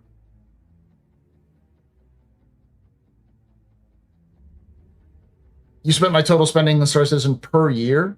I mean, that's not too off. I could do the math. You could do the math on terms of like how much you get in terms of any given good that you purchase, and you'll probably find you spend hundreds of dollars on things like coffee or soda or other products that people tend to spend on.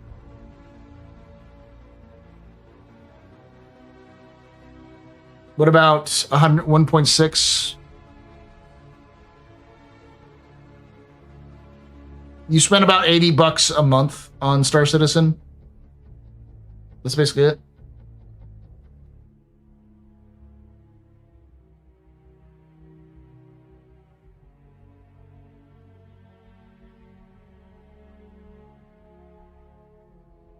I haven't done my total value because it's so hard to separate my total value. Because, like, I have it Mark 1 SE, I also have a Gladiator. That Gladiator was built with or was purchased with credit. And I also have a Mark II Aurora, but the Mark II Aurora and the Mark I Aurora are both giveaways. I've got like 5 referral bonuses. I've got 2 referral bonuses and 2-1 competitions, which aren't like I don't have any credit for those. It didn't pay anything. But then I also have like a Perseus, you know.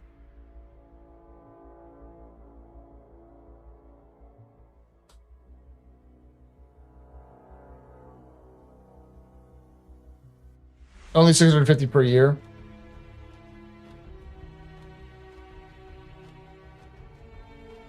Let me look at Netflix real quick.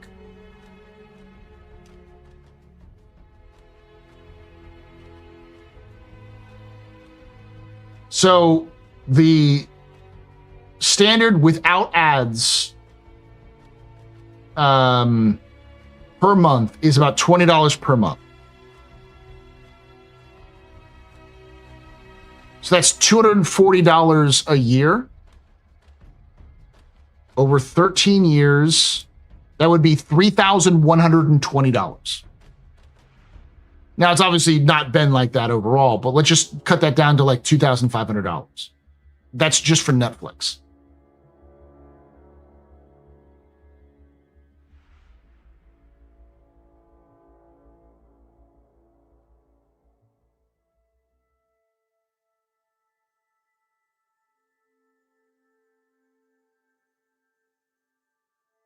Netflix in 2012 was $7.99. Yes, that's why I said, like, if you jiggled some stuff around about it, it would probably end up being between $2,000 and $3,000 over the course of 13 years.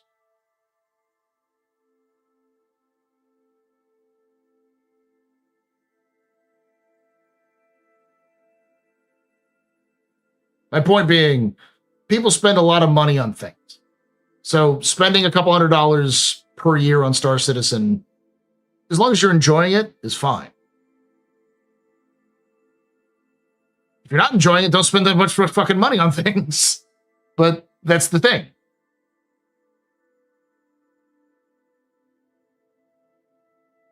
You can actually look in your Steam account to see how much money you spent on Steam. There's a setting for it. You can find it.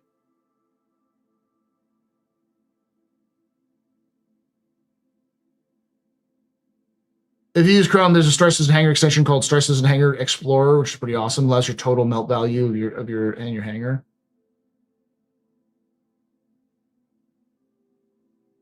Yeah, one of those referral bonuses is I've got an Argo MPUV that I'm going to use as my CCU. I've used as my CCU for my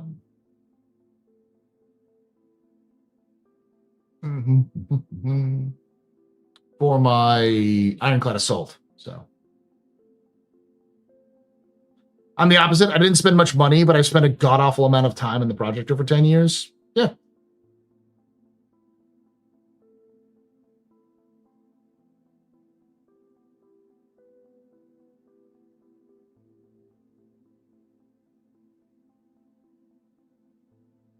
Yeah, that's what shocked me. I had almost spent as much money on Star Citizen as I have on like 500 Steam games. That does happen.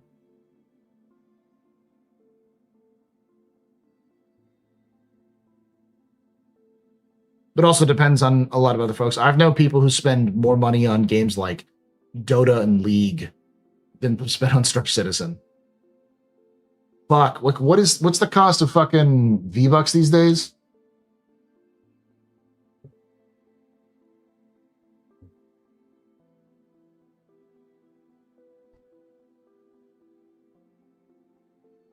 Like $9 for 800 V-Bucks.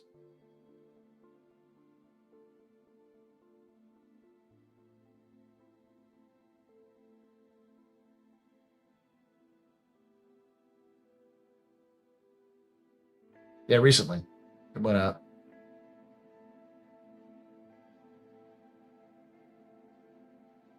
The guy I work with spent $2,000 on his phone games last year.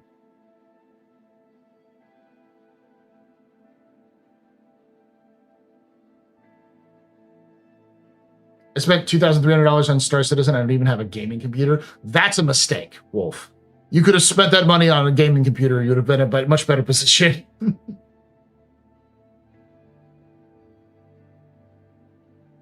Do you still have to pay up front for a while? I thought it was free to play, and then you have to pay $15 at past a certain point.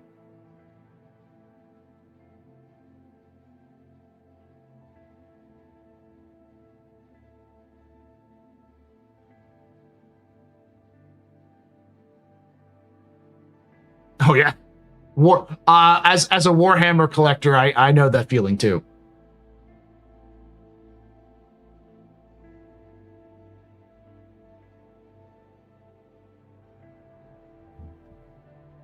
People have hobbies. It's okay to spend money on hobbies if you're enjoying them. The key is, if you're not enjoying your hobbies, stop spending money on your hobbies. This is me reaching out to you, Star Citizen fans, but anybody really, being like, don't feel guilty spending money on a thing you enjoy if you enjoy said thing. If it's worth your money, then it's worth your money. If you don't think it's worth your money, stop spending on it.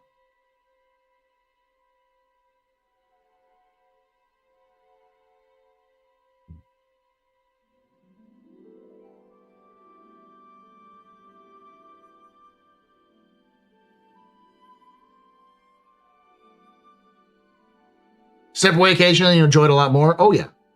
One of the things I've realized is playing other games other than Star Citizen. I do enjoy the simplicity of other games compared to Star Citizen at times, but I also recognize how ambitious Star Citizen is when you play other games that people are like gassing the fuck up. They're like, oh my God, this is an amazing game. And you play it and you're like, this has absolutely no depth compared to Star Citizen's depth right now. Oh God. What am I doing?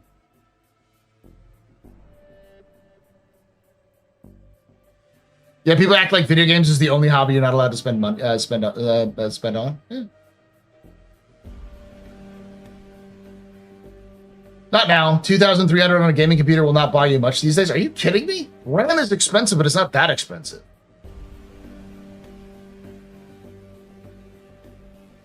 You could get a solid gaming PC, like, let me put it to you this way. My current rig that I play games on,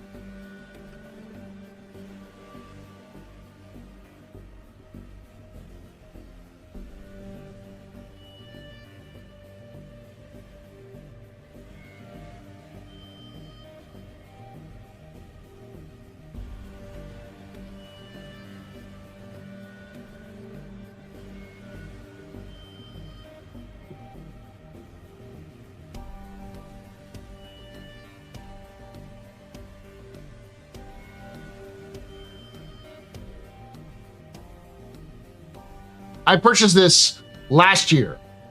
Right now, with my current rig, it costs $2,807.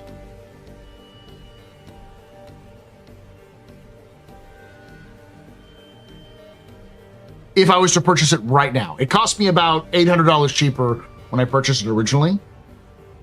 My wife, who I recently helped her build her rig, was cheaper than this. Cost her $2,182. That's 32 gigabytes of DDR5 RAM, a Samsung 990 Pro 2 terabyte M2 drive, a 9060 XT 16 gigabyte card, a new case, a 750 watt power supply, and a Ryzen 7 7800X 3D.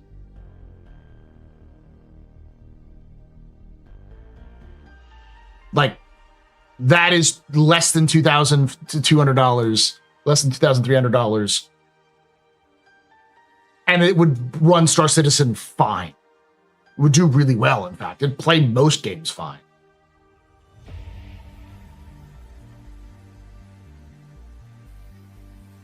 Costco 5080, 32 gigabytes. Make sure it's 32 gigabytes of DDR5. Costco will sometimes fuck you up and put DDR4 in there. No, I know, Ocean. What the price that I just listened to you is the price right now.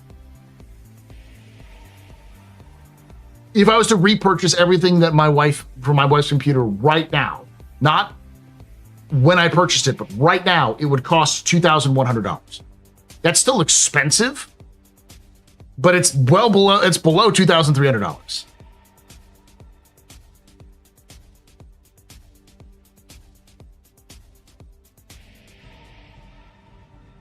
If it's an AM5, is it Ryzen 9 9900? Is that a AM5 or AM4? If it's AM5, then you can swap that out easier.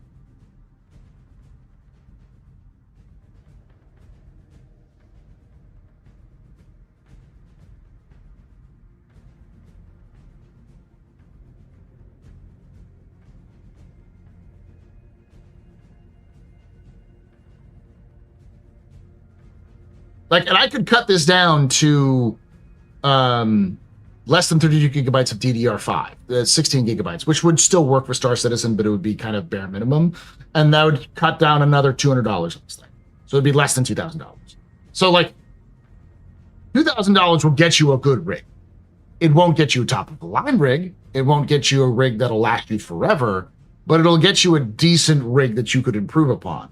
Because the only thing that would improve upon on this one, honestly, would be more DDR5 RAM, which you could get when it's cheaper, once everything calms down over the next 5 years. Or a better video card, which again, calms down over 5 years, you could probably get that. But it's got the core is fine. It's got an AM5 motherboard. It's got and you could update that 7800X3D to a better one for AM5. Because AM5 is not going anywhere. But it works fine. I want to shop where you do. Let me look. This is all from Amazon. All of these are apparently from Amazon. I'm looking at the PC part picker list that I made for my wife because I never completed it, so it still has all of the like links to the sites, and apparently all of them are Amazon.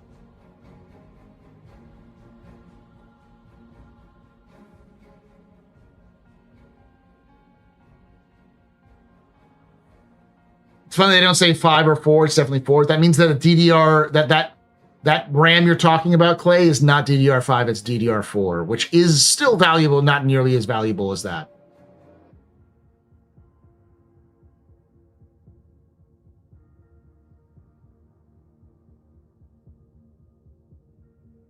Yeah, B&H Photo is pretty good.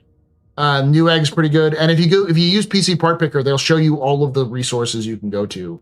Not just Amazon.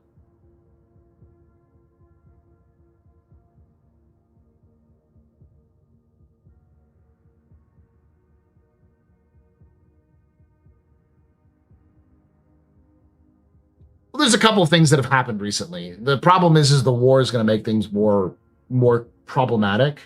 But the reality is that there's currently pressure on AI companies or on companies that support AI to effectively build for that AI need, which will drive it away from the consumer pricing, which will open up markets for consumer pricing as people demand that content.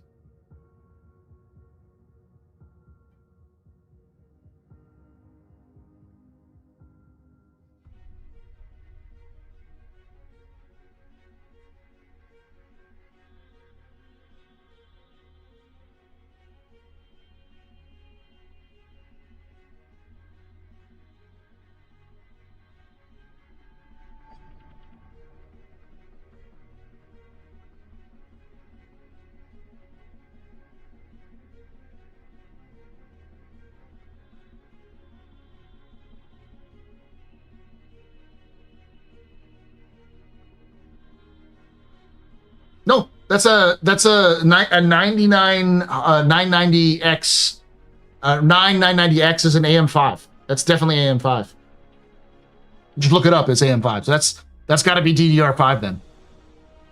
Play. That is definitely DDR5.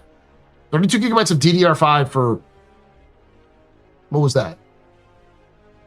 $2,600? Fuck yeah, that's a really good deal. 2-year warranty and $100 cash back, because you're also getting a GTX 5080. Is that 5080? RTX 5080 and 2 terabytes of SSD, a 2 terabyte SSD, 32 gigabytes of DDR5 RAM. You can get it. It also has liquid cooling? Fuck, man. That's not a bad deal.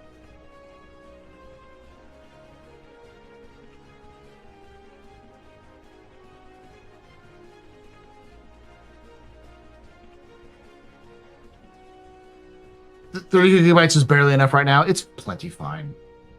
I think people are way overemphasizing like, oh, 32 gigabytes is pittance now. It's like, no, it's fine.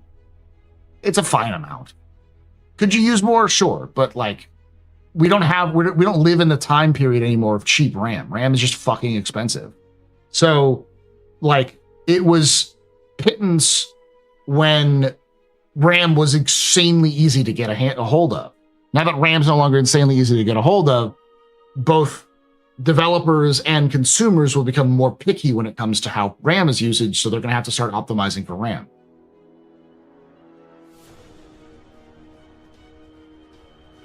If you're talking about Star Citizen, yeah, Star Citizen can cause that a lot of problems, though.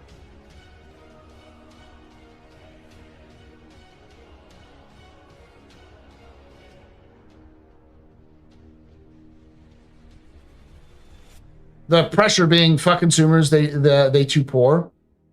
Well, no. So there's a couple of things that are going on. Number one, the RAM speculation never turned out to be real. So basically, people were panic buying RAM, and a bunch of the AI companies have sort of backed off of the RAM purchasing because they're like, we can't actually afford to purchase that RAM. So a lot of RAM companies are left holding the bag in terms of they have a bunch of RAM that they can't use for consumer grade RAM. It's designed for enterprise stuff that is not going to be sold. So there is the whole like AI purchasing 100% of all of the RAM everywhere is gone.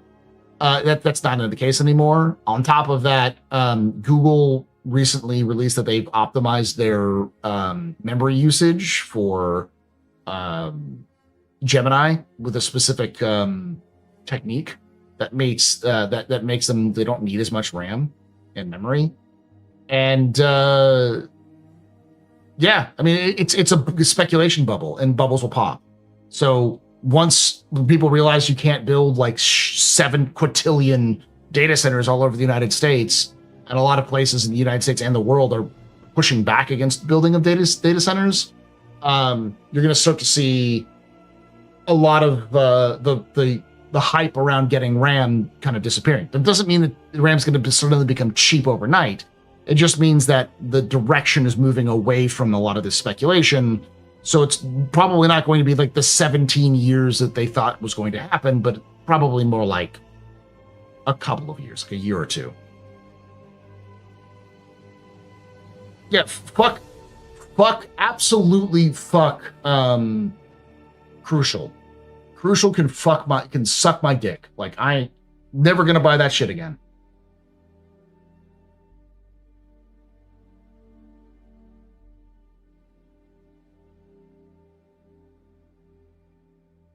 %40 of global raw silicon wafer production got shunted to AI-specific RAM on non-binding letter of intent to purchase. It wasn't even a frigging preliminary contract. Yeah, no, it was entirely, we promise, pinky promise we'll buy it. And then OpenAI fucking backed off and said, we don't need that much. So they got fucked. RAM companies got fucked for this, which of course, fuck them and fuck Crucial.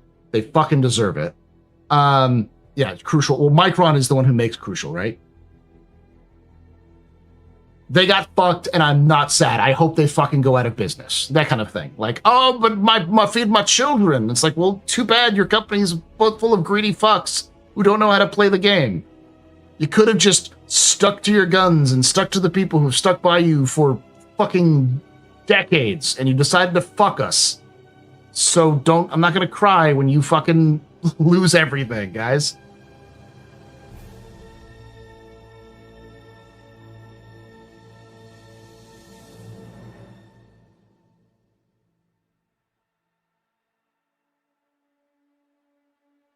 Yeah, and look, surprise, surprise, OpenAI is fucking flailing and gonna go out of business in 2 years.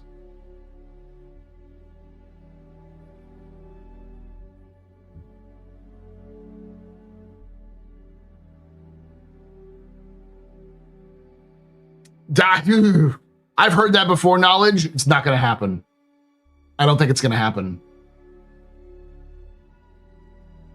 They have to be too valuable for the federal government to bail them out. The idea that like, oh, all of these companies are going to get a bailout. Like, I don't even think if OpenAI will get a bailout. It's like trillions of dollars. Trillions of dollars. Like a not insignificant amount of the federal budget would be required to bail out OpenAI. Like, I don't think there's enough money in the United States to cover that.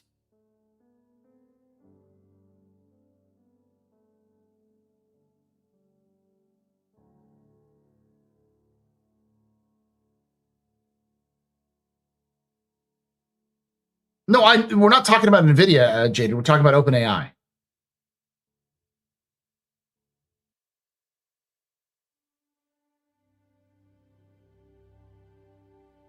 NVIDIA's not going anywhere. NVIDIA's selling shovels in a gold rush. Even if AI bubble pops tomorrow, what will happen is their share will go down a little bit. But like, they're not going anywhere.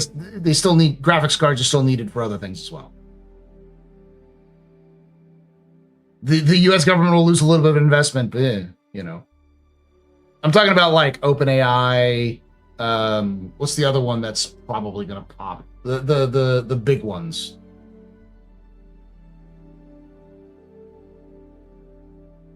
The conical.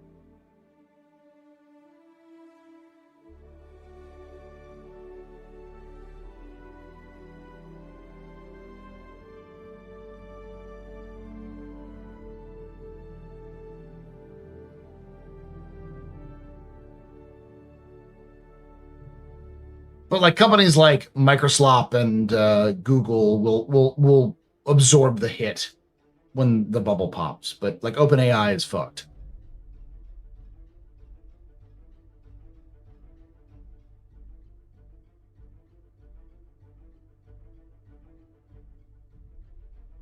More debt to cover the next GM bailout, but OpenAI? No, I don't think it's going to happen. Because the thing is that the reason why things like GM and the banks got bailed out was because both of those companies were actively involved in people's finances or people's jobs. It was like a significant job worker. Like, nobody fucking works for OpenAI. Not in the United States. Not nearly as many people as you think. And it's like holding a wet sock. Like, what's the value of OpenAI? It's not valuable. ChatGPT might be valuable because it's used by the military, but so is Grok. Like, there's not a lot of stuff. Claude is Anthropic, and that's probably going to be fine because they're a little different.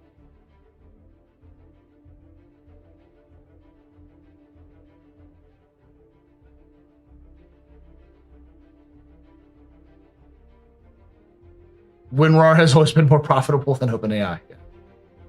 But my point about all of this, and you know what GMC did after the bailout? They left employees. Yeah, no, it was stupid. I didn't like the bailouts that the U.S. government did because I'm like, that's dumb. Just let the fucking market handle it. The market could absorb it. But everyone fucking lost their mind.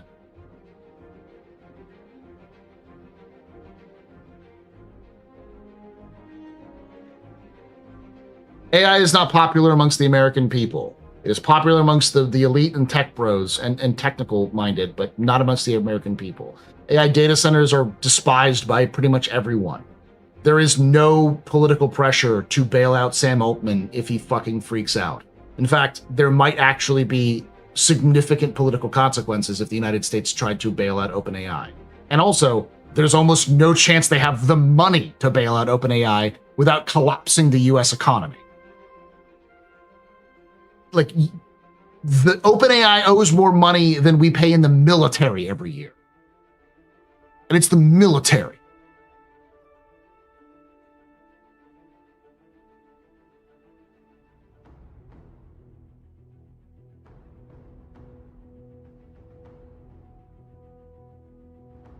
It's already insolvent, but I mean, there's a difference between the U.S. slowly dying and the U.S. Becoming Greece overnight.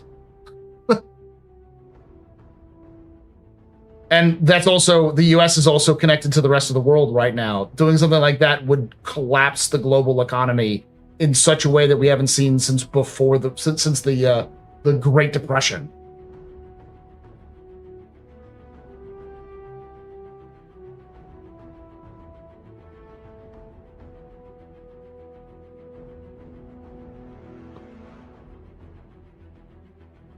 Sorry.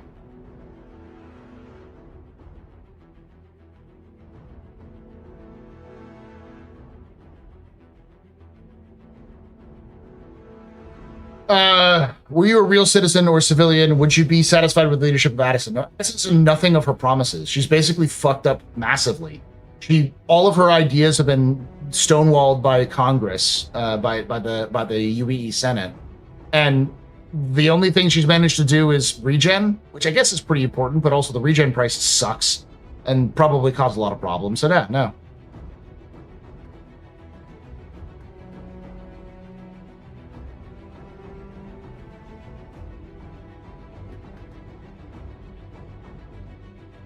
Ooh. Yeah, it's not clear if the regen crisis is done or not. Yeah, but the regen has caused a lot of problems, and FTL comms has apparently imploded, according to the last update we got, which is just done. So. Yeah, both kind of immediately blew up in her face, yeah. She's been able to get 0 things through the Senate in terms of major changes that she's wanted to make, including funding for education and the sciences, a reopening of AI development, lifting of AI ban development in the UEE. She's just fucked up massively. I mean, she can only serve for 1 term anyways, so like 2960, she's out. What's up with the satellites getting hacked in UEE space? Does that mean data running will come soon? I think it'll come sooner than we think. I think that's more or less CIG's lore team is trying to, and the narrative team is trying to tell us to make sure that we know, hey, just because we have FTL communications doesn't mean we've gotten rid of data running. That's the idea.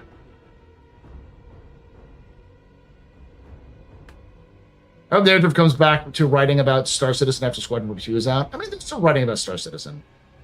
It's just they need more context. Going back to the very beginning of this stream. Question would be, if Constantine won, what would happen? The same thing. Probably. There'd been probably some changes here and there. All right, y'all. It's really late here. It's almost midnight. I'm going to go to bed. Thank you for hanging out. Thank you for watching. If you did enjoy this, hit that follow button. Subscribe to us on YouTube. I will see you all tomorrow for Pub and Plays with Local Plays. We'll see what we'll do, but thank you for watching. Thank you for hanging out. And like I say every time, hope to see you someday in the black.